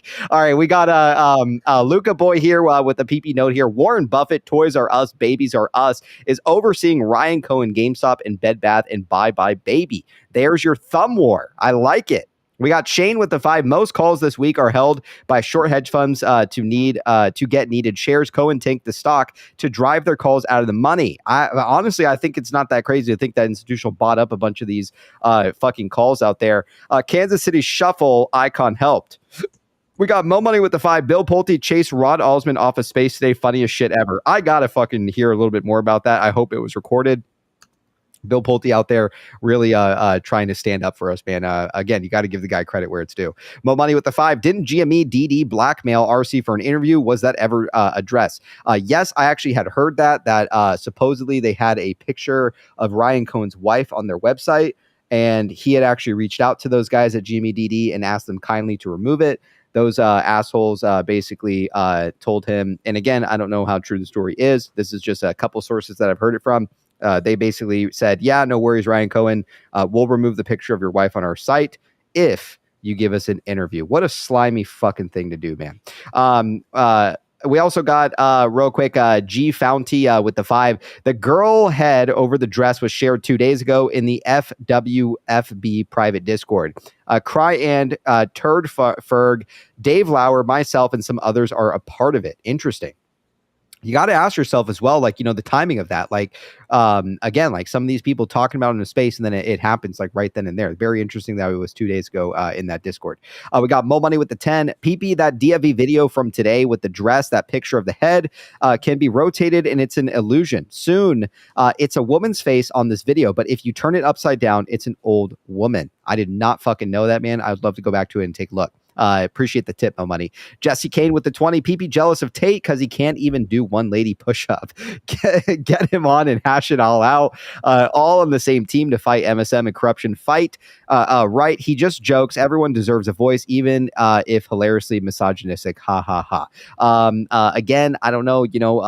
I'm just not even gonna make a comment there. We got Nerd with the 2. Ben Brandywine, Dever, Jackass Investing, Philly. We also got Jesse Kane with the 2. Stop reading the super chat and get to the memes. All right, we're gonna get to it right now. All right, I do want to point out one thing and then Pang. He does go into a full rage when he's talking about GME earnings week. So I don't know. Maybe it could be an ode to something also going down around earnings. I think it's 6-7 is earnings for GME. Go ahead, Pang. So I just got an update about the Bed Bath Beyond RC case from Aces in our Discord. He's saying that we got some good news that RC objected in the pump and dump case, and today was the deadline to object. Nice. Oh, okay, interesting. Yeah. So did it? You're saying it officially came through, or what? He objected it. It's good. Okay, We're so good. We're good. We're good. Okay, so he objected it. Maybe we're going to head to a dismissal then. Good stuff. All right, let's go to the next one here. Quick before you go to that, there is a guy backstage, NM, that just wanted to add that the Ben Affleck DFV post, supposedly Ben has just recently broke up with Jennifer or something, and so they split up. Split, yes. Yeah, that could get interesting. Interesting. All right, good shit, NM. I like it, man. I like it. All right, let's go ahead and go to the next one. Let's talk about... I ain't talking about nothing. This skull is Fort Knox. You seem very on edge. Yeah, you're goddamn right I'm on edge. I hosted the shit out of that party. And that's just not setting the table, okay? I made a playlist. I thought of cool shit to talk about. I provided security. I kept everybody safe. Safe! You're saying, like, do the things you do, go even further with them, maybe get a ton of cat hair, glue it all over your body, walk around like a cat man in the night through the alleyways. What are you writing? Writing? Oh, nothing. Drawing conclusions, and drawing this. You like it? It's very generous. I'm good. How are you feeling about all of what I'm doing? Did you like that? Did you think that was good? Tell me I'm good. Tell me it was good. Tell me I'm good. Tell me I'm good. Tell me that was good. Tell me I'm good. Tell me I'm good. Tell me I'm good. Tell me I'm good. Tell me I'm good. Tell me I'm good. Tell me I'm good. Tell me I'm good. Thank you. Is it that hard? All right, I gotta say, It's Always Sunny in Philadelphia. Philadelphia is one of the funniest shows fucking out there, man. Absolutely love it. One thing I do want to point out here, I believe there is exactly 5 people that is talking to this therapist, if I'm correct. Yeah. There's 1, 2, there's Mac, 3, 4, and 5. So there is exactly 5 people talking to some kind of therapist. What are your fellas' thoughts? The first thing I think about is the 5 guys tinfoil. I don't know if that's kind of what they're alluding to. What are your thoughts here with talking to whoever this is supposed to be? Go ahead, Spurious. Just real quick, I think I agree with you, PP. I thought of the 5 guys too, and I also think there's a bunch of them this week from DFE that they kind of lend themselves to saying, he either seems to be saying he either wears masks or he represents different people or he has different identities. There's like this theme, this recurring theme, and I felt like this was one of those. Yeah, well said. Well said. Fight was backstage, but I don't know if he's on here. I'm going to pull in NM. Maybe NM wanted to say a few things. NM, what's going on, man? You're on the PP show. What's your opinion time, man? Let's hear it.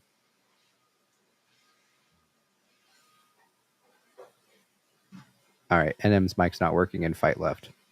Fight says another "you are the new DFV" thing, according to Fight. All right, let's go ahead and keep moving on. We got Ross with us too back here. What's going on, Ross? Hey guys, sorry for having to step out. I had to go visit GameStop apparently. Right on. Yeah, it's always a good place. All right, let's take a look at this meme. Oh, wait. Before we go to that one, I just have to make a quick comment. So it kind of seems so huge fan of Always Sunny. All those people are normal people, according to the show. So they are portrayed as absolutely lunatics in their therapy sessions, but they still, get by or whatever. So this kind of seems like everybody has their own way with dealing with information and situations and the likes. And D at the end being like, tell me I'm good, tell me I'm good, tell me I'm good, tell me I'm good. Yeah. And then she says, you're good. Everybody is looking for some sort of affirmation. I like that. Yes. And Yeah. whatever, but we're all crazy. Maybe you don't, glue cat hair to yourself and walk around like a cat man in the night, but maybe you stress eat or something like that, or maybe you like D need constant or affirmation on something you're terrible at. Like Yeah. everyone had their own quality that they needed to work with. Dennis being a creepy, sex obsessed person. Yeah, I mean, well said. I think the way you describe it is great. And someone else in the chat too compared it. It was Why So Serious. He says, "Is the therapist supposed to be Holly Etlin? Like the other execs are asking them if they'll be okay through the court case." That's also a good iteration as well. I mean, again, it can be interpreted a multitude of ways. It could be like our community, looking for validation, like Hachi says. It could be the board. I mean, there are 5 people there. So again, like you have to ask. I mean, there's no way of knowing unless you ask DFV. We're gonna let Ross add on to that dress picture, but before we do that, Fight wanted to add something. Fight, what's going on, man? You're on the PP show. Let's hear it, man. What are your thoughts tonight?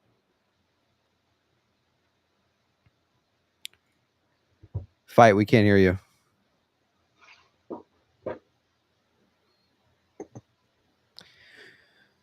Okay, maybe he just wants to type here. Fight, why don't you just type it for us and we'll just go ahead and say it because we can't hear you. He also says, wait, I have another. Not only does PP look like Charlie and is gluing cat hair on to himself. Yeah, hopefully when they make the fucking movie, maybe Charlie can play PP. I think that'd be great. All right, Ross, we covered the dress earlier.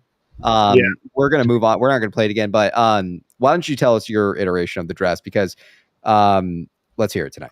Okay, so I was on a space call that was hosted by Chad Mojo and Sunny D and a bunch of other people. I can never tell who's a speaker and a host and all that other stuff.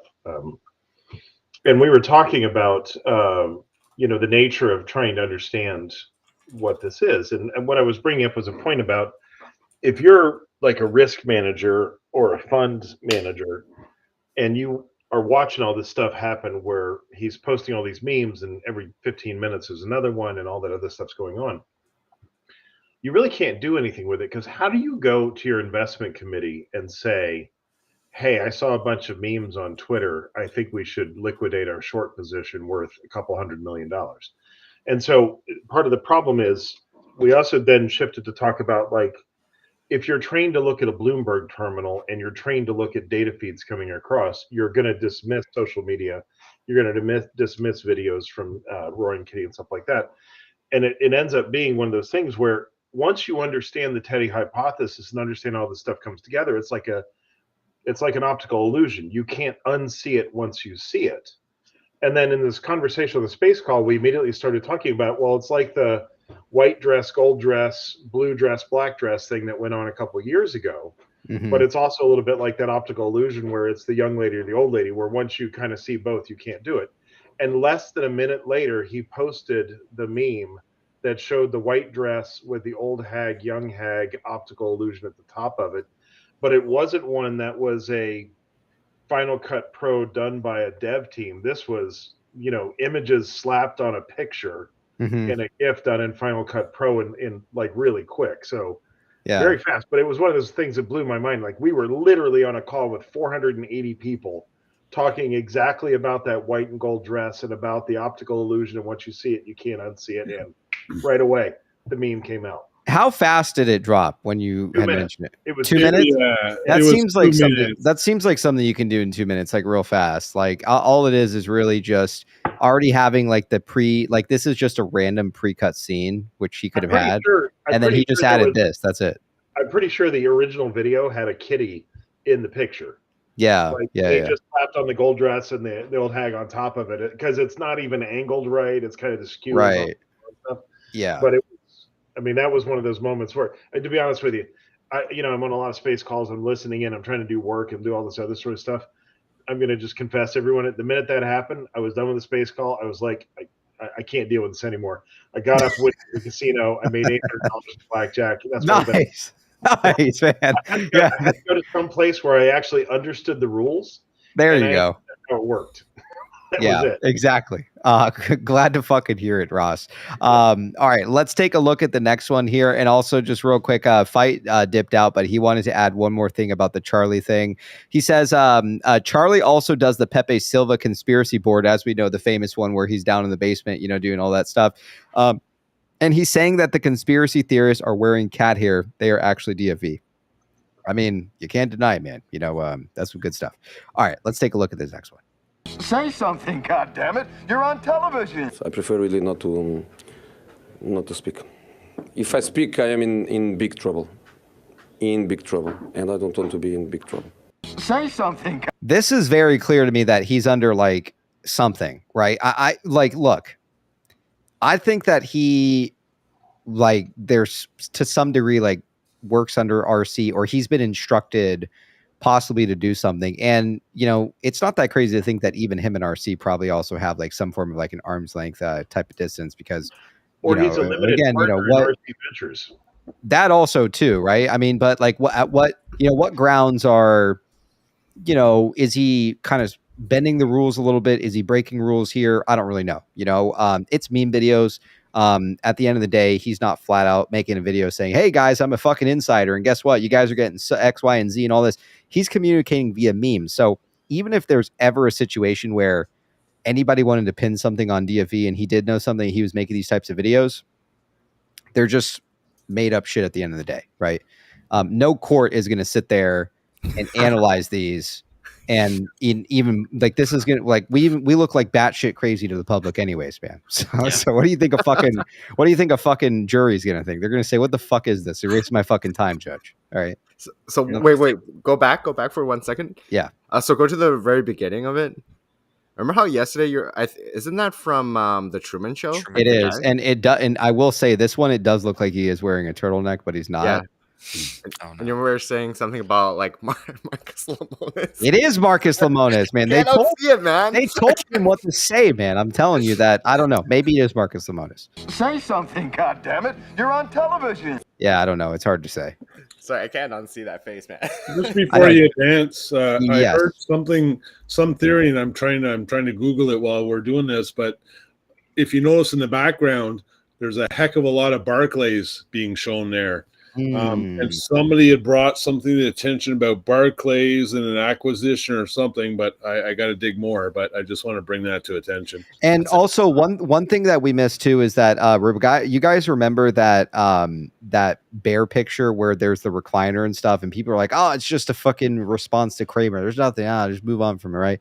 Well, if you actually look up that company, they had gone bankrupt and they actually reemerged a year later. So there's a reason for everything, fellas, especially that recliner company. I cannot remember on the top of my head. I'm sure someone in the chat knows what I'm talking about. If someone could post that. But you guys, for the people who are, this is the first time hearing it, they need to understand that company went bankrupt and then reemerged a year later. And what are we doing? We've been bankrupt for about over a year. And I'd speculate that we're about to reemerge as well. So go ahead, Ping. It's interesting how there's Barclays in the back, because back in one of the Teddy books that we've read, remember the one that says YouTube, and then we're like, oh, we're speculating that it might be your show. If you actually go to the New York, the photo, which we think it's Times Square, right? Yeah. If you actually look at the YouTube part, take it away, it says Barclays on the back. Wait, for which one? Which one are you referring to? The New York Times Square, where Teddy's in New York Times, and you see all the different brands in the landscape. Oh, yeah. And that's Barclays. Yes. Yeah. That's good shit, Pang. See, this is why we do this, fellas. Again, everybody, certain things that maybe we miss, there's people like Pang that are like, wait, fellas, you guys missed the main part, the main course. It's right there in front of your eyes. I like it, Pang. Good stuff, man. I like it. All right, let's take a look at this next one.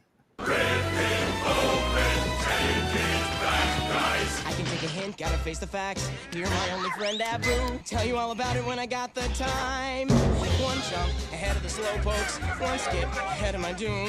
Next time, gonna use a nom de plume.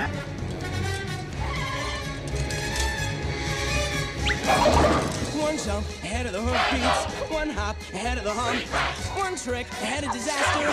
They're quick, but I'm much faster. Here goes, better throw my hand in, wish me happy landing. All I gotta do is jump. All right, so I do want to say that just my thoughts on it, and then Peng, you go ahead. It seems like it seems like there's always this like I'm always ahead, right? No matter what, I'm always ahead, 3 steps ahead. Go ahead, Peng. Yes, dude. Okay, so is this from Aladdin? Yes, it is. So Aladdin is the fucking algos. It's the guy. Yep, it is called Aladdin. Wait. Aladdin, Oh, right. yeah, it BlackRock, is. right? Yes. So when the docket dropped, Shit, the fucking Peng. Aladdin went fucking like ape shit based on the docket drop, which you're saying like this is just Aladdin. Peng, you're onto something, man. Fuck, man. Holy shit. That's why you're the fucking emperor tonight, man. He's always been emperor. Yeah, Emperor Peng. I like it, man. And again, the fact that always ahead, no matter what, what even tricks are used, right? No matter what, they got this in the bag. Like they can't throw anything. And even if they do throw something at if this was planned for 3 years, you don't think they've already like figured out like already a situation where there's a situation where they turn off the buy button again? These guys are 3 fucking steps ahead, man. You cannot stop what is coming. Hey, BB, just stop right here for a second. You see with those characters that jump? Yes. I just want folks to notice right here, the kinetic graphics they're doing right here, where he comes out and bounces on those, is so fucking hard to get right. So these are not videos that were produced casually. These were videos like that floating right there, that, floats right there and it turns with him and stuff. It's pretty high quality. Yeah, this is a production team working with them. Those are, in essence, letters produced in 3D volumetric space that they had to move with the image. So, I mean, it's some crazy shit. You don't think you can do this on like Pro Cut? You can do it on Final Pro. Yeah, absolutely. But you got to know what you're doing. So this isn't I bought a tool. This is I spent 3 years doing nothing but honing my meme skills, or I've hired an agency. One of those is sadder than the other, by the way. Yeah, I mean, again, excellent point, Ross. I'm just going to add here for people who don't know what Aladdin is. So Aladdin is the algorithm used by BlackRock, and Aladdin stands for Analysis System,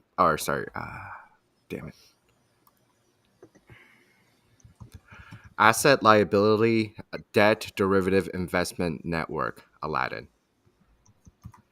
And that's basically like the algos. And that system, believe it or not, controls 70% of the money flow around the globe. I believe it.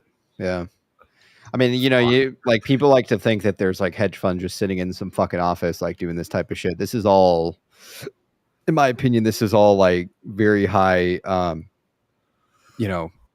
whatever the fuck you call it, technology and shit nowadays. 70% of the entire holy fuck. It's huge, and they brag about it. They were actually on Fox News one time saying that, we've got it mastered. We, in a sense, get to dictate the price and the intrinsic value of each stock, and they're so proud of themselves. Yet, I think what we're now witnessing is activist investors who have a good understanding of the psychological dynamics that's incorporated into this algo and the way it searches. And somebody just mentioned in chat here, I think that's why DFE uses fucking memes, because an algo cannot interpret these fucking memes. Yep. Well said. I mean, absolutely 100%. Real quick, I'm going to read these back. Chris with the 20. Appreciate the love, Chris. It says, couldn't the Newman chat be referenced referencing us requesting buys, and they have to fill them out, so they need to get more shorts, and we just keep requesting more buys, etc.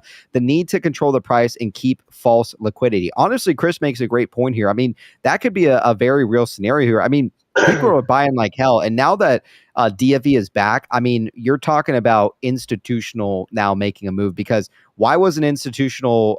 There was no institutional movement for quite a long time on this stock, and now all of a sudden, the moment that DFE comes back, you know, it could be a multitude of things. Maybe DFE.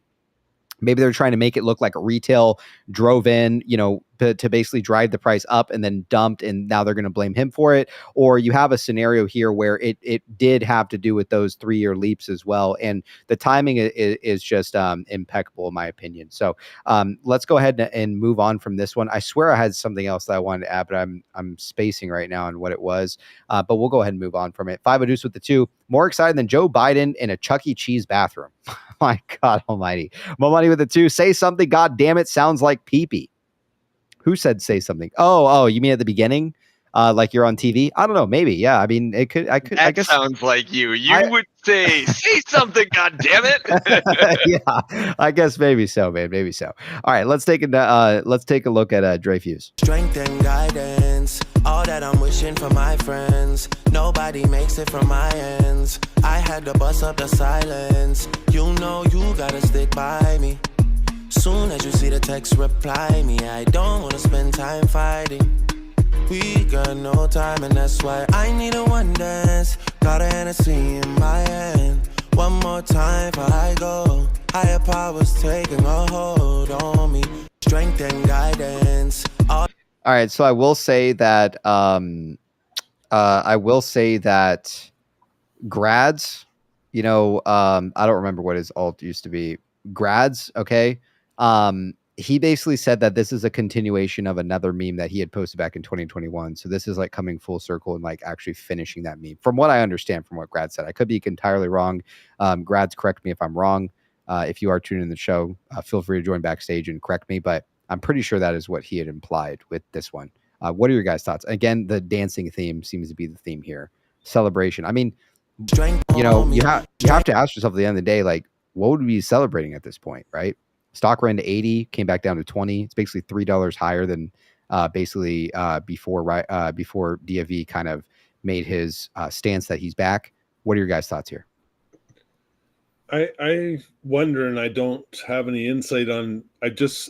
For some reason, the key word from this one is mirror. I don't know why, but there might be some tinfoil around mirror or some financial aspect to mirror. I'm not sure, but mirror strikes me on this one. Anything else you fellas want to add? I see the Elaine dance, and that's, you know, how weird DFV is to the rest of the financial community. He's out on a stage by himself doing his own thing, and no one else is doing really what he's done in the past. And if that's not the Elaine Boozler dance, I don't know what it is. Hodel out there in the chat says it's DFE acting like a regard and everyone looking on in disgust. He's one of us. Yeah, I think so, man. You know, like he's definitely celebrating something for sure. And, you know, I think that there's a reason why he's kind of, you know, been around like our community for so long, or kind of giving us the ode, you know, on some of his memes. Yeah, go ahead, Russ. And Nobles is bringing up a point, which is Julia Louis Dreyfus is the heir to the Dreyfus fortune, which is tied to BNY New York Mellon. But look, she's not connected to I want to be really clear. She has been her own professional comedian and is an inheritor of an estate, but not an active participant, and has been very clear that she has nothing to do with it. So, other than the reference to the fact that Dreyfus Fund is, she went into comedy with $1 billion already. Oh, wow. I didn't know what's work. Also, and then I'm going to take it to Peng. I will just say one thing is that it's the same with Seinfeld, right? The one that we saw. When earnings was highlighted, the whole screen was red, and we see her dancing. So I don't know if maybe we're going to be dancing around earnings. That's just what I got to say. Go ahead, Peng. I think we should rename the Elaine dance the Kansas City Shuffle. Oh, yeah, the shuffle? Yeah, that's a good one, too. We need Mike Hands here. Yeah, go ahead, Peng. I was gonna say, like, part of this might be dedicated to Eileen, who's been putting out fires in our whole fucking community. She has. So Shout out to Eileen. the whole song's like "Stop Fighting." Like, if you if you actually play the song, it's just Eileen dancing and then trying to stop fighting everybody. Like, just chill the fuck out. We're all in the same fucking crew. Yeah, well said. Yeah, I appreciate that shout out. She's been through a lot and has actually done a lot to pull everybody together. I think it's fantastic. Yeah, she's great. I had the pleasure of I remember meeting her back in Florida, and also her husband. Her husband's awesome, as well as her. So let's go ahead and watch this next one. I'm not through with my examination. Oh, I love this one. Sit down. Colonel. What's that? I'd appreciate if he would address me as Colonel or Sir. I believe I've earned it. What do you want to discuss now? My favorite color? Colonel Jessup, did you order the code red? You don't have to answer that question. I'll answer the question. You want answers? I think I'm entitled. You want answers? I want the truth! You can't handle the truth. Son, we live in a world that has walls, and those walls have to be guarded by men with guns. Who's gonna do it? You? You, Lieutenant Weinberg? I have a greater responsibility than you can possibly fathom. I have neither the time nor the inclination to explain myself to a man who rises and sleeps under the blanket of the very freedom that I provide, and then questions the manner in which I provide it. I would rather you just said thank you and went on your way. Otherwise, I suggest you pick up a weapon and stand a post. Either way, I don't give a damn what you think you are entitled to. Did you order the code red? I did the job. Did you order the code red? You're goddamn right I did! All right, this is a big fucking deal right here. This is like Roaring Kitty's trying to make it very clear that this is fucking happening. Like, not only is he basically stating that, you know, there could be some consequences maybe to his actions, possibly, I don't know, of him having a role in maybe whatever this red button is that we're supposed to believe. The code red here, and you know, there's a common theme with some of his memes is that, you know, at first it was like, don't hit the red button, and now it's like this common theme of, yes, hit the red button, like it's time to fuck now. So I do like to think that, you know, whatever's in motion is in motion. And what do we hear from Alpha, right? Alpha always says from time to time that you cannot stop this train coming. Then we see DFV tweets where there's a literal train blasting through like the streets, like the Inception scene. And we see like a train fucking blasting through the streets. Like, there is nothing at this point in time that they can do. This is in fucking motion. And whoever is on the other end of, you know, the short side of whatever's going on here is facing complete and utter liquidation at this point. I mean, we're talking about absolutely dropping a nuke, in my opinion. And it kind of, you know, if you see like it's very military based, right? I can't remember what this movie's from or what this movie's called. Do you remember? Does anybody remember this movie? A Few Good Men. Okay. You might as well just say, hey, Ross, what movie was? Yeah, just everybody just go to Ross, any movie we get to. Yeah. He's a film fanatic for sure. If you've never been on an airplane, I guess. Yeah, I have, but I don't know. For some reason, they make me sleepy. I just always fall asleep. But whiskey. But like, you know, like to me, it's like it's very like military based. Like as we've been speculating for a long time, like this is a very complex type of thing that's happening. Almost like you can say it's like a military op to some degree that you know, something happening here. What are your fellas' thoughts? You think I got to give you a little context. If you don't know this movie, you got to have a little context. So yeah, Tom Cruise is playing a judge advocate general, which is a lawyer in the military, prosecutor, who is prosecuting a colonel who is at Guantanamo, who in essence, there was I can't remember exact incident. There's a military incident where the U.S. Army fired on nationals in a country. And got it. This whole thing had to do with him making a choice at the guard station as the colonel in charge, where he basically ordered the men to do something. And this whole thing was the prosecuting leading to this scene where he admitted that I ordered this thing, but it was basically, I did it for the greater good of the country, which is an example of his patriotism or his belief in the system being greater than his morals, right? And so this is basically the notion of pushing somebody to the point of admitting that they actually acted and caused an incident to occur, as opposed to everybody hiding from accountability. In my interpretation, this is DFV basically coming out and saying, you're damn right I'm causing this. Right? Yeah. Go ahead, ABC. Ross, I think you're absolutely right. PP, you kind of referred to a military operation, but it has to do with the accountability and the gravity of what's about to happen. And the funny thing is it's all about code red, code red. Well, the universal meaning actually of code red is setting a fire. There's a fire going on to burn the shorts. Hold on, so therefore, what's that? ABC, I'm going to blow your fucking mind right now. Okay, so little disclosure time.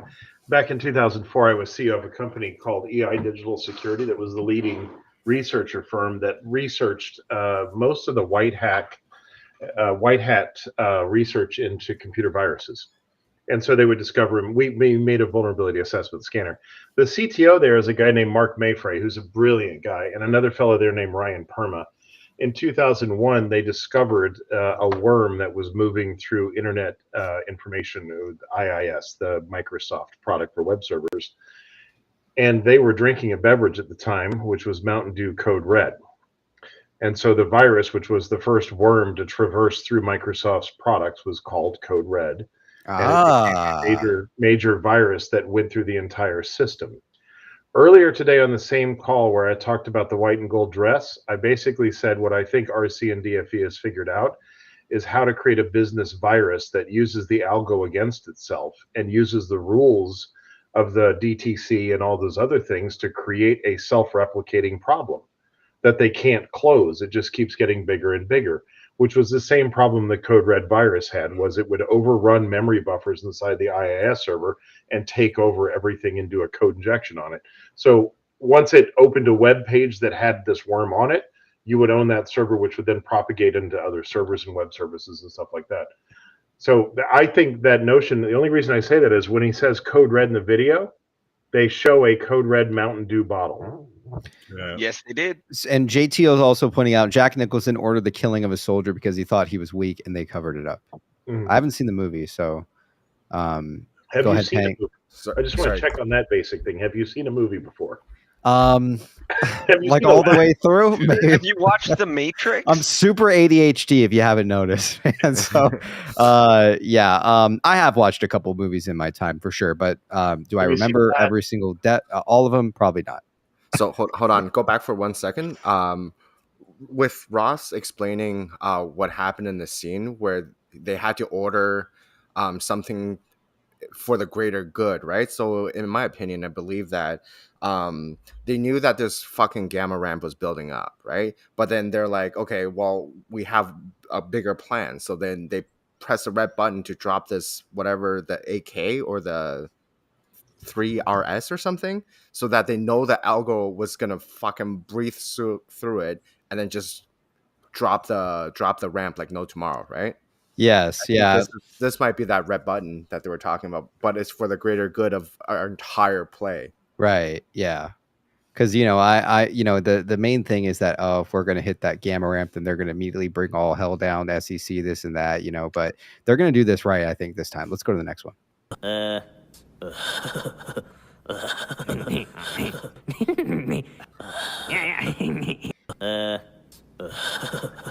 I think this comes right to your point that you just said about they're going to do the same exact move and sex is for dummies. I think we have to go to something other than a centralized exchange. Yeah. I think that they're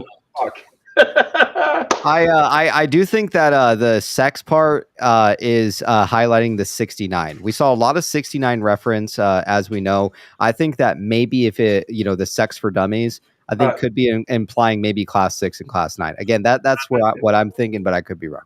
No, it's. I'm sorry, I got to be clear on this one. I thought this was obvious. CEX, centralized exchange, is for dummies. This is about. Okay, that sounds a little bit more right. This was an old GME thing that came up. Ryan Cohen had tweeted it before. Yeah, that's why I said sex is for dummies. Oh, SEX. Yeah. CEX is a centralized exchange. DEX is a decentralized exchange. All blockchain is DEX. Centralized, like T0 is a decentralized exchange, but a CEX is something that's got the ability to have a registrar and a DTC type structure and whatnot. Yeah. Thanks for the sex talk, Ross. Thank you. Good shit, man. Yeah, I like it. Basically CEXs.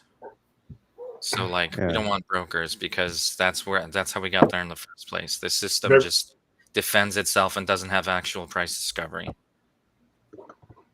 We want DEXs, decentralized. Real blockchain. All right, we have a photo here. Okay, so I can't remember who it was who pointed out what this photo was. This is from a movie. I can't remember what it's called. Fuck. But anyways, this scene right here, at the very end, they leave and they basically get in a shootout, and then I think it goes black, and everyone's, the audience is supposed to believe that maybe they got away or maybe they were killed. There's actually no way of telling because the movie doesn't really tell you that. But from what I've heard from other people who have seen this movie, they said that basically they're outnumbered and they go out with a bang, right? What are your fellows' thoughts on this one? Well, for Butch Cassidy and the Sundance Kid, if you dig into the movie, they actually went to Bolivia. They got away with it. They lived through the end of it. Like this scene of them leaving, like the real Butch Cassidy and the Sundance Kid went to Bolivia. They lived. Oh, so they don't die at the end. Well, in the movie, they leave it as a cliffhanger, but if you actually, they were real people. Ross is like a huge movie fanatic. All right, let's hear it. No, this is Ross is actually like, no, history now. I'm going to get this right. All right, let's hear it, Ross. Tell us. Butch Cassidy and the Sundance Kid ended up in Bolivia. Like, is that is that just Yeah. like? Is Bolivia right next to Argentina? Am I going crazy right now? No, we're completely other ends of the continent. But it's on Bolivia and Argentina. We're talking about South America, right? Well, one's at the very far north of it, and one's at the very I mean, much as that Canada and Mexico are in the same continent, yes. So when you're saying they go to Bolivia, like how, like where are you, like where is that? Like you're saying it's like that's where the movie takes place, or what? So it says the pair charge out of the building, guns blazing, hello bones about here. So you never know if they. This is the kind of the cliffhanger. You don't know if they make it or not. Like they've got the entire Bolivian army around them, so this is kind of the thing. Now, if you study the real thing, they did it. They made it. But the movie ends on this scene. This is the freeze frame sepia of we don't know if they survived or didn't. Right. So, I think by the way, what time did this one come out? This one was okay. Yeah. 12:30. Yes, 12:30. Yeah, I think this was Roaring Kitty or whatever his name of way. Hello Kitty. Roaring Kitty's way of basically saying today is going to end on a cliffhanger. Oh, all right. Yeah, like the audience thinks that we're done, right? Missed the gamma ramp. The stock goes from 80 to 20, but we're about to see, man. I like the cliffhanger stuff. That's an excellent example. Let's go. Hey, Genim17 has asked for me to talk less, so I'm gonna let you guys talk more. No. Talk as much as you want, man. We love it. That's one dude in the chat. All right. I have to quick throw out that I'm pretty sure Bolivia is touching Argentina. Like I'm looking at the map, it's touching it. But the thing is that was where Javier Milei is, Argentina. Oh, that's getting into stupid. I'm sorry. Well, is it? Yeah. Okay, that's all I'm pointing out. I need to see some of these fucking movies, man. All right, let's take a look at the next one. Nick, how you doing tonight? Good to see you, man. I'm doing great, PP, man. Good to see you guys. I was here earlier listening, then I had to go hop off and do something, but thanks for having me. Right on, man. Sit tight, and we'll get to some of your thoughts here in a moment, man.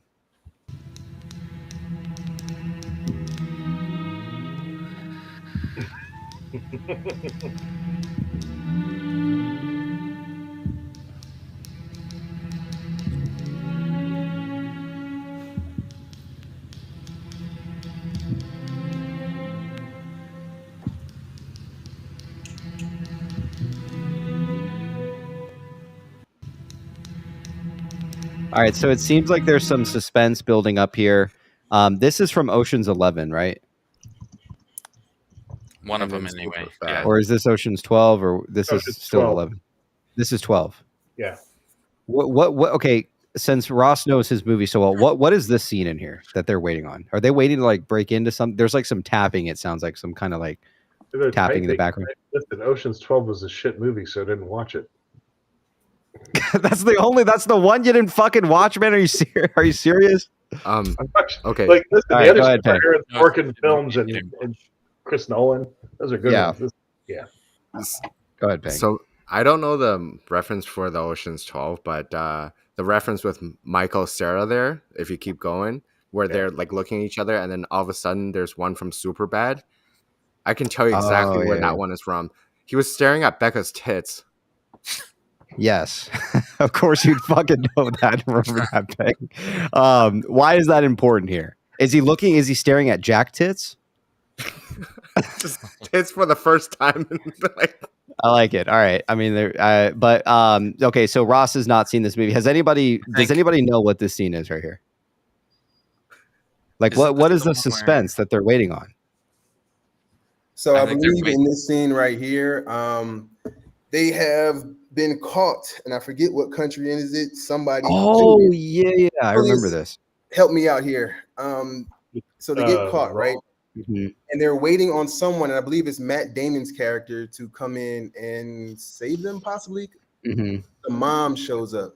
But what stood out for me is this is the movie with Lamarck, right?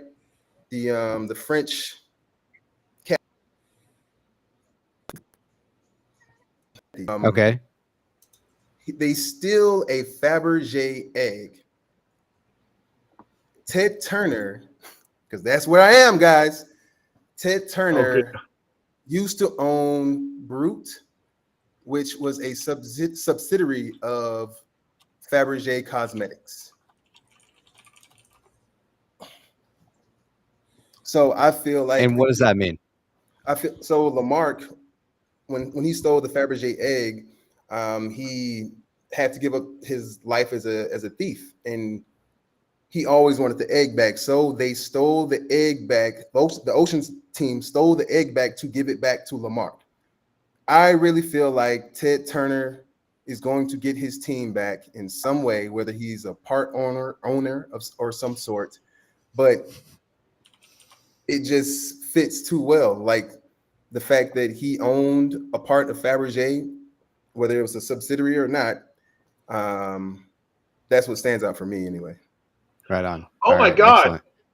Sorry. What? I'm reading the IMDb synopsis of this movie, and it was a fucking 2x4. It would have smacked me in the nose. Danny what and is the it? team tried to stage another heist to pay off the debt. Being too hot to work in the United States, they pick a European target. The world's oldest stock certificate. Get the fuck out, man. Which I'm telling you, there's fucking meanings to all this shit, man. Which was issued by the Dutch East India Company in 1602, worth about 2.5 million euros, and kept in Amsterdam. Holy fucking shit. Whoa. Wasn't that Dutch India Company? Weren't they the eventual HBC, yes. Yes. Hey. And they were one of the first owners of the Blue Nile jewel too, which somehow ended up Titanic. Yes. Holy fucking shit. quit. I'm out. I quit this job. It's yeah, fucking me too. I'm out of here too. And Boston Tea Party, PP, just for shits and giggles. Yeah, the Boston Tea Party stuff. All right. Let's go ahead and go to the next one. I mean, to be really clear, let's be really clear. Babe Ruth first played for Boston before he went to he was Atlanta Braves before he went to Boston. The Atlanta Braves are the original team of Boston, which fits back with the Goosebumps episode that we talked about the night before. Yep. Okay, let's talk about. We're definitely gonna remember the Atlanta Braves when it comes to Nick. Right on, man. Love hearing it, man. All right, let me read back some of these tips here, and then we're going to read the rest of these, or we're going to take a look at the rest of these here. Crystal with the 2, Elaine split 1 into 4, split dividend. We got Corporate Walnut with the 2. Red is the theme in all the videos. Remember first tweet. Monet with the 2. Ross just blew my mind. Chris with the 5. Laugh out loud. I spoke about sex for dummies in Beavis and Butthead's voice on Spaces last night. The broken teacher. Wow. Future Vittles with the 5. Ross's The Plant. No way that dress video was edited and re-uploaded in 2 minutes. In code red, I can go on. I don't know, man. Ross is looking kind of sketch, man. We got Afterburner with the 1 PP Show gift membership. Appreciate your support, Afterburner. Ross really knows his shit, man. Almost like he's behind some of these tweets. Lifting with the 5. Going back to Elaine dancing, the Broad City video had a bunch of dancing and ended with her naked and then in shorts, naked shorts. I like it. Pratkin with the 2. Memo filed for objection in RC class action. What does that mean? Pratkin says memo filed for objection in RC class action. Does anybody know? Is it going to get dismissed now? Can we get someone on that? Was that the one I mentioned earlier? I don't know. Pratkin, is this brand new? Okay, because Pang mentioned it earlier too. Pratkin is probably bringing it to our attention. Pratkin, inform us potentially if that is heading to get closed out. We got lifting with the 5. The multicolored copies of Elaine dancing is a representation of the short hedge fund borrowing more shares copies and selling them. I like your rendition of it. Koip with the $7. Appreciate the love, Koip. RC and Roaring Kitty will escape to Argentina and meet up with Byron while letting the crypto versions of the stock settle during the fire of the market. I don't know, man. Maybe so. You fellas take over real quick. I need to use the bathroom real quick, and then I'll play this next video. You guys take over just for one moment. Can I ask a question real quick, guys? Did you guys talk about the Alamo already? No, let's do it. All right. So I noticed on the Butch Cassidy Sundance picture that if you take that picture and you overlay it on the GameStop Alamo NFT, it puts the 2 characters right in the middle of the NFT, right? So you have Pee-wee's Big Adventure bike on one side, then you have this character that's wearing the number 84, right? We all know what the number 84 year is with Titanic. And again, the producer, one of the producers is now his name is Rupert Murdoch. I think the Butch Cassidy and the Sundance Kid are Ted Turner and John C. Malone. Ted Turner already looks like a fucking movie star. He looks like Robert Redford. But in Pee-wee's Big Adventure, and I'm just going to read this little blurb that I found. All right. So Pee-wee Herman has a heavily accessorized bicycle that he treasures and that his neighbor and enemy, Francis Buxton, covets. Dottie, an employee at a bike shop, has a crush on Pee-wee, but he does not reciprocate. As Pee-wee goes on a shopping spree, his bike is stolen, but the police are not overly concerned with the theft. Pee-wee assumes Francis took it and confronts him, but Francis's father convinces Pee-wee that Francis was not responsible. Pee-wee offers a $10,000 reward for the bike. Francis, who did indeed pay to have someone steal the bike, is disturbed by Pee-wee's relentlessness and pays to have the bike sent away. That evening, Pee-wee holds an unsuccessful evidentiary meeting of friends and neighbors to find the bike, then rejects offers of help. He then visits a phony psychic who tells Pee-wee that his bike is in the basement of the Alamo Mission in San Antonio. Sorry, I missed that. I heard San Antonio Alamo, and I'm assuming about the NFT stuff, right? The stars at night are big and bright. Yeah, we sing that song all the way, all the time down here in Texas, man. All right, let's go ahead and play this one. Oops. What is this, Bernard?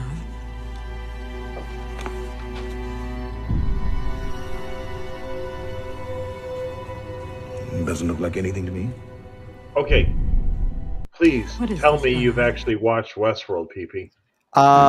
So I watched like the first season. I think my wife's not over here right now, but I think we watched like the first season. I enjoyed it. I thought it was pretty good. And also that guy from Truman Show's in it too.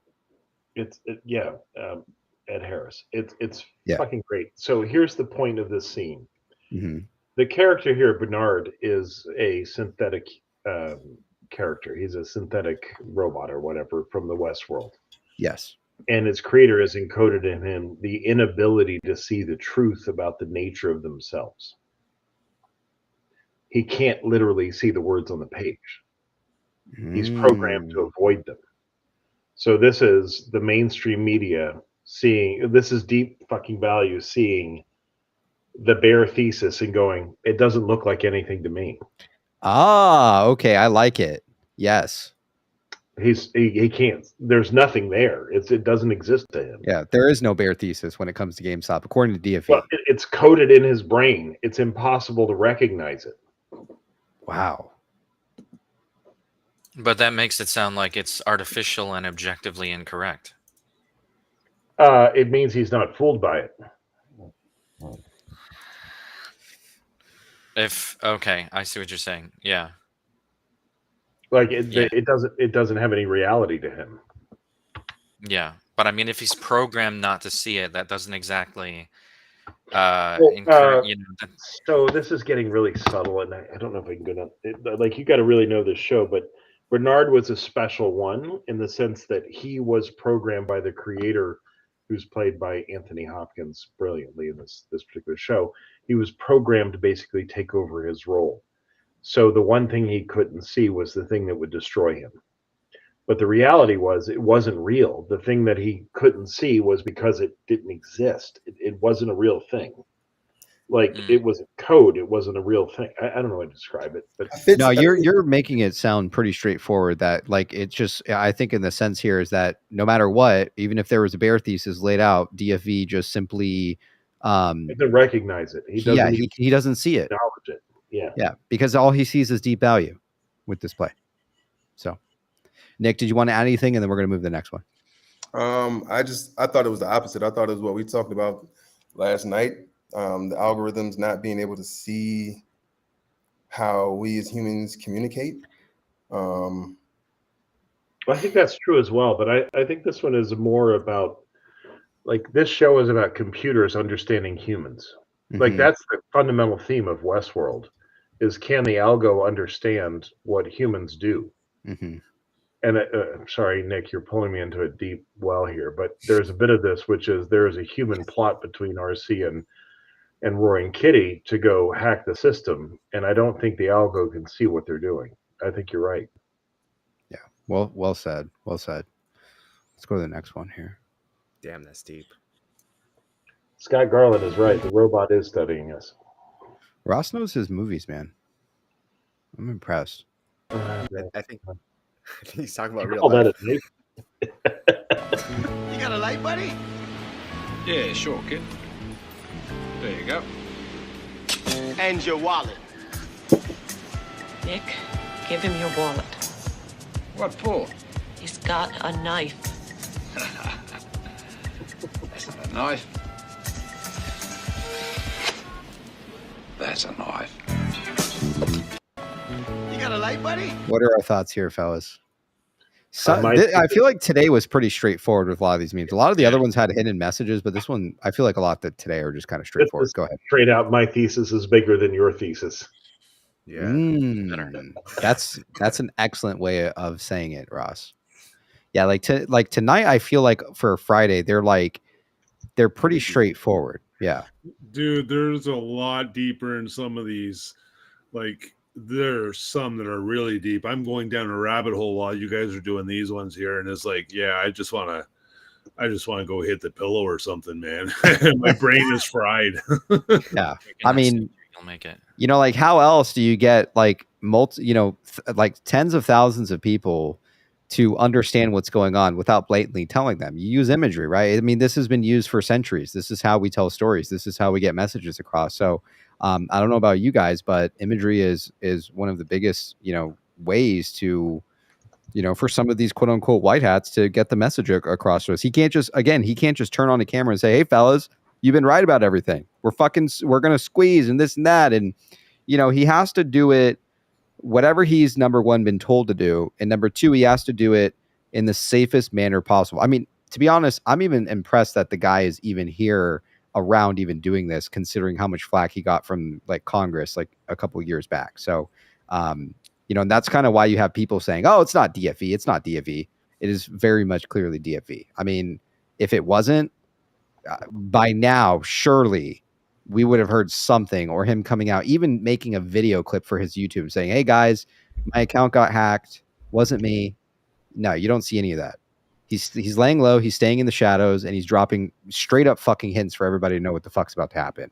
And some people are not paying attention to it. Like, it's just It's just weird, if you ask me. Absolutely. Why people are not paying attention to some of these things. Well, yeah, algos are, impressive in some ways, but they're also really rudimentary in others. They don't have creativity. They Mhm. can't compete with the human mind in terms of like seeing connections, seeing symbolism, seeing parallels, seeing allegory. These are things that you can't design a computer program, at least not yet, to be able to compete with humans in terms of being able to make these more distant, less obvious connections. Our frame of reference, we can have so many like other details that we can realize are important that the algo, at least the ones designed for stock markets, the one we're up against, Hey, they're Spurs. good at understanding financials, and like that's about it. Yeah, right. So I'm going to disclose some stuff here that's not really proprietary, but I just don't like talking about my life. But you're on to really something really key here, which is I think they found a way that evades all AI. So in my prior job, I was head of partnerships for Oracle, and we built some of the largest, over 35 of the largest large language models are being built on Oracle Cloud, including Grok and a bunch of other ones. Mhm. It's a really spectacularly good infrastructure for doing that. But the barrier, I got to spend a lot of time with these companies and with NVIDIA and stuff, and there's a barrier that they can't get through, which is they can't get symbolic inferencing that goes through social fabric. So this is the whole notion of mimetic influence and the whole notion of like, when I'm talking to my daughter, she's got this idea of a clothing company because everybody has to wear these high visibility things if you work in a thing. So she wants to create this thing called high ris, which is high risability wear. That's like good t-shirts and stuff that I'm saying. Anyway, the point behind it is no AI model in the fucking world would ever get that. It's a joke about riz being a social term for drip or or like wearing clever stuff or whatever. So memes don't get culture in real time. Memes are like AI is always behind the meme, and the meme is a reflection of culture in real time. Language changes if you follow the whole William Safire notion that language is not a fixed thing, but it's an actual reflection of historical artifact of the way we communicate or induce influence in each other. There's this notion that says there isn't a dictionary you can model it off of because you have to have a real-time way of understanding the inferences that are a combination of cultural factors. Like, who here grew up with Sesame Street? So I can drop an Ernie and Bert meme and it's related to a gay couple. Why? Because you've influenced so many layers of experience in your life and social media. There you go, Sloppy. But that's basically where AI fails. AI doesn't get jokes. AI doesn't get memes. Yeah. AI doesn't get references. Like, was it wrong when the Germans bombed Pearl Harbor? Now, how many here get that reference? It went right over AI's head. Yeah. That's Animal House in 1977, and that's a movie reference. And all that stuff. It goes right over their fucking head. You make a great point, man. Sorry, I lost people. Bang there. Sorry. I've definitely seen Animal House. That's a good one. XRP, let's hear it, man. That's got John Belushi in it, doesn't it? Yeah. Yeah. That's it. Yeah. Thank you, Sloppy. XRP, let's hear it, man. Yo, You're on the show. What you hear up? me? Yes. All right, I just have a simple question, and I'm getting the fuck out. I'm tired. All right, let's hear it. All right, Deep fucking Value, aka Roaring Kitty, aka Keith Gill. He's been writing a lot of memes about GameStop and Bed Bath Beyond. Has he one time referenced Carl Icahn in one of his DFE? Yes. Yeah. No, he hasn't actually. Yes, he has. When? Yes, he has. Oh, like okay, with like the dragon, maybe like the sleeping giant. No, then 2021 of May 17th. That's the thing I was trying to get across with my magic trick. That's the last magic trick. That's So Pang's tinfoil. well, here's the thing. I feel like I said, I know that these is that Carl Icahn's involved in the play, but because Deep fucking Value's not posting memes as much about him, it makes it seem like he has a minor role. And I'm not trying to go against the thesis. It's just no. You could be onto something here. I never thought about that, honestly, till now. Actually, till you pointed that out. I guess I'm more trying. I want to let you finish. I'm more trying to understand what Peng's talking about here with the connection to IEP. Like what magic connects to IEP? I'm gonna just blow your mind for like 2 seconds here. Okay. So every single video that's been posted by DFV from 2-3 days ago, someone told me that all these videos were clips of the previous movies that were pre 2021 of all the memes he's posted. They're just clips from it, right? So from every single one of them, right before the second last one was a guy. I don't know what the reference is, but the guy standing in the rain suit with the GameStop sign on his face, and it's red. So my prediction is that they're originally what they're going to do is they're going to have one where it's going to be the same guy standing there with the red sign, the GameStop sign, and it's going to turn green. And then in 2021, when the Asian guy came up with his fucking thing, did this, there was a fishbowl there, and he made it disappear. That's from Prestige, right? So my whole thing is that it's Icon coming in with his little towel, with his like magic curtain, and then flips it open. It's gonna be a baby sitting there. Yeah, and it's gonna be our fucking baby. So I will say, in XRP, why don't you go ahead and continue? I will say that, and I know that which one that Peng is talking about. It's got a little bit of an older one.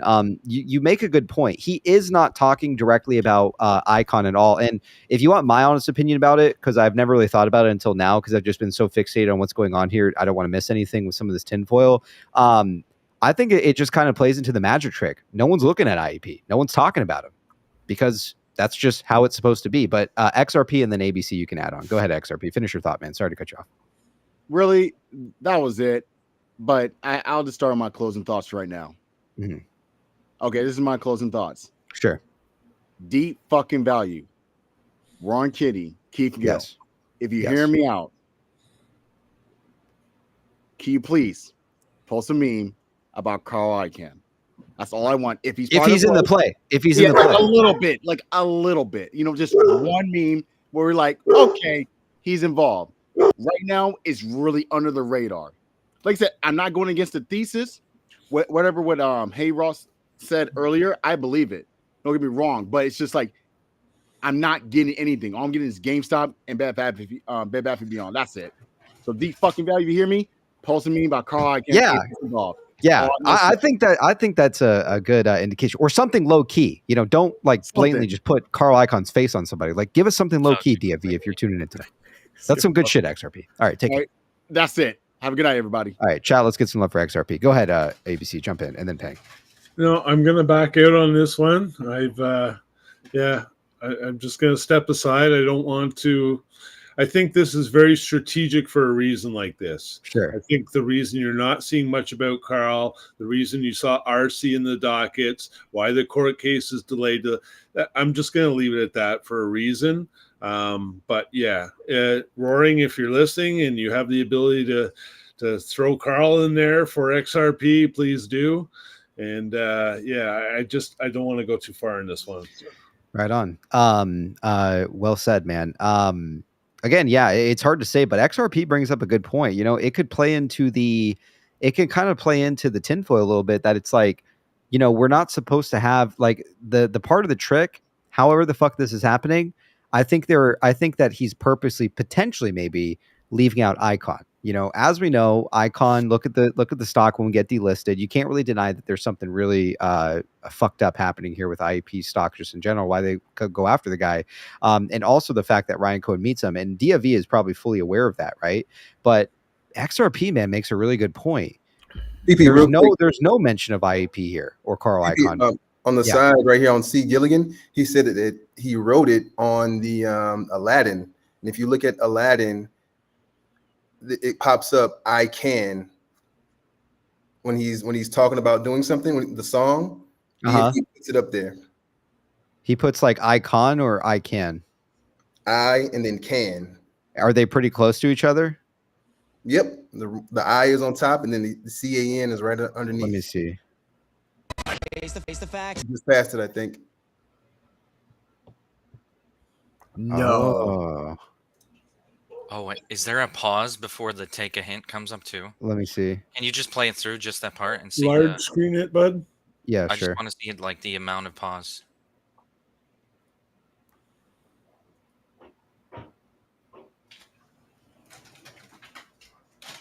It happens so fast, you have to slow it down. So Oh, okay.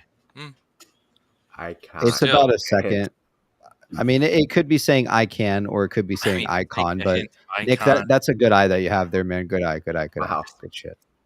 All right, let's go to this one right here. Real quick, I'm just going to read back some of these tips here.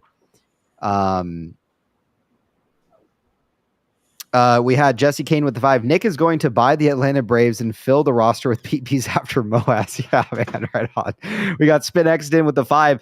The only GME bear thesis left, the moon is made out of Swiss cheese. There you have from Exiton. We got Let's Go with the 2. Ross knows, but Keith shows. Ace Ventura with the 10. I DM you on X a meme I just made. It's bullish, but has copyright music. If you can play it, cool. If not, all good. Ace Ventura, yes, we can play that. The whole fucking episode is already filled with copyright because a lot of the songs, so it's not a big deal.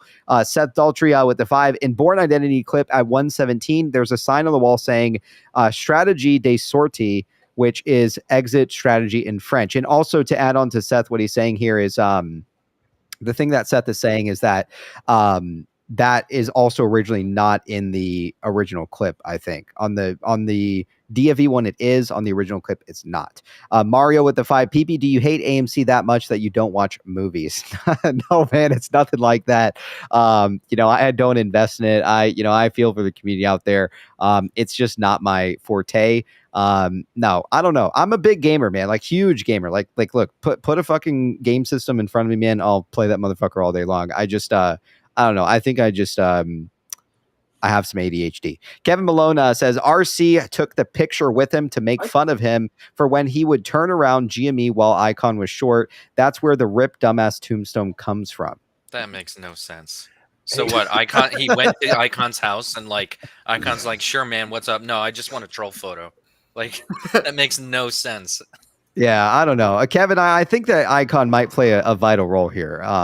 I will say. I mean, look, you're 100% everyone's entitled to their opinion. That one I just don't agree with, but I hope that's okay. That's cool with you, Kevin. All right. Real quick, we have Kinky Sex back here, and then I'm going to play Ace's video, and then we'll go to this one. Let me see what's going on with Kinky Sex. Kinky, what's going on, man? You're on the PP Show. Let's hear it. Kinky Sex, are you there? It's got fireworks going off. That's it. Huh. Celebration. They're at Disney World. Celebration. Kinky, turn on your mic. All right. Looks like Kinky's having some issues tonight. Looks like there's a celebration going on at Disney World. All right. Real quick, let me see what now I'm curious. Ace has me curious real quick what he made. You guys think Ace makes some of the memes here? Let's take a look at it. Ace is pretty good at the memes, man. It almost makes me believe that maybe there's something. Ace too? Oh shit, we have Houston Wade with us too. Let me bring in Houston. Houston, what's up, dude? Hey, hello. I hope is everything working? Yeah. Can you hear me? All right, cool. Yeah, we can hear you, bro. Sit tight. We're about to check out this meme by Ace real quick, and then we're gonna get back into the Roaring Kitty memes. And please, like, add your tinfoil as we go through them, man. We'd love to hear your thoughts, man. Good to see you, man. How you been? I'm well. How are you? I totally flaked the last time I was supposed to come on. I feel terrible. Oh, no. Don't worry about it, man. You know, life gets in the way. You do sound a little bit muffled, though, there, Houston Wade. Let me see which. I'm using the right microphone here. Yeah, maybe you're using a different one. Let me play this video real quick, and let's see what this is about real quick.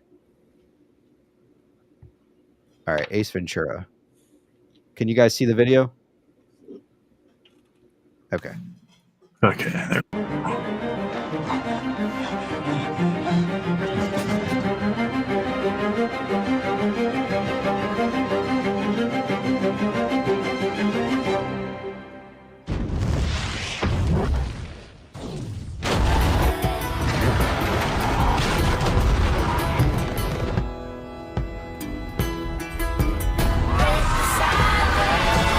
Holy fuck, Ace!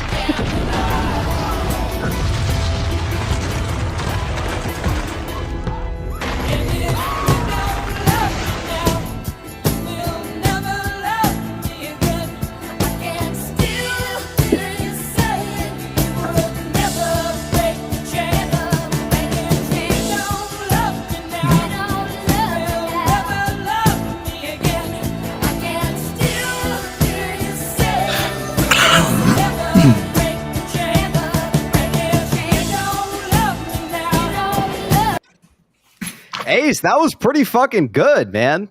I like it. Dude, good shit, man. Good fucking shit, Ace. Do we ever remember who he was? Because I had a huge tinfoil for him, like about him.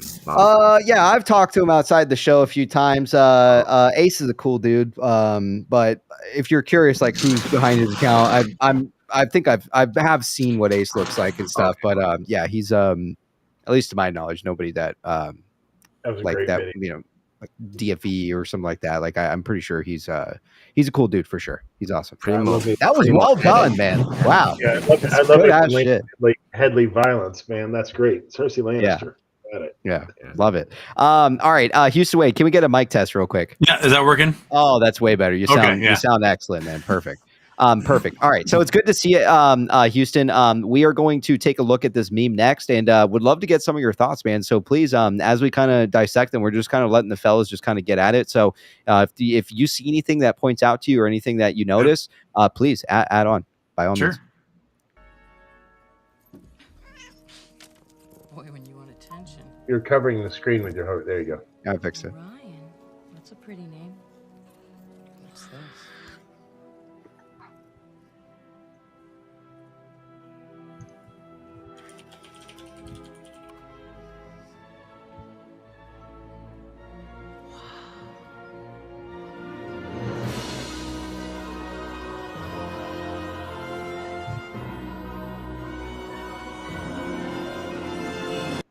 All right, I'm going to take it to our movie expert. Ross, what movie is this? MIB. Uh-oh, Ross is getting laggy. MIB. Ross, try rejoining. Yeah, they Ross, found him. Hold on 1 second. Ross froze. They got Is him. that better? MIB is so close to MLB. To what? Can you hear me? Is that all right, PP? Is that better? Yeah, we could hear you. Yeah, I'm just waiting. I'm for normally Elon the one that Musk. has that problem. Go. What'd you say? I'm waiting for satellites ahead. So Elon Musk is to blame for my connections. So give him all the hate. I think because Ross, try reloading. Try reloading Restream. Sloppy's trying to say it's Men in Black. Oh, it is. Okay, I think that Houston or Nick pointed that out. Yeah, so it's Nick. Yeah. Ross, you might just need to rejoin. I think Restream's a little fucked up on your end there. I think you froze or something. What do you fellas think, man? This is from Men in Black. Yeah, go ahead, ABC. So if I understand correct, the cat has the pendant there. The crown and jewels, so you will. But it's actually holding the universe within it. So the entire universe is being held within this pendant. And then you see the GameStop logo. And I'm a firm believer that actually GameStop is the entire universe of all where the shorts are attacking. So what they do is they have, 110, 117, whatever it is, 170 stocks in the basket, right? And so they play all these different stocks, but GME is actually the hub of it all. And so they can trade and hedge back and forth. And I see this being as GameStop is literally the universe of this entire dilemma that we're about to tackle and take head on.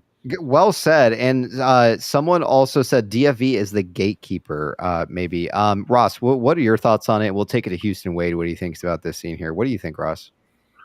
I feel like I do nothing but watch movies based on this. But so the Cat Orion. That's good. That's good. So the Cat Orion is holding the entire Archilian universe around its neck, the galaxy that holds an entire civilization. So in essence, hiding in plain sight. That's the entire premise of the movie, is that the thing of the most value to this entire world of people, this entire culture, is being hidden in plain sight around a cat's neck. It took Linda Fiorentino to find it. I like now, it. why her eyes flash red? Why her eyes flash red there is an edit. That's not part of the movie.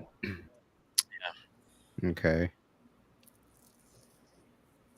That's a Final Effects Pro right there. Yes.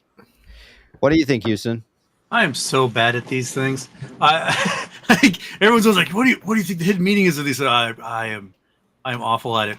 But what I have is absolute admiration for the 10 billion videos and movies that were absolutely cut up by DFE and or an entire team of high schoolers. I have no idea if it was just him or if he like just was hiring people to help him cut all this stuff up. Hey, I think yep. You're right. I sat here and wonder what the fuck was he doing for the last 3 years, and I think we know now. Now we know. Everything on Prime, watching. Yeah. And Ross, I just want to say your quote today, your pullback is sometimes the sound of a gun cocking is brilliant. Yeah. I just thought that was absolutely just I'll drop my rap. Yeah, just yeah. But there's just the sheer volume that he's able to produce, and how long can he go for? I mean, he's doing every 15 minutes for what, a week now? Yeah, people think it's a team or they were pre-made, and then maybe like the small ones that he added, maybe he did on the fly, which I could see. Like maybe a lot of these were pre-made over 6 months to a year ago, which would solidify the fact that he very well, could be connected to some degree. Go ahead, Peng. Yeah. So ABC, did you say that there's 117 stocks in the basket swap? I don't know the exact total, but I do know that there's I'm going to say well over 100, but maybe up to 120, possibly even more. There's other people that kind of have their guesstimates, but it's certainly large.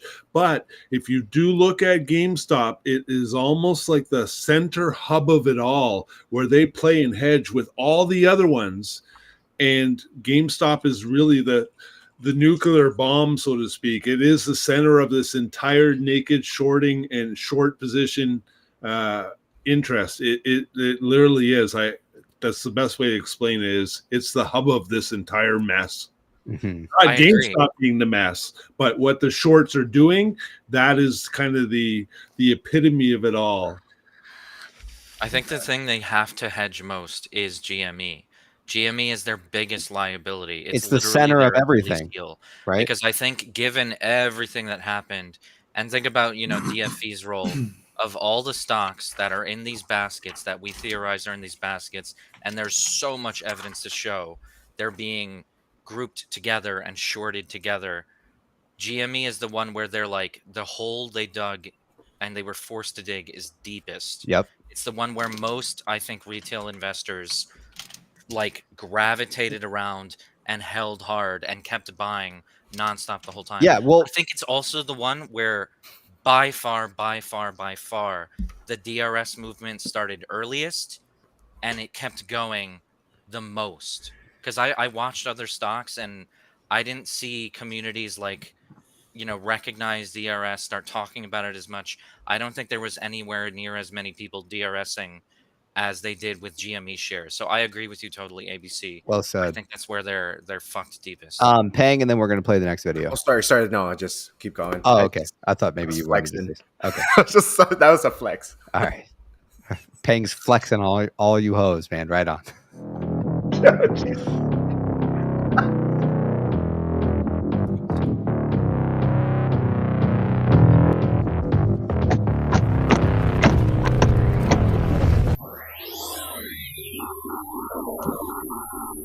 Who's in the box? What's in the box? What's in the fucking box? All right, I like this one. It goes immediately to 420.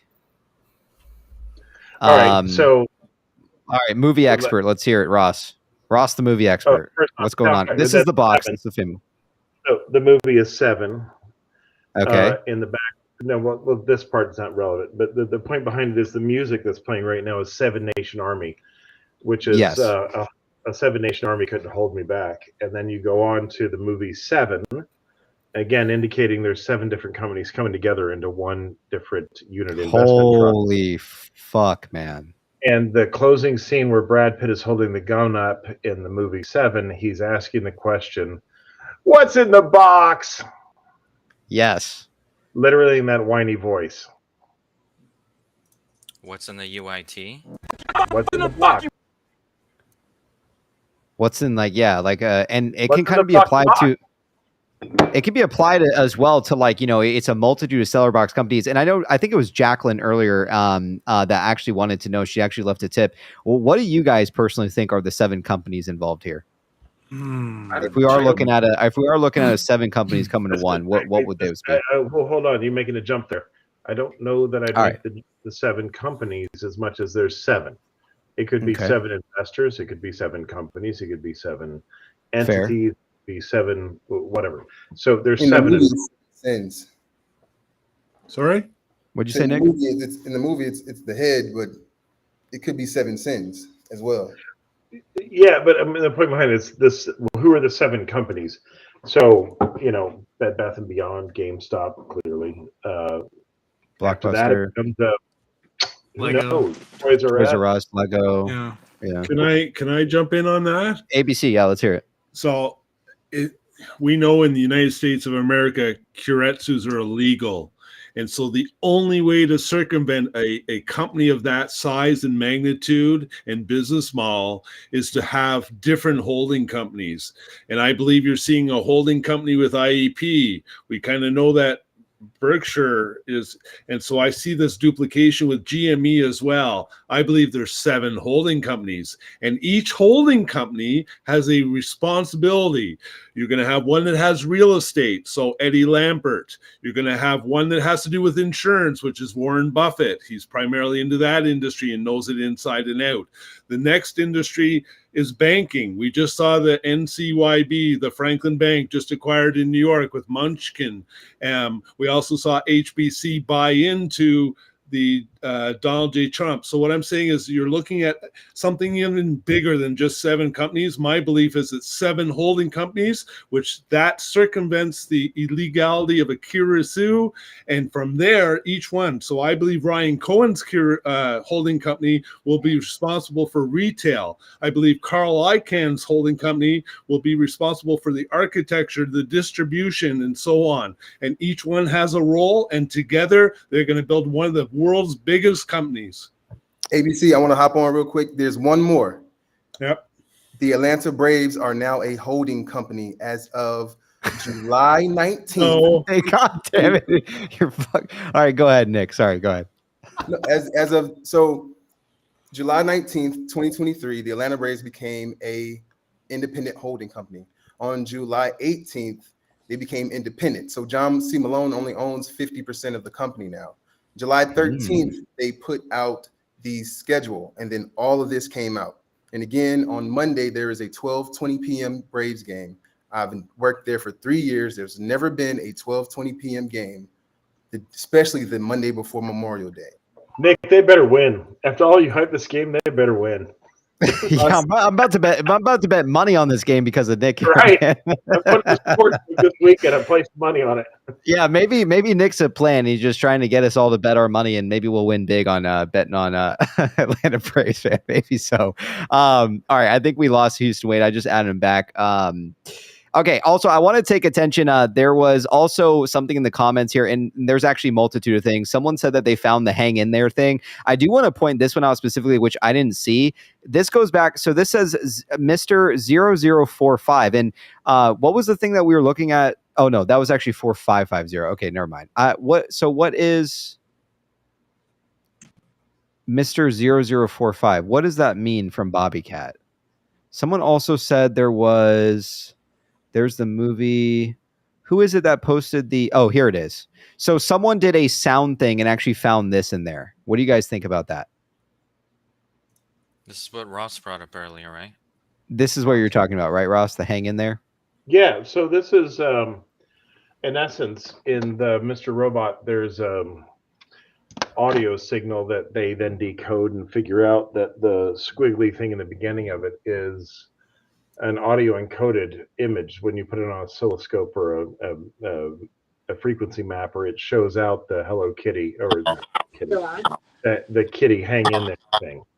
But that's an old notion. This is why I was talking earlier about steganography, about the notion of looking at the last bits in all these videos that he's posted, because it's a common way of putting steganography is a common way of encoding data in ASCII format in the last bit of a whole data stream of a file. So if you have 24 bits in a video, only 23 of them really matter because the human eye can't see the last bit. It's color in the 16.7 million, and we only see like 270,000 colors or whatever.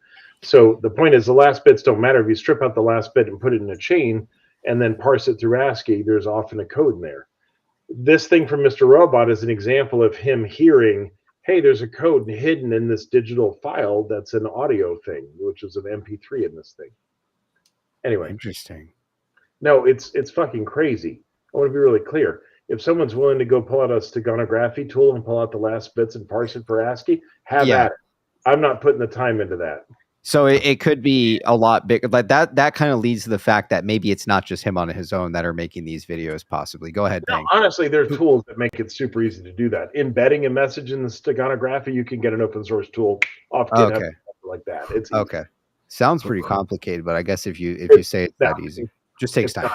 No, Yeah. it's a great way, by the way, to send messages to places. So maybe we should be. So then someone out there needs to then go and reanalyze every single video. How do we know that there's not additional messages that are hidden in this type of like software that he used? I mean, this is the only one that we're aware of right now. How do we know there's not 10 other ones out there? I think someone who has whatever software, whoever found that originally, I don't know if they watch the show, someone contact that guy. Hey, here's the thing. We need about someone to secret go through every video and find hidden messages like that. Yeah, go ahead, Ross. Here's And the then thing Ping. about secret messages is it's not really a good idea if it's so secret nobody can find it. So if it's really there, it'll be easy to find. Like the steganography, pulling stuff out, the finding the signal image. It was an audio engineer who heard that and said, there's something there that doesn't make sense. Like the people that look at this stuff can look and see, hey, this image resolution is wrong. It means these last two bits out. Yeah. So like just get smart people who know what they're doing to look at it. And you'll see it. It's a little bit like, I have a friend who's a color paint expert and he can tell me the difference between two colors of green that I can't see. And I just trust him. So find those people you trust on this subject. Got it. Go ahead, Ping. Who are you, Ross?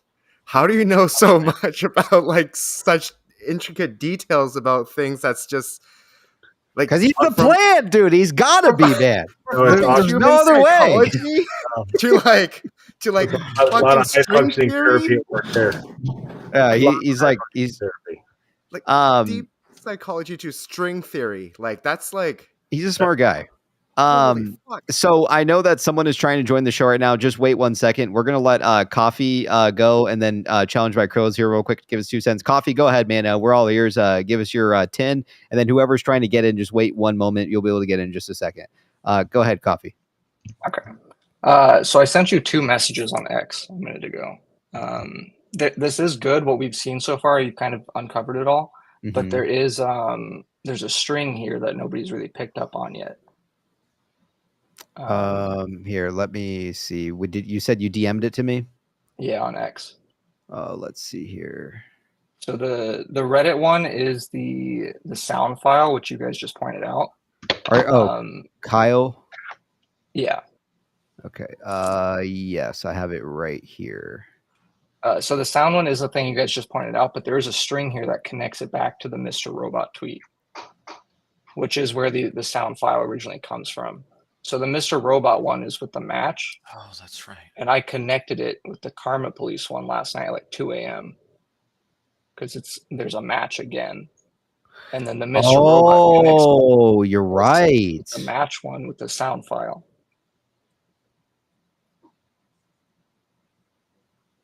That's fucking wild. Is there another post on here that you added, or No, I didn't add the sound file to this because it just came out today. But this is good, man. Wow. I never thought like these that's an excellent connection, Coffee. It's spicy. It's good shit, man. Yeah. I like it, man. Need that to was get their eyes on that. All right, cool. Well, we appreciate having you, Coffee. Cool. Catch you guys later. All right, take care. All right, you heard it from Coffee. I know someone else is trying to join too. All right, Ross. Yeah, if you need to get going, we're almost wrapping up here. We're gonna wrap up right now. We have like 3 left, and then we're out. But if you need to go before then, that's cool too. All right, let me play this one. These are originals?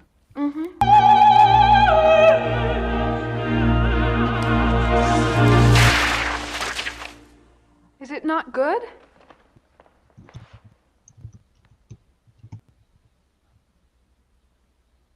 it is miraculous. These Thoughts on this one, fellas? This is Amadeus, right? Yes, this is Gary. Realizing that Amadeus, as a musician or as a composer, was composing stuff straight from God, that he wasn't creating stuff out of himself, that this was him channeling the literal Lord coming through him, that it was heaven on music. And this is, by the way, F. Murray Abraham deserved every credit he got for this movie. You've never seen it. It's not about Tom Hulsey playing Mozart. It's about F. Murray Abraham playing Salieri. The whole point of this fucking clip is the hedge funds are watching DFE and RC play a fucking concert on their asses, and they don't have a way to stop it. And they're just watching it follow every rule, and everything filing is right and everything is perfect. There's no way for them to be able to understand how well composed this entire thing is. The whole premise of this movie, by the way, is F. Murray Abraham being driven insane by the fact that a drunk degenerate who was an idiot happened to create the most profound music in the world. And if you know anything about Mozart, he was a fucking 6-pint-a-day guy. He was a genius who was a degenerate. He was a vape smoking, dildo slapping idiot who just ended up creating some of the most ingenious things the world's ever seen. Well said, man. Well said. Sorry, sloppy over here giving. Instead of a Black Swan event, we're gonna have a fucking Black Dildo event, man. Yes, right on. I'm all for it, man. I'm all for it. Let's go ahead and bring in Challenge by Crow real quick and let's see what his thoughts are. Challenge, let's hear it, man. What's on your mind tonight, man? What would you like to highlight here? What's up, fellas? I had no idea that the stream was still running. I couldn't believe it, so I joined the last second. I missed a little bit of what's been going on. I don't know if you saw in the chat that Elon just posted a pic of an ice cream cone from childhood and updated from a recent shot of him holding an ice cream cone, saying ice cream is the greatest invention ever. So I responded with a clip of Melissa Lee mockingly saying that maybe Ryan Cohen can tweet an ice cream cone and move the BBBY company out of bankruptcy. The title of which being "I am become ice cream cone destroyer of centralized markets." So I thought you guys might want to discuss that, but I don't want to go off on too far of a tangent. And Ross, I had no idea you went full Pepe Sylvia tonight, man. I didn't know you had this much tinfoil in you. I love it. Dude, I like it, man. He's Fucking like unbelievable. He loves the tinfoil. Yeah. Good stuff, man. Challenge. I appreciate you sharing that with us. Again, you have to ask why these guys are posting ice cream photos, things like that. I'll be sure to pull it up right before we head out tonight for some people out there to see it. But appreciate you coming in, man, and bringing that to our attention, man, tonight. All right, dude. I'll let you guys do your thing. I'll check out and listen on the stream. All right, cool, man. Take care. All right, bro. Bye. See ya. All right, you heard it from Challenge by Krill. We seem to be having an issue with Houston Wade. He keeps I'm having all sorts of problems. Yeah, sorry, man. Chaz, let's hear it, man. Chaz, are you there? Hey, people.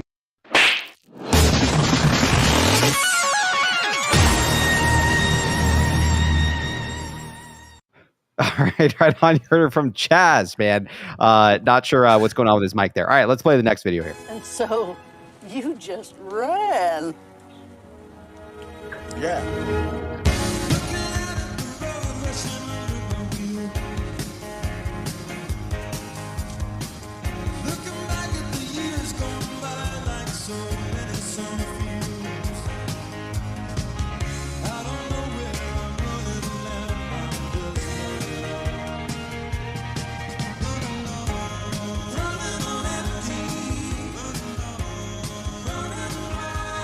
And so you just ran. What are our thoughts on this one, fellas? Maybe we're going to be seeing GameStop make another run soon. Feel like it's pretty straightforward. What are our thoughts here tonight? I've posted tinfoil regarding Run Force Run way back. Let me just pull that up for a second. You guys keep talking. I'm just going to check it. Houston, what are your thoughts, man? You think GameStop's going for another run soon? Hell yes. Did you make some money in options or what? I mean, I made a little bit. I would have made a lot more if I just sold on Tuesday. But Yeah, famous last words. You know, you guys probably already talked about it, but like my brain just needs to rectify why they made the S3 and 8K before open today and not after close. Yeah, right? And really bothered me because if this thing had closed at $34 and above, the stock price by Tuesday would be $300. So, and now I'm freezing again. Yeah. Try, you know what you can try to do is try turning off your camera. Try rejoining and just turning off your camera. I think the camera is sucking up your bandwidth or something. What you have there. Try running without a cam. We lost him. He's frozen. The fuck, man. All right, Houston, try to rejoin maybe without it. Yeah. Okay, so I have the picture. I don't know if I can share it, but it was basically the short hedge funds were chasing after Forrest Gump in the beginning when he had like braces, like the foot brace, when he was running away. I wonder if I can share it. Just see if I can share the picture with you guys. Sure. Anna Sarah, can we get a mic test real quick? Houston Wade, can we get a mic test? Okay, yeah, we can hear you, Anna Sarah. Houston Wade, are you there? Okay. So my thing's super delayed. I just wanted to come on real quick before I have to get back to work. There's one thing I really wanted to bring up that I thought was really important and I wanted to bring to everyone's attention. They'll take like 30 seconds. So we've already talked about how that some of DFE's tweets here that he just did are corresponding with the tweets he did like 3 years ago in 2021. I really want everybody here to go over and try to connect as many of his recent tweets to his old tweets. And then I want them to, I would like someone to do that, or several someones, and then pair them together. And there's two things I'm looking for. I'm looking for if there's one, like an odd man out kind of tweet or something that doesn't actually end up fitting in like pairs or something like that. And then there's also a possibility that there could be like another story that's hidden within these stories as well. And that the only way to reveal that story is by connecting the old tweets with the new tweets, right? Because that really goes along with the theme of you have to go backwards to go forwards, right? So we might be able to see something if we can have people put those things together and like compile it in some manner.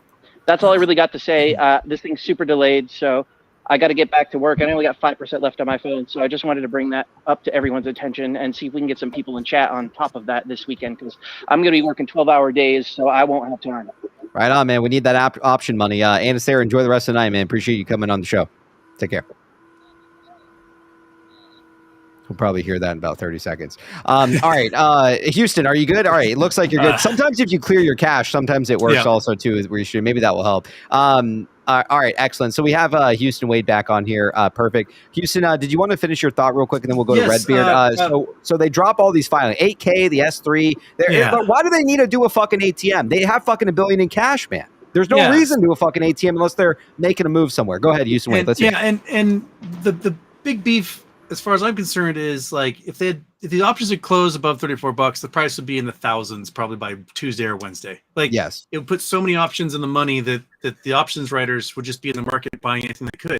Yeah. And so now here we are wondering, are they need 1 day of market activity for the news to set in, and perhaps they get they issue something on Sunday?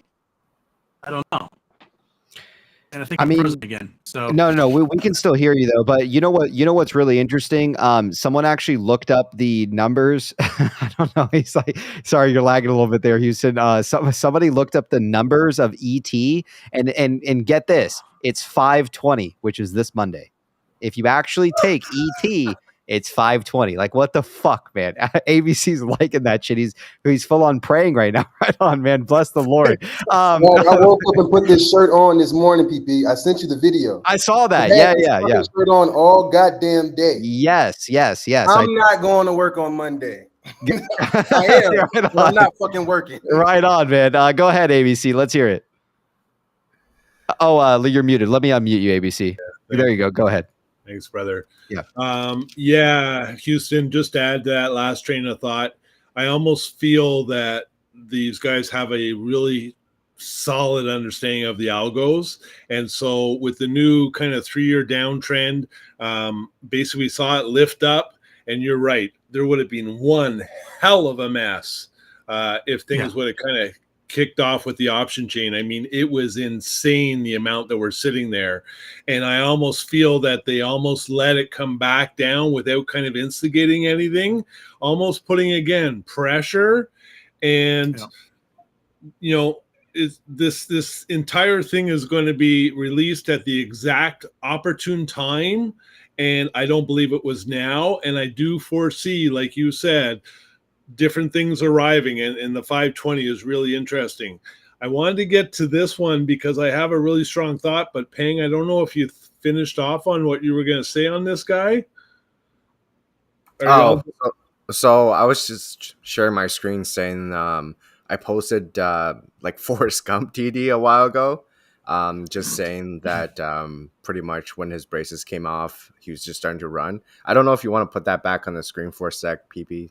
I was just trying to show that. Yeah, it was right here. So yeah, that was, and I think Roaring Kitty's probably like he's been in our community for a very long time. Because if this was a reference, he's been in there for a very long time. Even before, like way before it got deleted and all that. Yeah. Go ahead, Redbeard. Can you hear me? Yeah, we can hear you, man. Okay, so I was up working late last night when the emails dropped, and I stopped and I read through them, and I was pretty confused about why they sent out that that pre-quarterly report, because it's not amazing by any means, and they haven't sent one out in 4 years. And then I read through their S3, and in the S3, I mean, personally, I think it's pretty bullish. They specifically talk that at any point over the next 3 years, they can sell to anyone they want, whether it be market makers, agents, us. They can also sell at any price they want. So if they wanted to sell to shareholders, it could be less or more, whatever they want. And the other spot that they have in there is about dividends. And they specifically state that at any point they can create dividends based on income from the shares that they sell. And so personally, after reading all of that, my thought is that this is all one big bear trap. And it has to be. They're getting people to buy or to short it today to drop it down. So in the future, in the next week or two, they can drop some crazy good news, show us maybe what they spent $200 million on. Theoretically, what they could do is, sell a couple million shares to a market maker or a broker dealer, make whatever money they want on that. And, if they get $1 billion, give 350 million of it back to shareholders in $1 dividend. And if they do that, like all of those shorts are going to have to pay on all of those shares that they have. So to me, it just feels like they're just trying to do this crazy trap. My last other thought that I have to share with you guys, if you take the 45 million that they're authorized to sell and you divide it by the existing shares, 306, you get the percentage, which is 14.7%. 741 backwards. Wow. That's not a fucking coincidence. That can't be at this point. It can't be a coincidence. No way.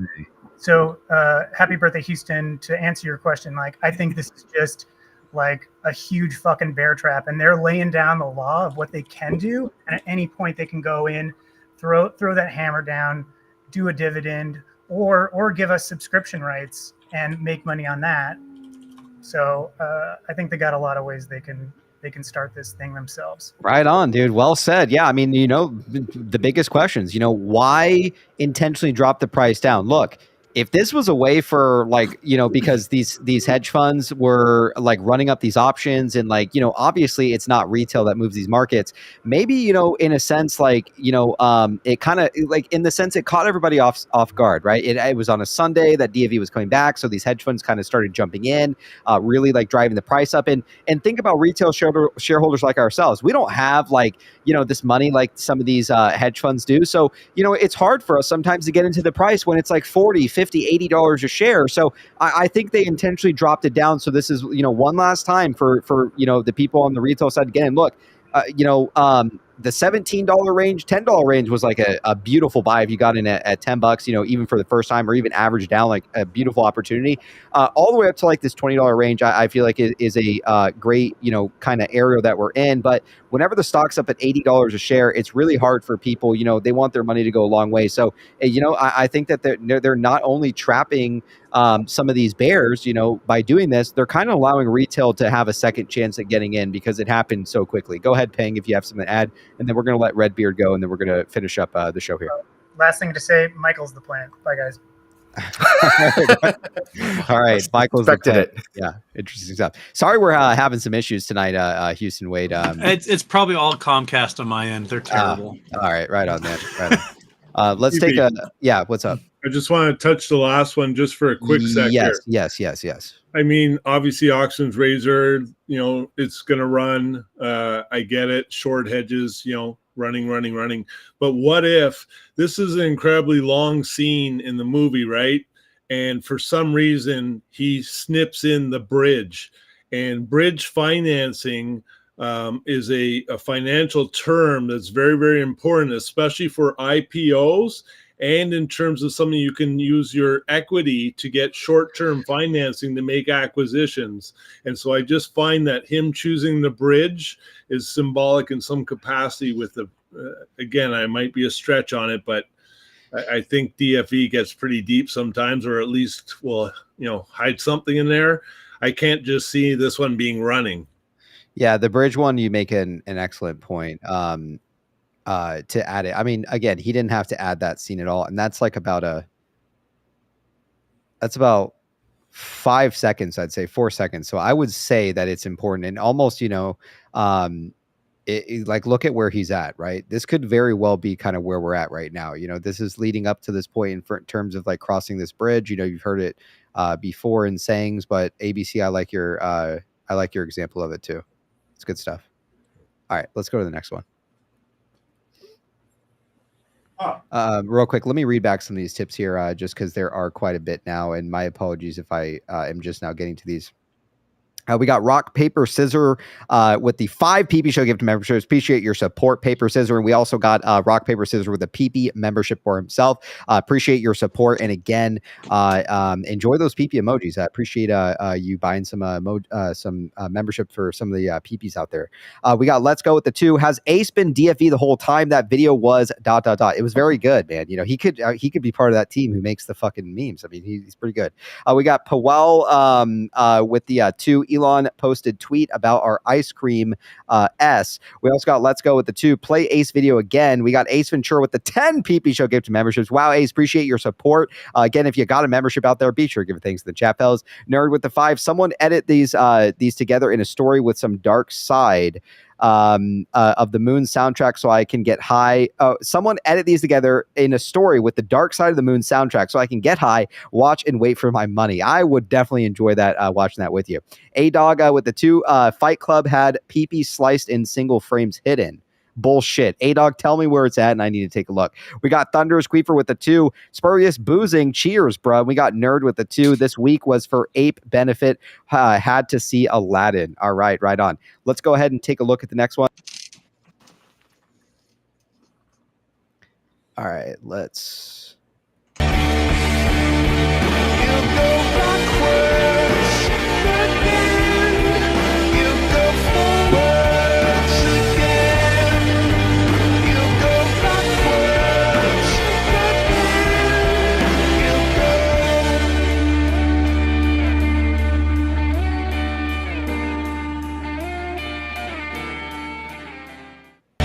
What are our thoughts on this one? And I think we lost Ross. Maybe he already peaced out for tonight. What are our thoughts here, fellas? He's going, I think he's going forwards. What was that? 2 steps forward, 1 step back? Yeah, I mean, I could see it, man, like, Player 1. It's been bugging me. Like, this theme keeps recurring over and over and over about reverse Uno, backwards. The only thing I can keep thinking about is like what Michael had brought up, where all this fraud is like definitively like being proven in the dockets from the previous board in BBBY, and I feel like GME is where the biggest liability is, but it's BBBY that's going to wind up being the fulcrum and breaking everything. And I feel like maybe it's the fraud is going to wind up reversing the entire bankruptcy, clawing back all these funds to the company, and that's what's going to just break shit and get the shorts caught.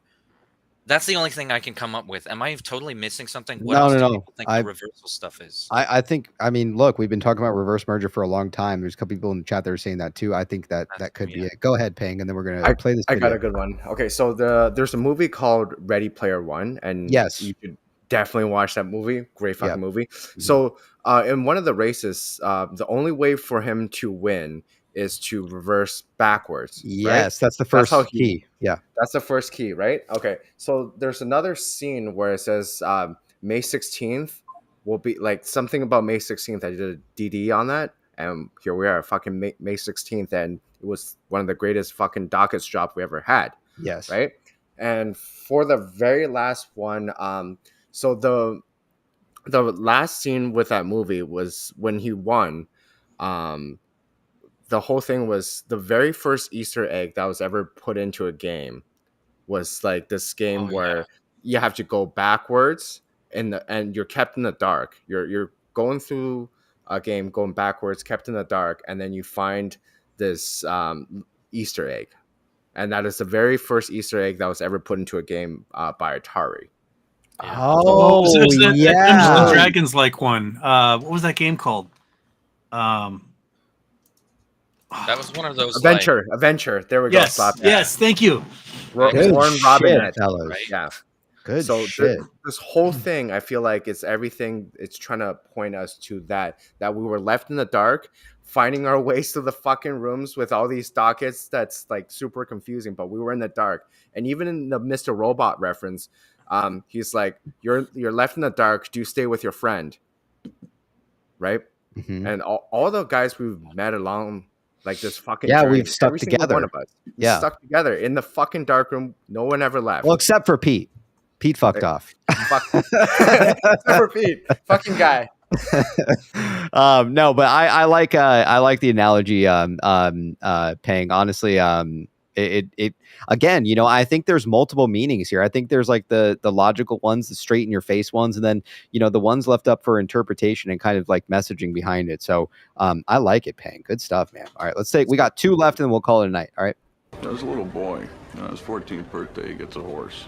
And everybody in the village says, how wonderful, the boy got a horse. And the Zen master says, we'll see. 2 years later, the boy falls off the horse, breaks his leg, and everybody in the village says, how terrible. And the Zen master says, we'll see.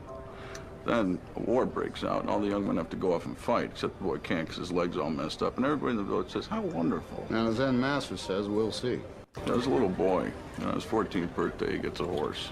And everybody in the village says, how wonderful, the boy got a horse. And the Zen master says, Charlie Wilson's we'll War? See.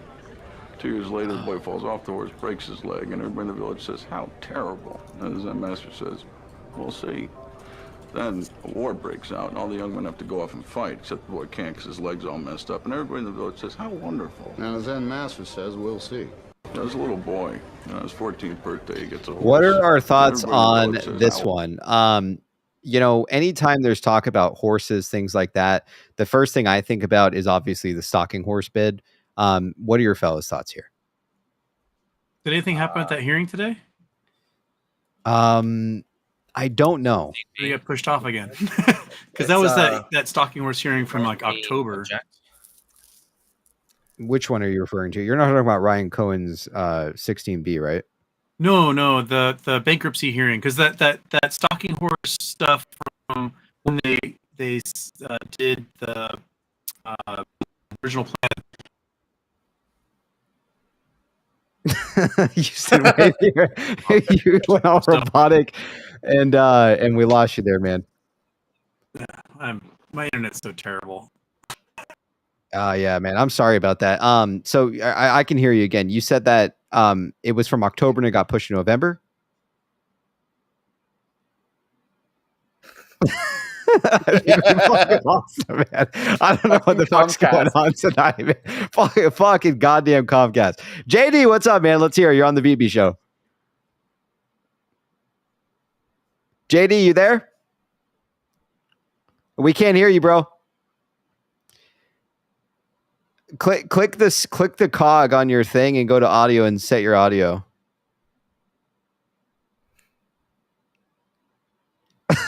God damn it, man. All right, I want to hear what you have to say, JD. Why don't you type it out for us backstage? There's a private chat you can use back there. Why don't you type it out? Houston, there you are. All right, let's hear it before we before the aliens get you again. Man. Okay.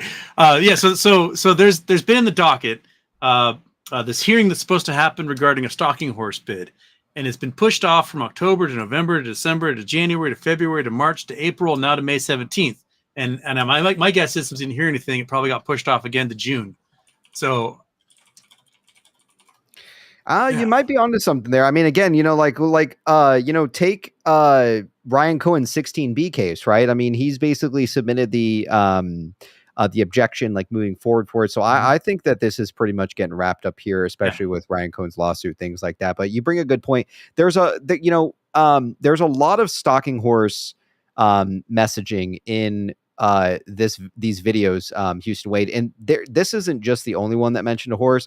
There was one other one where, I don't know, I'm sure you probably saw it, but where they're speeding down like a road. It's called Stand By Me, the movie. Yeah. And he plays chicken with this truck, and then we see like a split thing where there's like a horse, right? I think Bo Jackman is what it is, and he's like, yeah, that's the one. And he's turning and speaking to like a closed door, and he's like, "Oh, I'm not done yet." So I do think that this kind of leads way for, this is, what we've been told is a bunch of lies and bullshit. It is not over. Yeah. There is most certainly something going on here, and even there is something going on here potentially with the stalking horse bidding as well, like you said. So again, I'm going to trust DFE on this one. I think the guy potentially knows something, and he's basically telling us via these videos. So yeah, right on. Good stuff. Let's see what's going on with Stelly tonight. Chat, welcome Stelly. Stelly, what's up? Let's hear it. You're on the PP show. Stelly, are you there? Click the cog there down at the bottom and click your audio so we can hear you. Click the cog, go to audio, and then set your audio levels.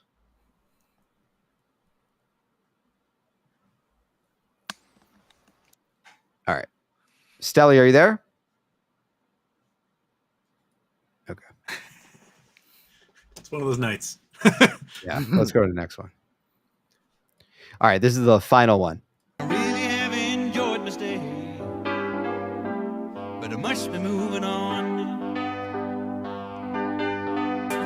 You can laugh at my behavior, that'll never bother me. Say the devil is my savior, but I don't pay no heed. And I will go out shining, it's shining like brand new. I'll never look behind me, my troubles will be few. Goodbye, stranger, it's midnight. Hope you'll find your paradise. Try to see your point of view. Hope your dreams will all come true. Goodbye, Mary. Goodbye, Jane. Will we ever meet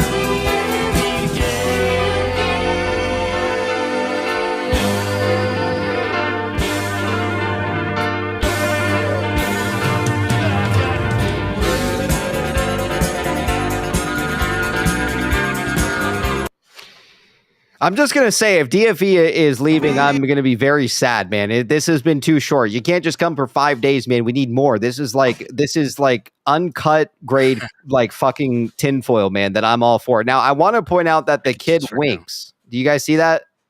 He winks with one eye. Shit. I don't know if Is that's that in the original? I don't know if it is. Oh, it's not? I don't think it is. But if you look at it, there's no way that is. Maybe he's blinking, but he was able to get it. It does look weird. Like it. Is that Ryan Cohen's blink? I don't know. I mean, maybe. He you know did what? Mostly a one-eye blink. You know what he could be saying? Sorry. You know what he could be saying is he could be essentially being like, all right, bye guys, see ya. And then he's winking. You know, again, you know, I think that this is some of the best fucking goddamn tinfoil that I have ever seen. Maui Zaddy says he's gone, bro. Didn't even post a PP post during the show. Yeah, maybe he is gone. I don't know. Maybe he's not, though. Oh, but also I want to also point out one thing that was actually at the start of the show. For some people out there, where was it on here? Sloppy, if you want to show the chat this, you have to scroll up in the chat. Actually, Sloppy won't be able to see it because he got here late. But we did have someone join backstage way earlier at the start of the show. Deep fucking value. And do you guys remember the quote that it said? Because I think my Oh shit! Yeah. I must have had to rejoin because I crashed. Does anybody have the message? He said someone said it was related to ET. It was something like, "Remember, Goodbye I'm still or here." something. Yeah, I'm still here or something like that. Yeah, is what it said. it. So, or I'll be here. what was it, Peg? Do you have it? I think it's "I'll be here." And I'll be here.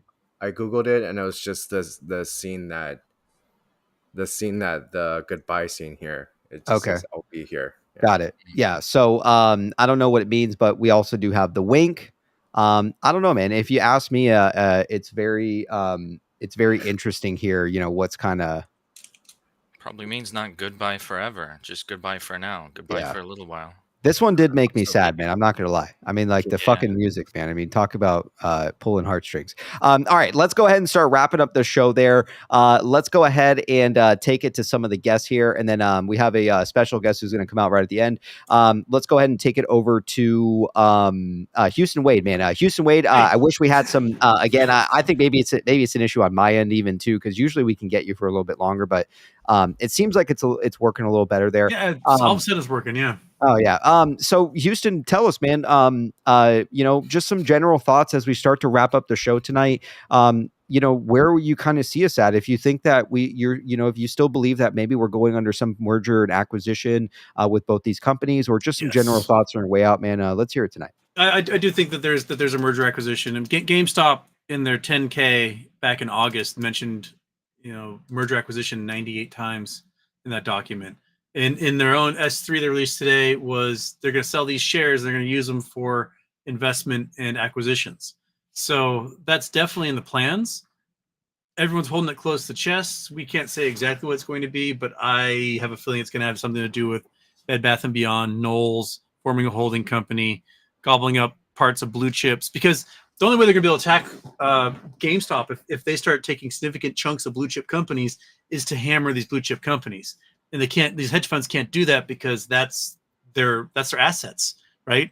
So if a hedge fund is like, I'm going to get GameStop, so I'm going to go hammer Apple into the ground, then that's going to blow up their own holdings, which will destroy their margin. And so it's that's what I think that they're going for. And you know, that agreement they have with Ryan Cohen, where he gets to decide what they're going to invest in, but he's also going to take his own Ryan Cohen Ventures and invest with it, so that he's got some skin in the game, I think is a big deal when it comes to that.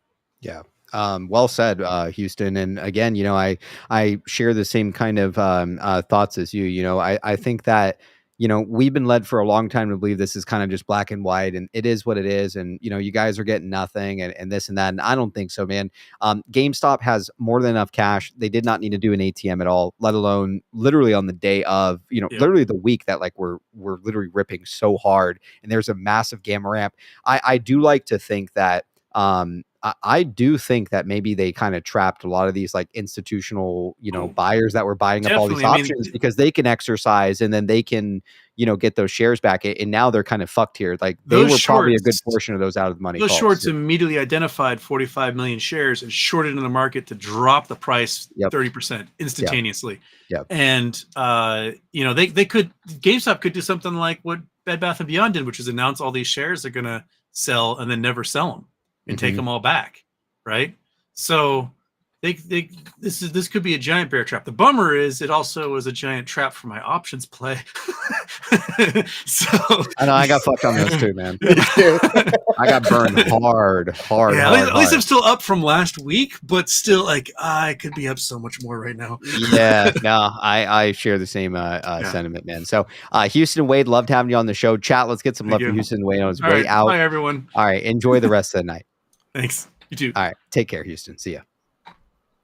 Chat, let's get some love for Houston on its way out. Let's go ahead and take it over to Pang. Pang, give us some closing thoughts, man. As we start to wrap up the show tonight, what would you like the good people at home to know, man? Let's hear it. Okay, so on the very last meme we saw, I think it was a bittersweet but goodbye, I'm still here.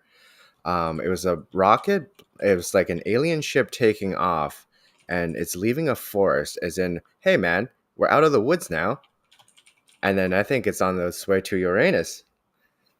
And in some weird fashion way, I thought about goodbye, but not for long. For some reason, the fur and the cat. I don't know why. Oh, okay. Okay. Yeah. Okay. Yes. Yes, and then the last thing I wanted to put it out there was if we can get someone to make like a compilation of every single one of these memes and their movie names, that would be great, because I don't know where half the movies come from. And do you know what would be interesting? That the way I was thinking about it was like, oh, it's just like old times when we actually gather like friends and family together to watch. Well, you brought everyone else, like everyone here together, right, into watching this show like old times, because I don't think in the public people really talk that much anymore. Everyone's got headphones in. Nobody, like I talked to someone this like today randomly, and it's fucking weird. It's like I'm the weird one for trying to like just randomly striking up conversation. Yeah. And I was like, what kind of world have we come into? But to close this out, yeah, I think it's it'd be such a funny way if out of every single one of these movie, it all came from AMC. Did they? I know, but it would just be funny. I don't know if they have. Oh, I don't know where. I thought you every were single one of confirmed these that. I was movies gonna like, from. that's kind of weird. No, but if they're all from AMC, that would have just been like fucking min. But I'm gonna go check and see if it is. Yeah, cool. Well, Pang, loved having you on the show tonight, man. I hope you enjoy the weekend, man. And again, I know a lot of people appreciate some of your opinions and thoughts tonight, especially throughout the whole week. So I appreciate you showing up all week, man, and really putting in the work with me and the rest of the fellas here to try to figure out what's going on. So chat, let's get an uproar for Pang on his way out. Take care, man. I do it for the crowd, baby. Good. All right, take care, man. See ya. All right, let's go ahead and take it over to Nick. Nick, let's get some closing thoughts, man. What would you like the good people at home to know? And then keep in mind, if you want to stick around, we do have a special guest that wants to come on right after. Go ahead, Nick. Fuck it, I'll stay with you. I was gonna hop off, but then somebody was like, I can't wait to hear the Ted Turner 10. So fuck it. I'm gonna give the Ted Turner 10. All right, let's hear. And don't forget the Atlanta Braves. I'm gonna start with the shirt first. Like I said, I've been wearing this fucking shirt all day, man. And I really feel at the end of that video, I felt like I was losing a friend. I'm somebody who thinks differently, and the fact that I was picking up on these little things that they were putting down and pulling on these little strings, but asking the right questions. Like, dude, this whole week has been a national treasure hunt for me. Mm-hmm. And I have nobody to fucking talk to about it, to take real, except for you guys. And that shit can be very fucking lonely, because as many of you know, when you try to tell your friends and your family that there is a life-changing opportunity and they don't fucking listen, man, mm-hmm. It does something to you. So get that out the way first. Now this next part is going to be even crazier for me, because I look at things from a story point perspective. I think about story. I think about questions. Well, why would this person do this? In my journey today, I learned that that baseball, they don't have to report, right? So, and I know it sounds crazy, but I need someone to tell me why it could be and not why it wouldn't be. Like right before when he opens up the GameStop and he's talking about the 7 sins, like what's in the box. Yes. What if AOL or Rupert Murdoch paid someone with AOL to hide the original swaps inside of the Braves financials? Because they would never be reported, because it's a private company. Mm. the government, like nobody could ever look at the financials of a baseball team because they're private. Nobody Honestly, you make a good and RC posted the fucking baseball shit, remember? Pulte talks about fucking innings, man. Hold the fuck up. Hold up, man. I was sitting there thinking, all right, maybe Nick is just kind of, he just really likes the Braves, man. I don't know. I mean, you know, No, maybe you man, like, maybe I you like, do, but I don't. I don't know. But you make a fucking excellent point. Hold the fuck up. RC has made fucking references to baseball, and we've seen it from Pulte talking about innings. Nick, you're onto something, man. Someone needs to dig into this a little bit more, fellas. We still got 1.1 thousand people tuned in. Someone needs to fucking dive into this weekend. Nick might be onto something, guys. He could be a plant for all we know. Go ahead, Nick. Man, it's just been crazy. I just think differently, and I really do feel like I like it. Ted Turner's fall pissed off a lot of entrepreneurs who create. In this world, there are creators and there are takers. The creators build something that people want and buy, and it goes back into the market, and it you know what I'm saying? It helps people grow. The takers just take. People are tired of that shit, even at the billionaire status. And Ted Turner was a mensch amongst men.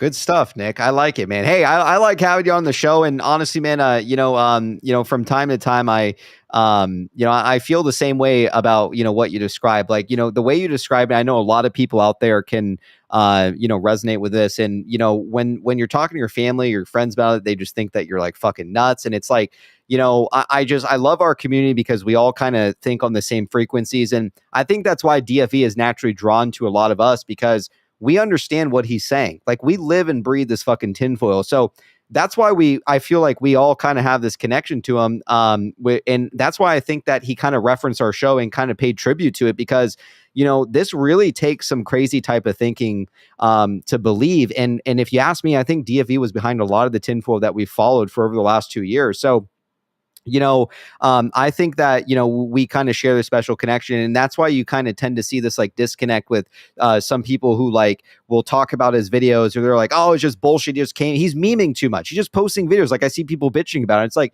you fellas don't get it. You guys just don't simply get it. And that's why he pays tribute to the PP show, because we, the PPs, man, we fucking get it. We get what RC's saying. We get what DFE's saying. We get what all these guys are saying, because we're tapped into these fucking frequencies, man. And, I'm very happy and I'm very glad to hear, Nick, that you, like many other people out there, maybe feel like, you don't have the space to talk about this. And, that just, that reminds me why it is that I do the things I do, because without even realizing it, I've created a space for people to feel welcomed, man. And that kind of thing, it has never really, I never really thought about it. I just think that we all just kind of get together and talk. And sometimes I don't realize, the reality of what people really out there just don't have anybody to bounce ideas off besides, maybe some randoms on the internet. So Nick, love having you on the show, man. Please come back anytime. And I'm very pleased to know that you found your home, man, at the PP Thank show. you, brother. So,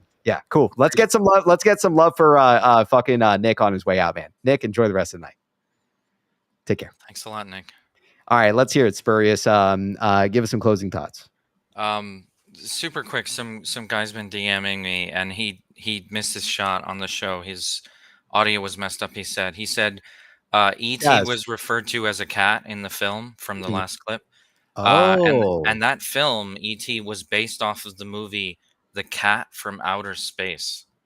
Get the fuck out. And yeah, and he jumped in a rocket ship. So I was actually thinking, like, which way is it? Like, are we, is E.T. us, or is it DFE? But that's, I think that kind of calls it. I think it's DFE for sure. Yeah. So I'm this whole week of course, like, how could anyone be bearish on this week after DFE just suddenly returning and stuff? I think the red button that's come up, there's been a lot of like references to red, the color red and stuff in DFE's recent tweets. And I think the red button, like in the MIB car, is, it's GME, and GME is going to be the inciting incident. I think it's gonna like kick off the huge event we've I'm all been looking excited, forward dude. to. I'm ready. Yeah, I'm me ready, too. man. The filings that came out today, I think that kind of tells us something's about to happen huge. Yeah. A running theme that's been going on in the recent tweets, especially today, is that like Kitty is talking about him being blamed, right? Like that the one from A Few Good Men. He's in court. He's on trial. He's being vilified by the press and stuff like that. I think it's not just about what he was blamed for, like the original squeeze or the GME sneeze, as we call it. I actually think it's about what he knows he will be blamed for. Like this week, there was a run up, right? And then toward the end of the week, it fell. But I think we're about to come up on a way, way bigger run up, And I think the fact that he didn't tweet at the beginning of your show tonight, PP, he did it every other night of the week, but he didn't do it tonight. And the fact that the last few videos today, toward the end of market close, were, they kind of led to space. They kind of led to a sense of like an end or a finality or a goodbye. Yeah. I think that means like he knows something's about to happen. We know something's about to happen.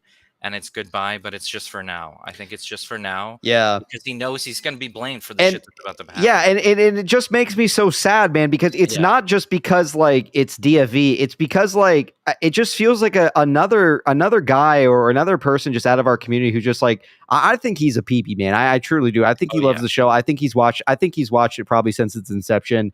And I don't know. For some reason, it just makes me sad. It's almost just like any other person out of our community who, just leaves like that. And, if that is the case, then, I respect it because, obviously some things will go down and things like that. But, yeah, man, it does. Man, the guy is just, the tinfoil is just so good, man. Just fucking plug me with tinfoil, man. And I never want to fucking leave ever again, man. That's just how I feel. So with that being said, Spurious, loved having you on the show. Yeah. All right. Thanks, you, man. Cool. Thank you All for right. having me. Chat, let's get some love for Spurious on his way out. All right, we have someone who wants to say a couple words here tonight on the show. So, Chad, please give a warm welcome to none other than Zoltar.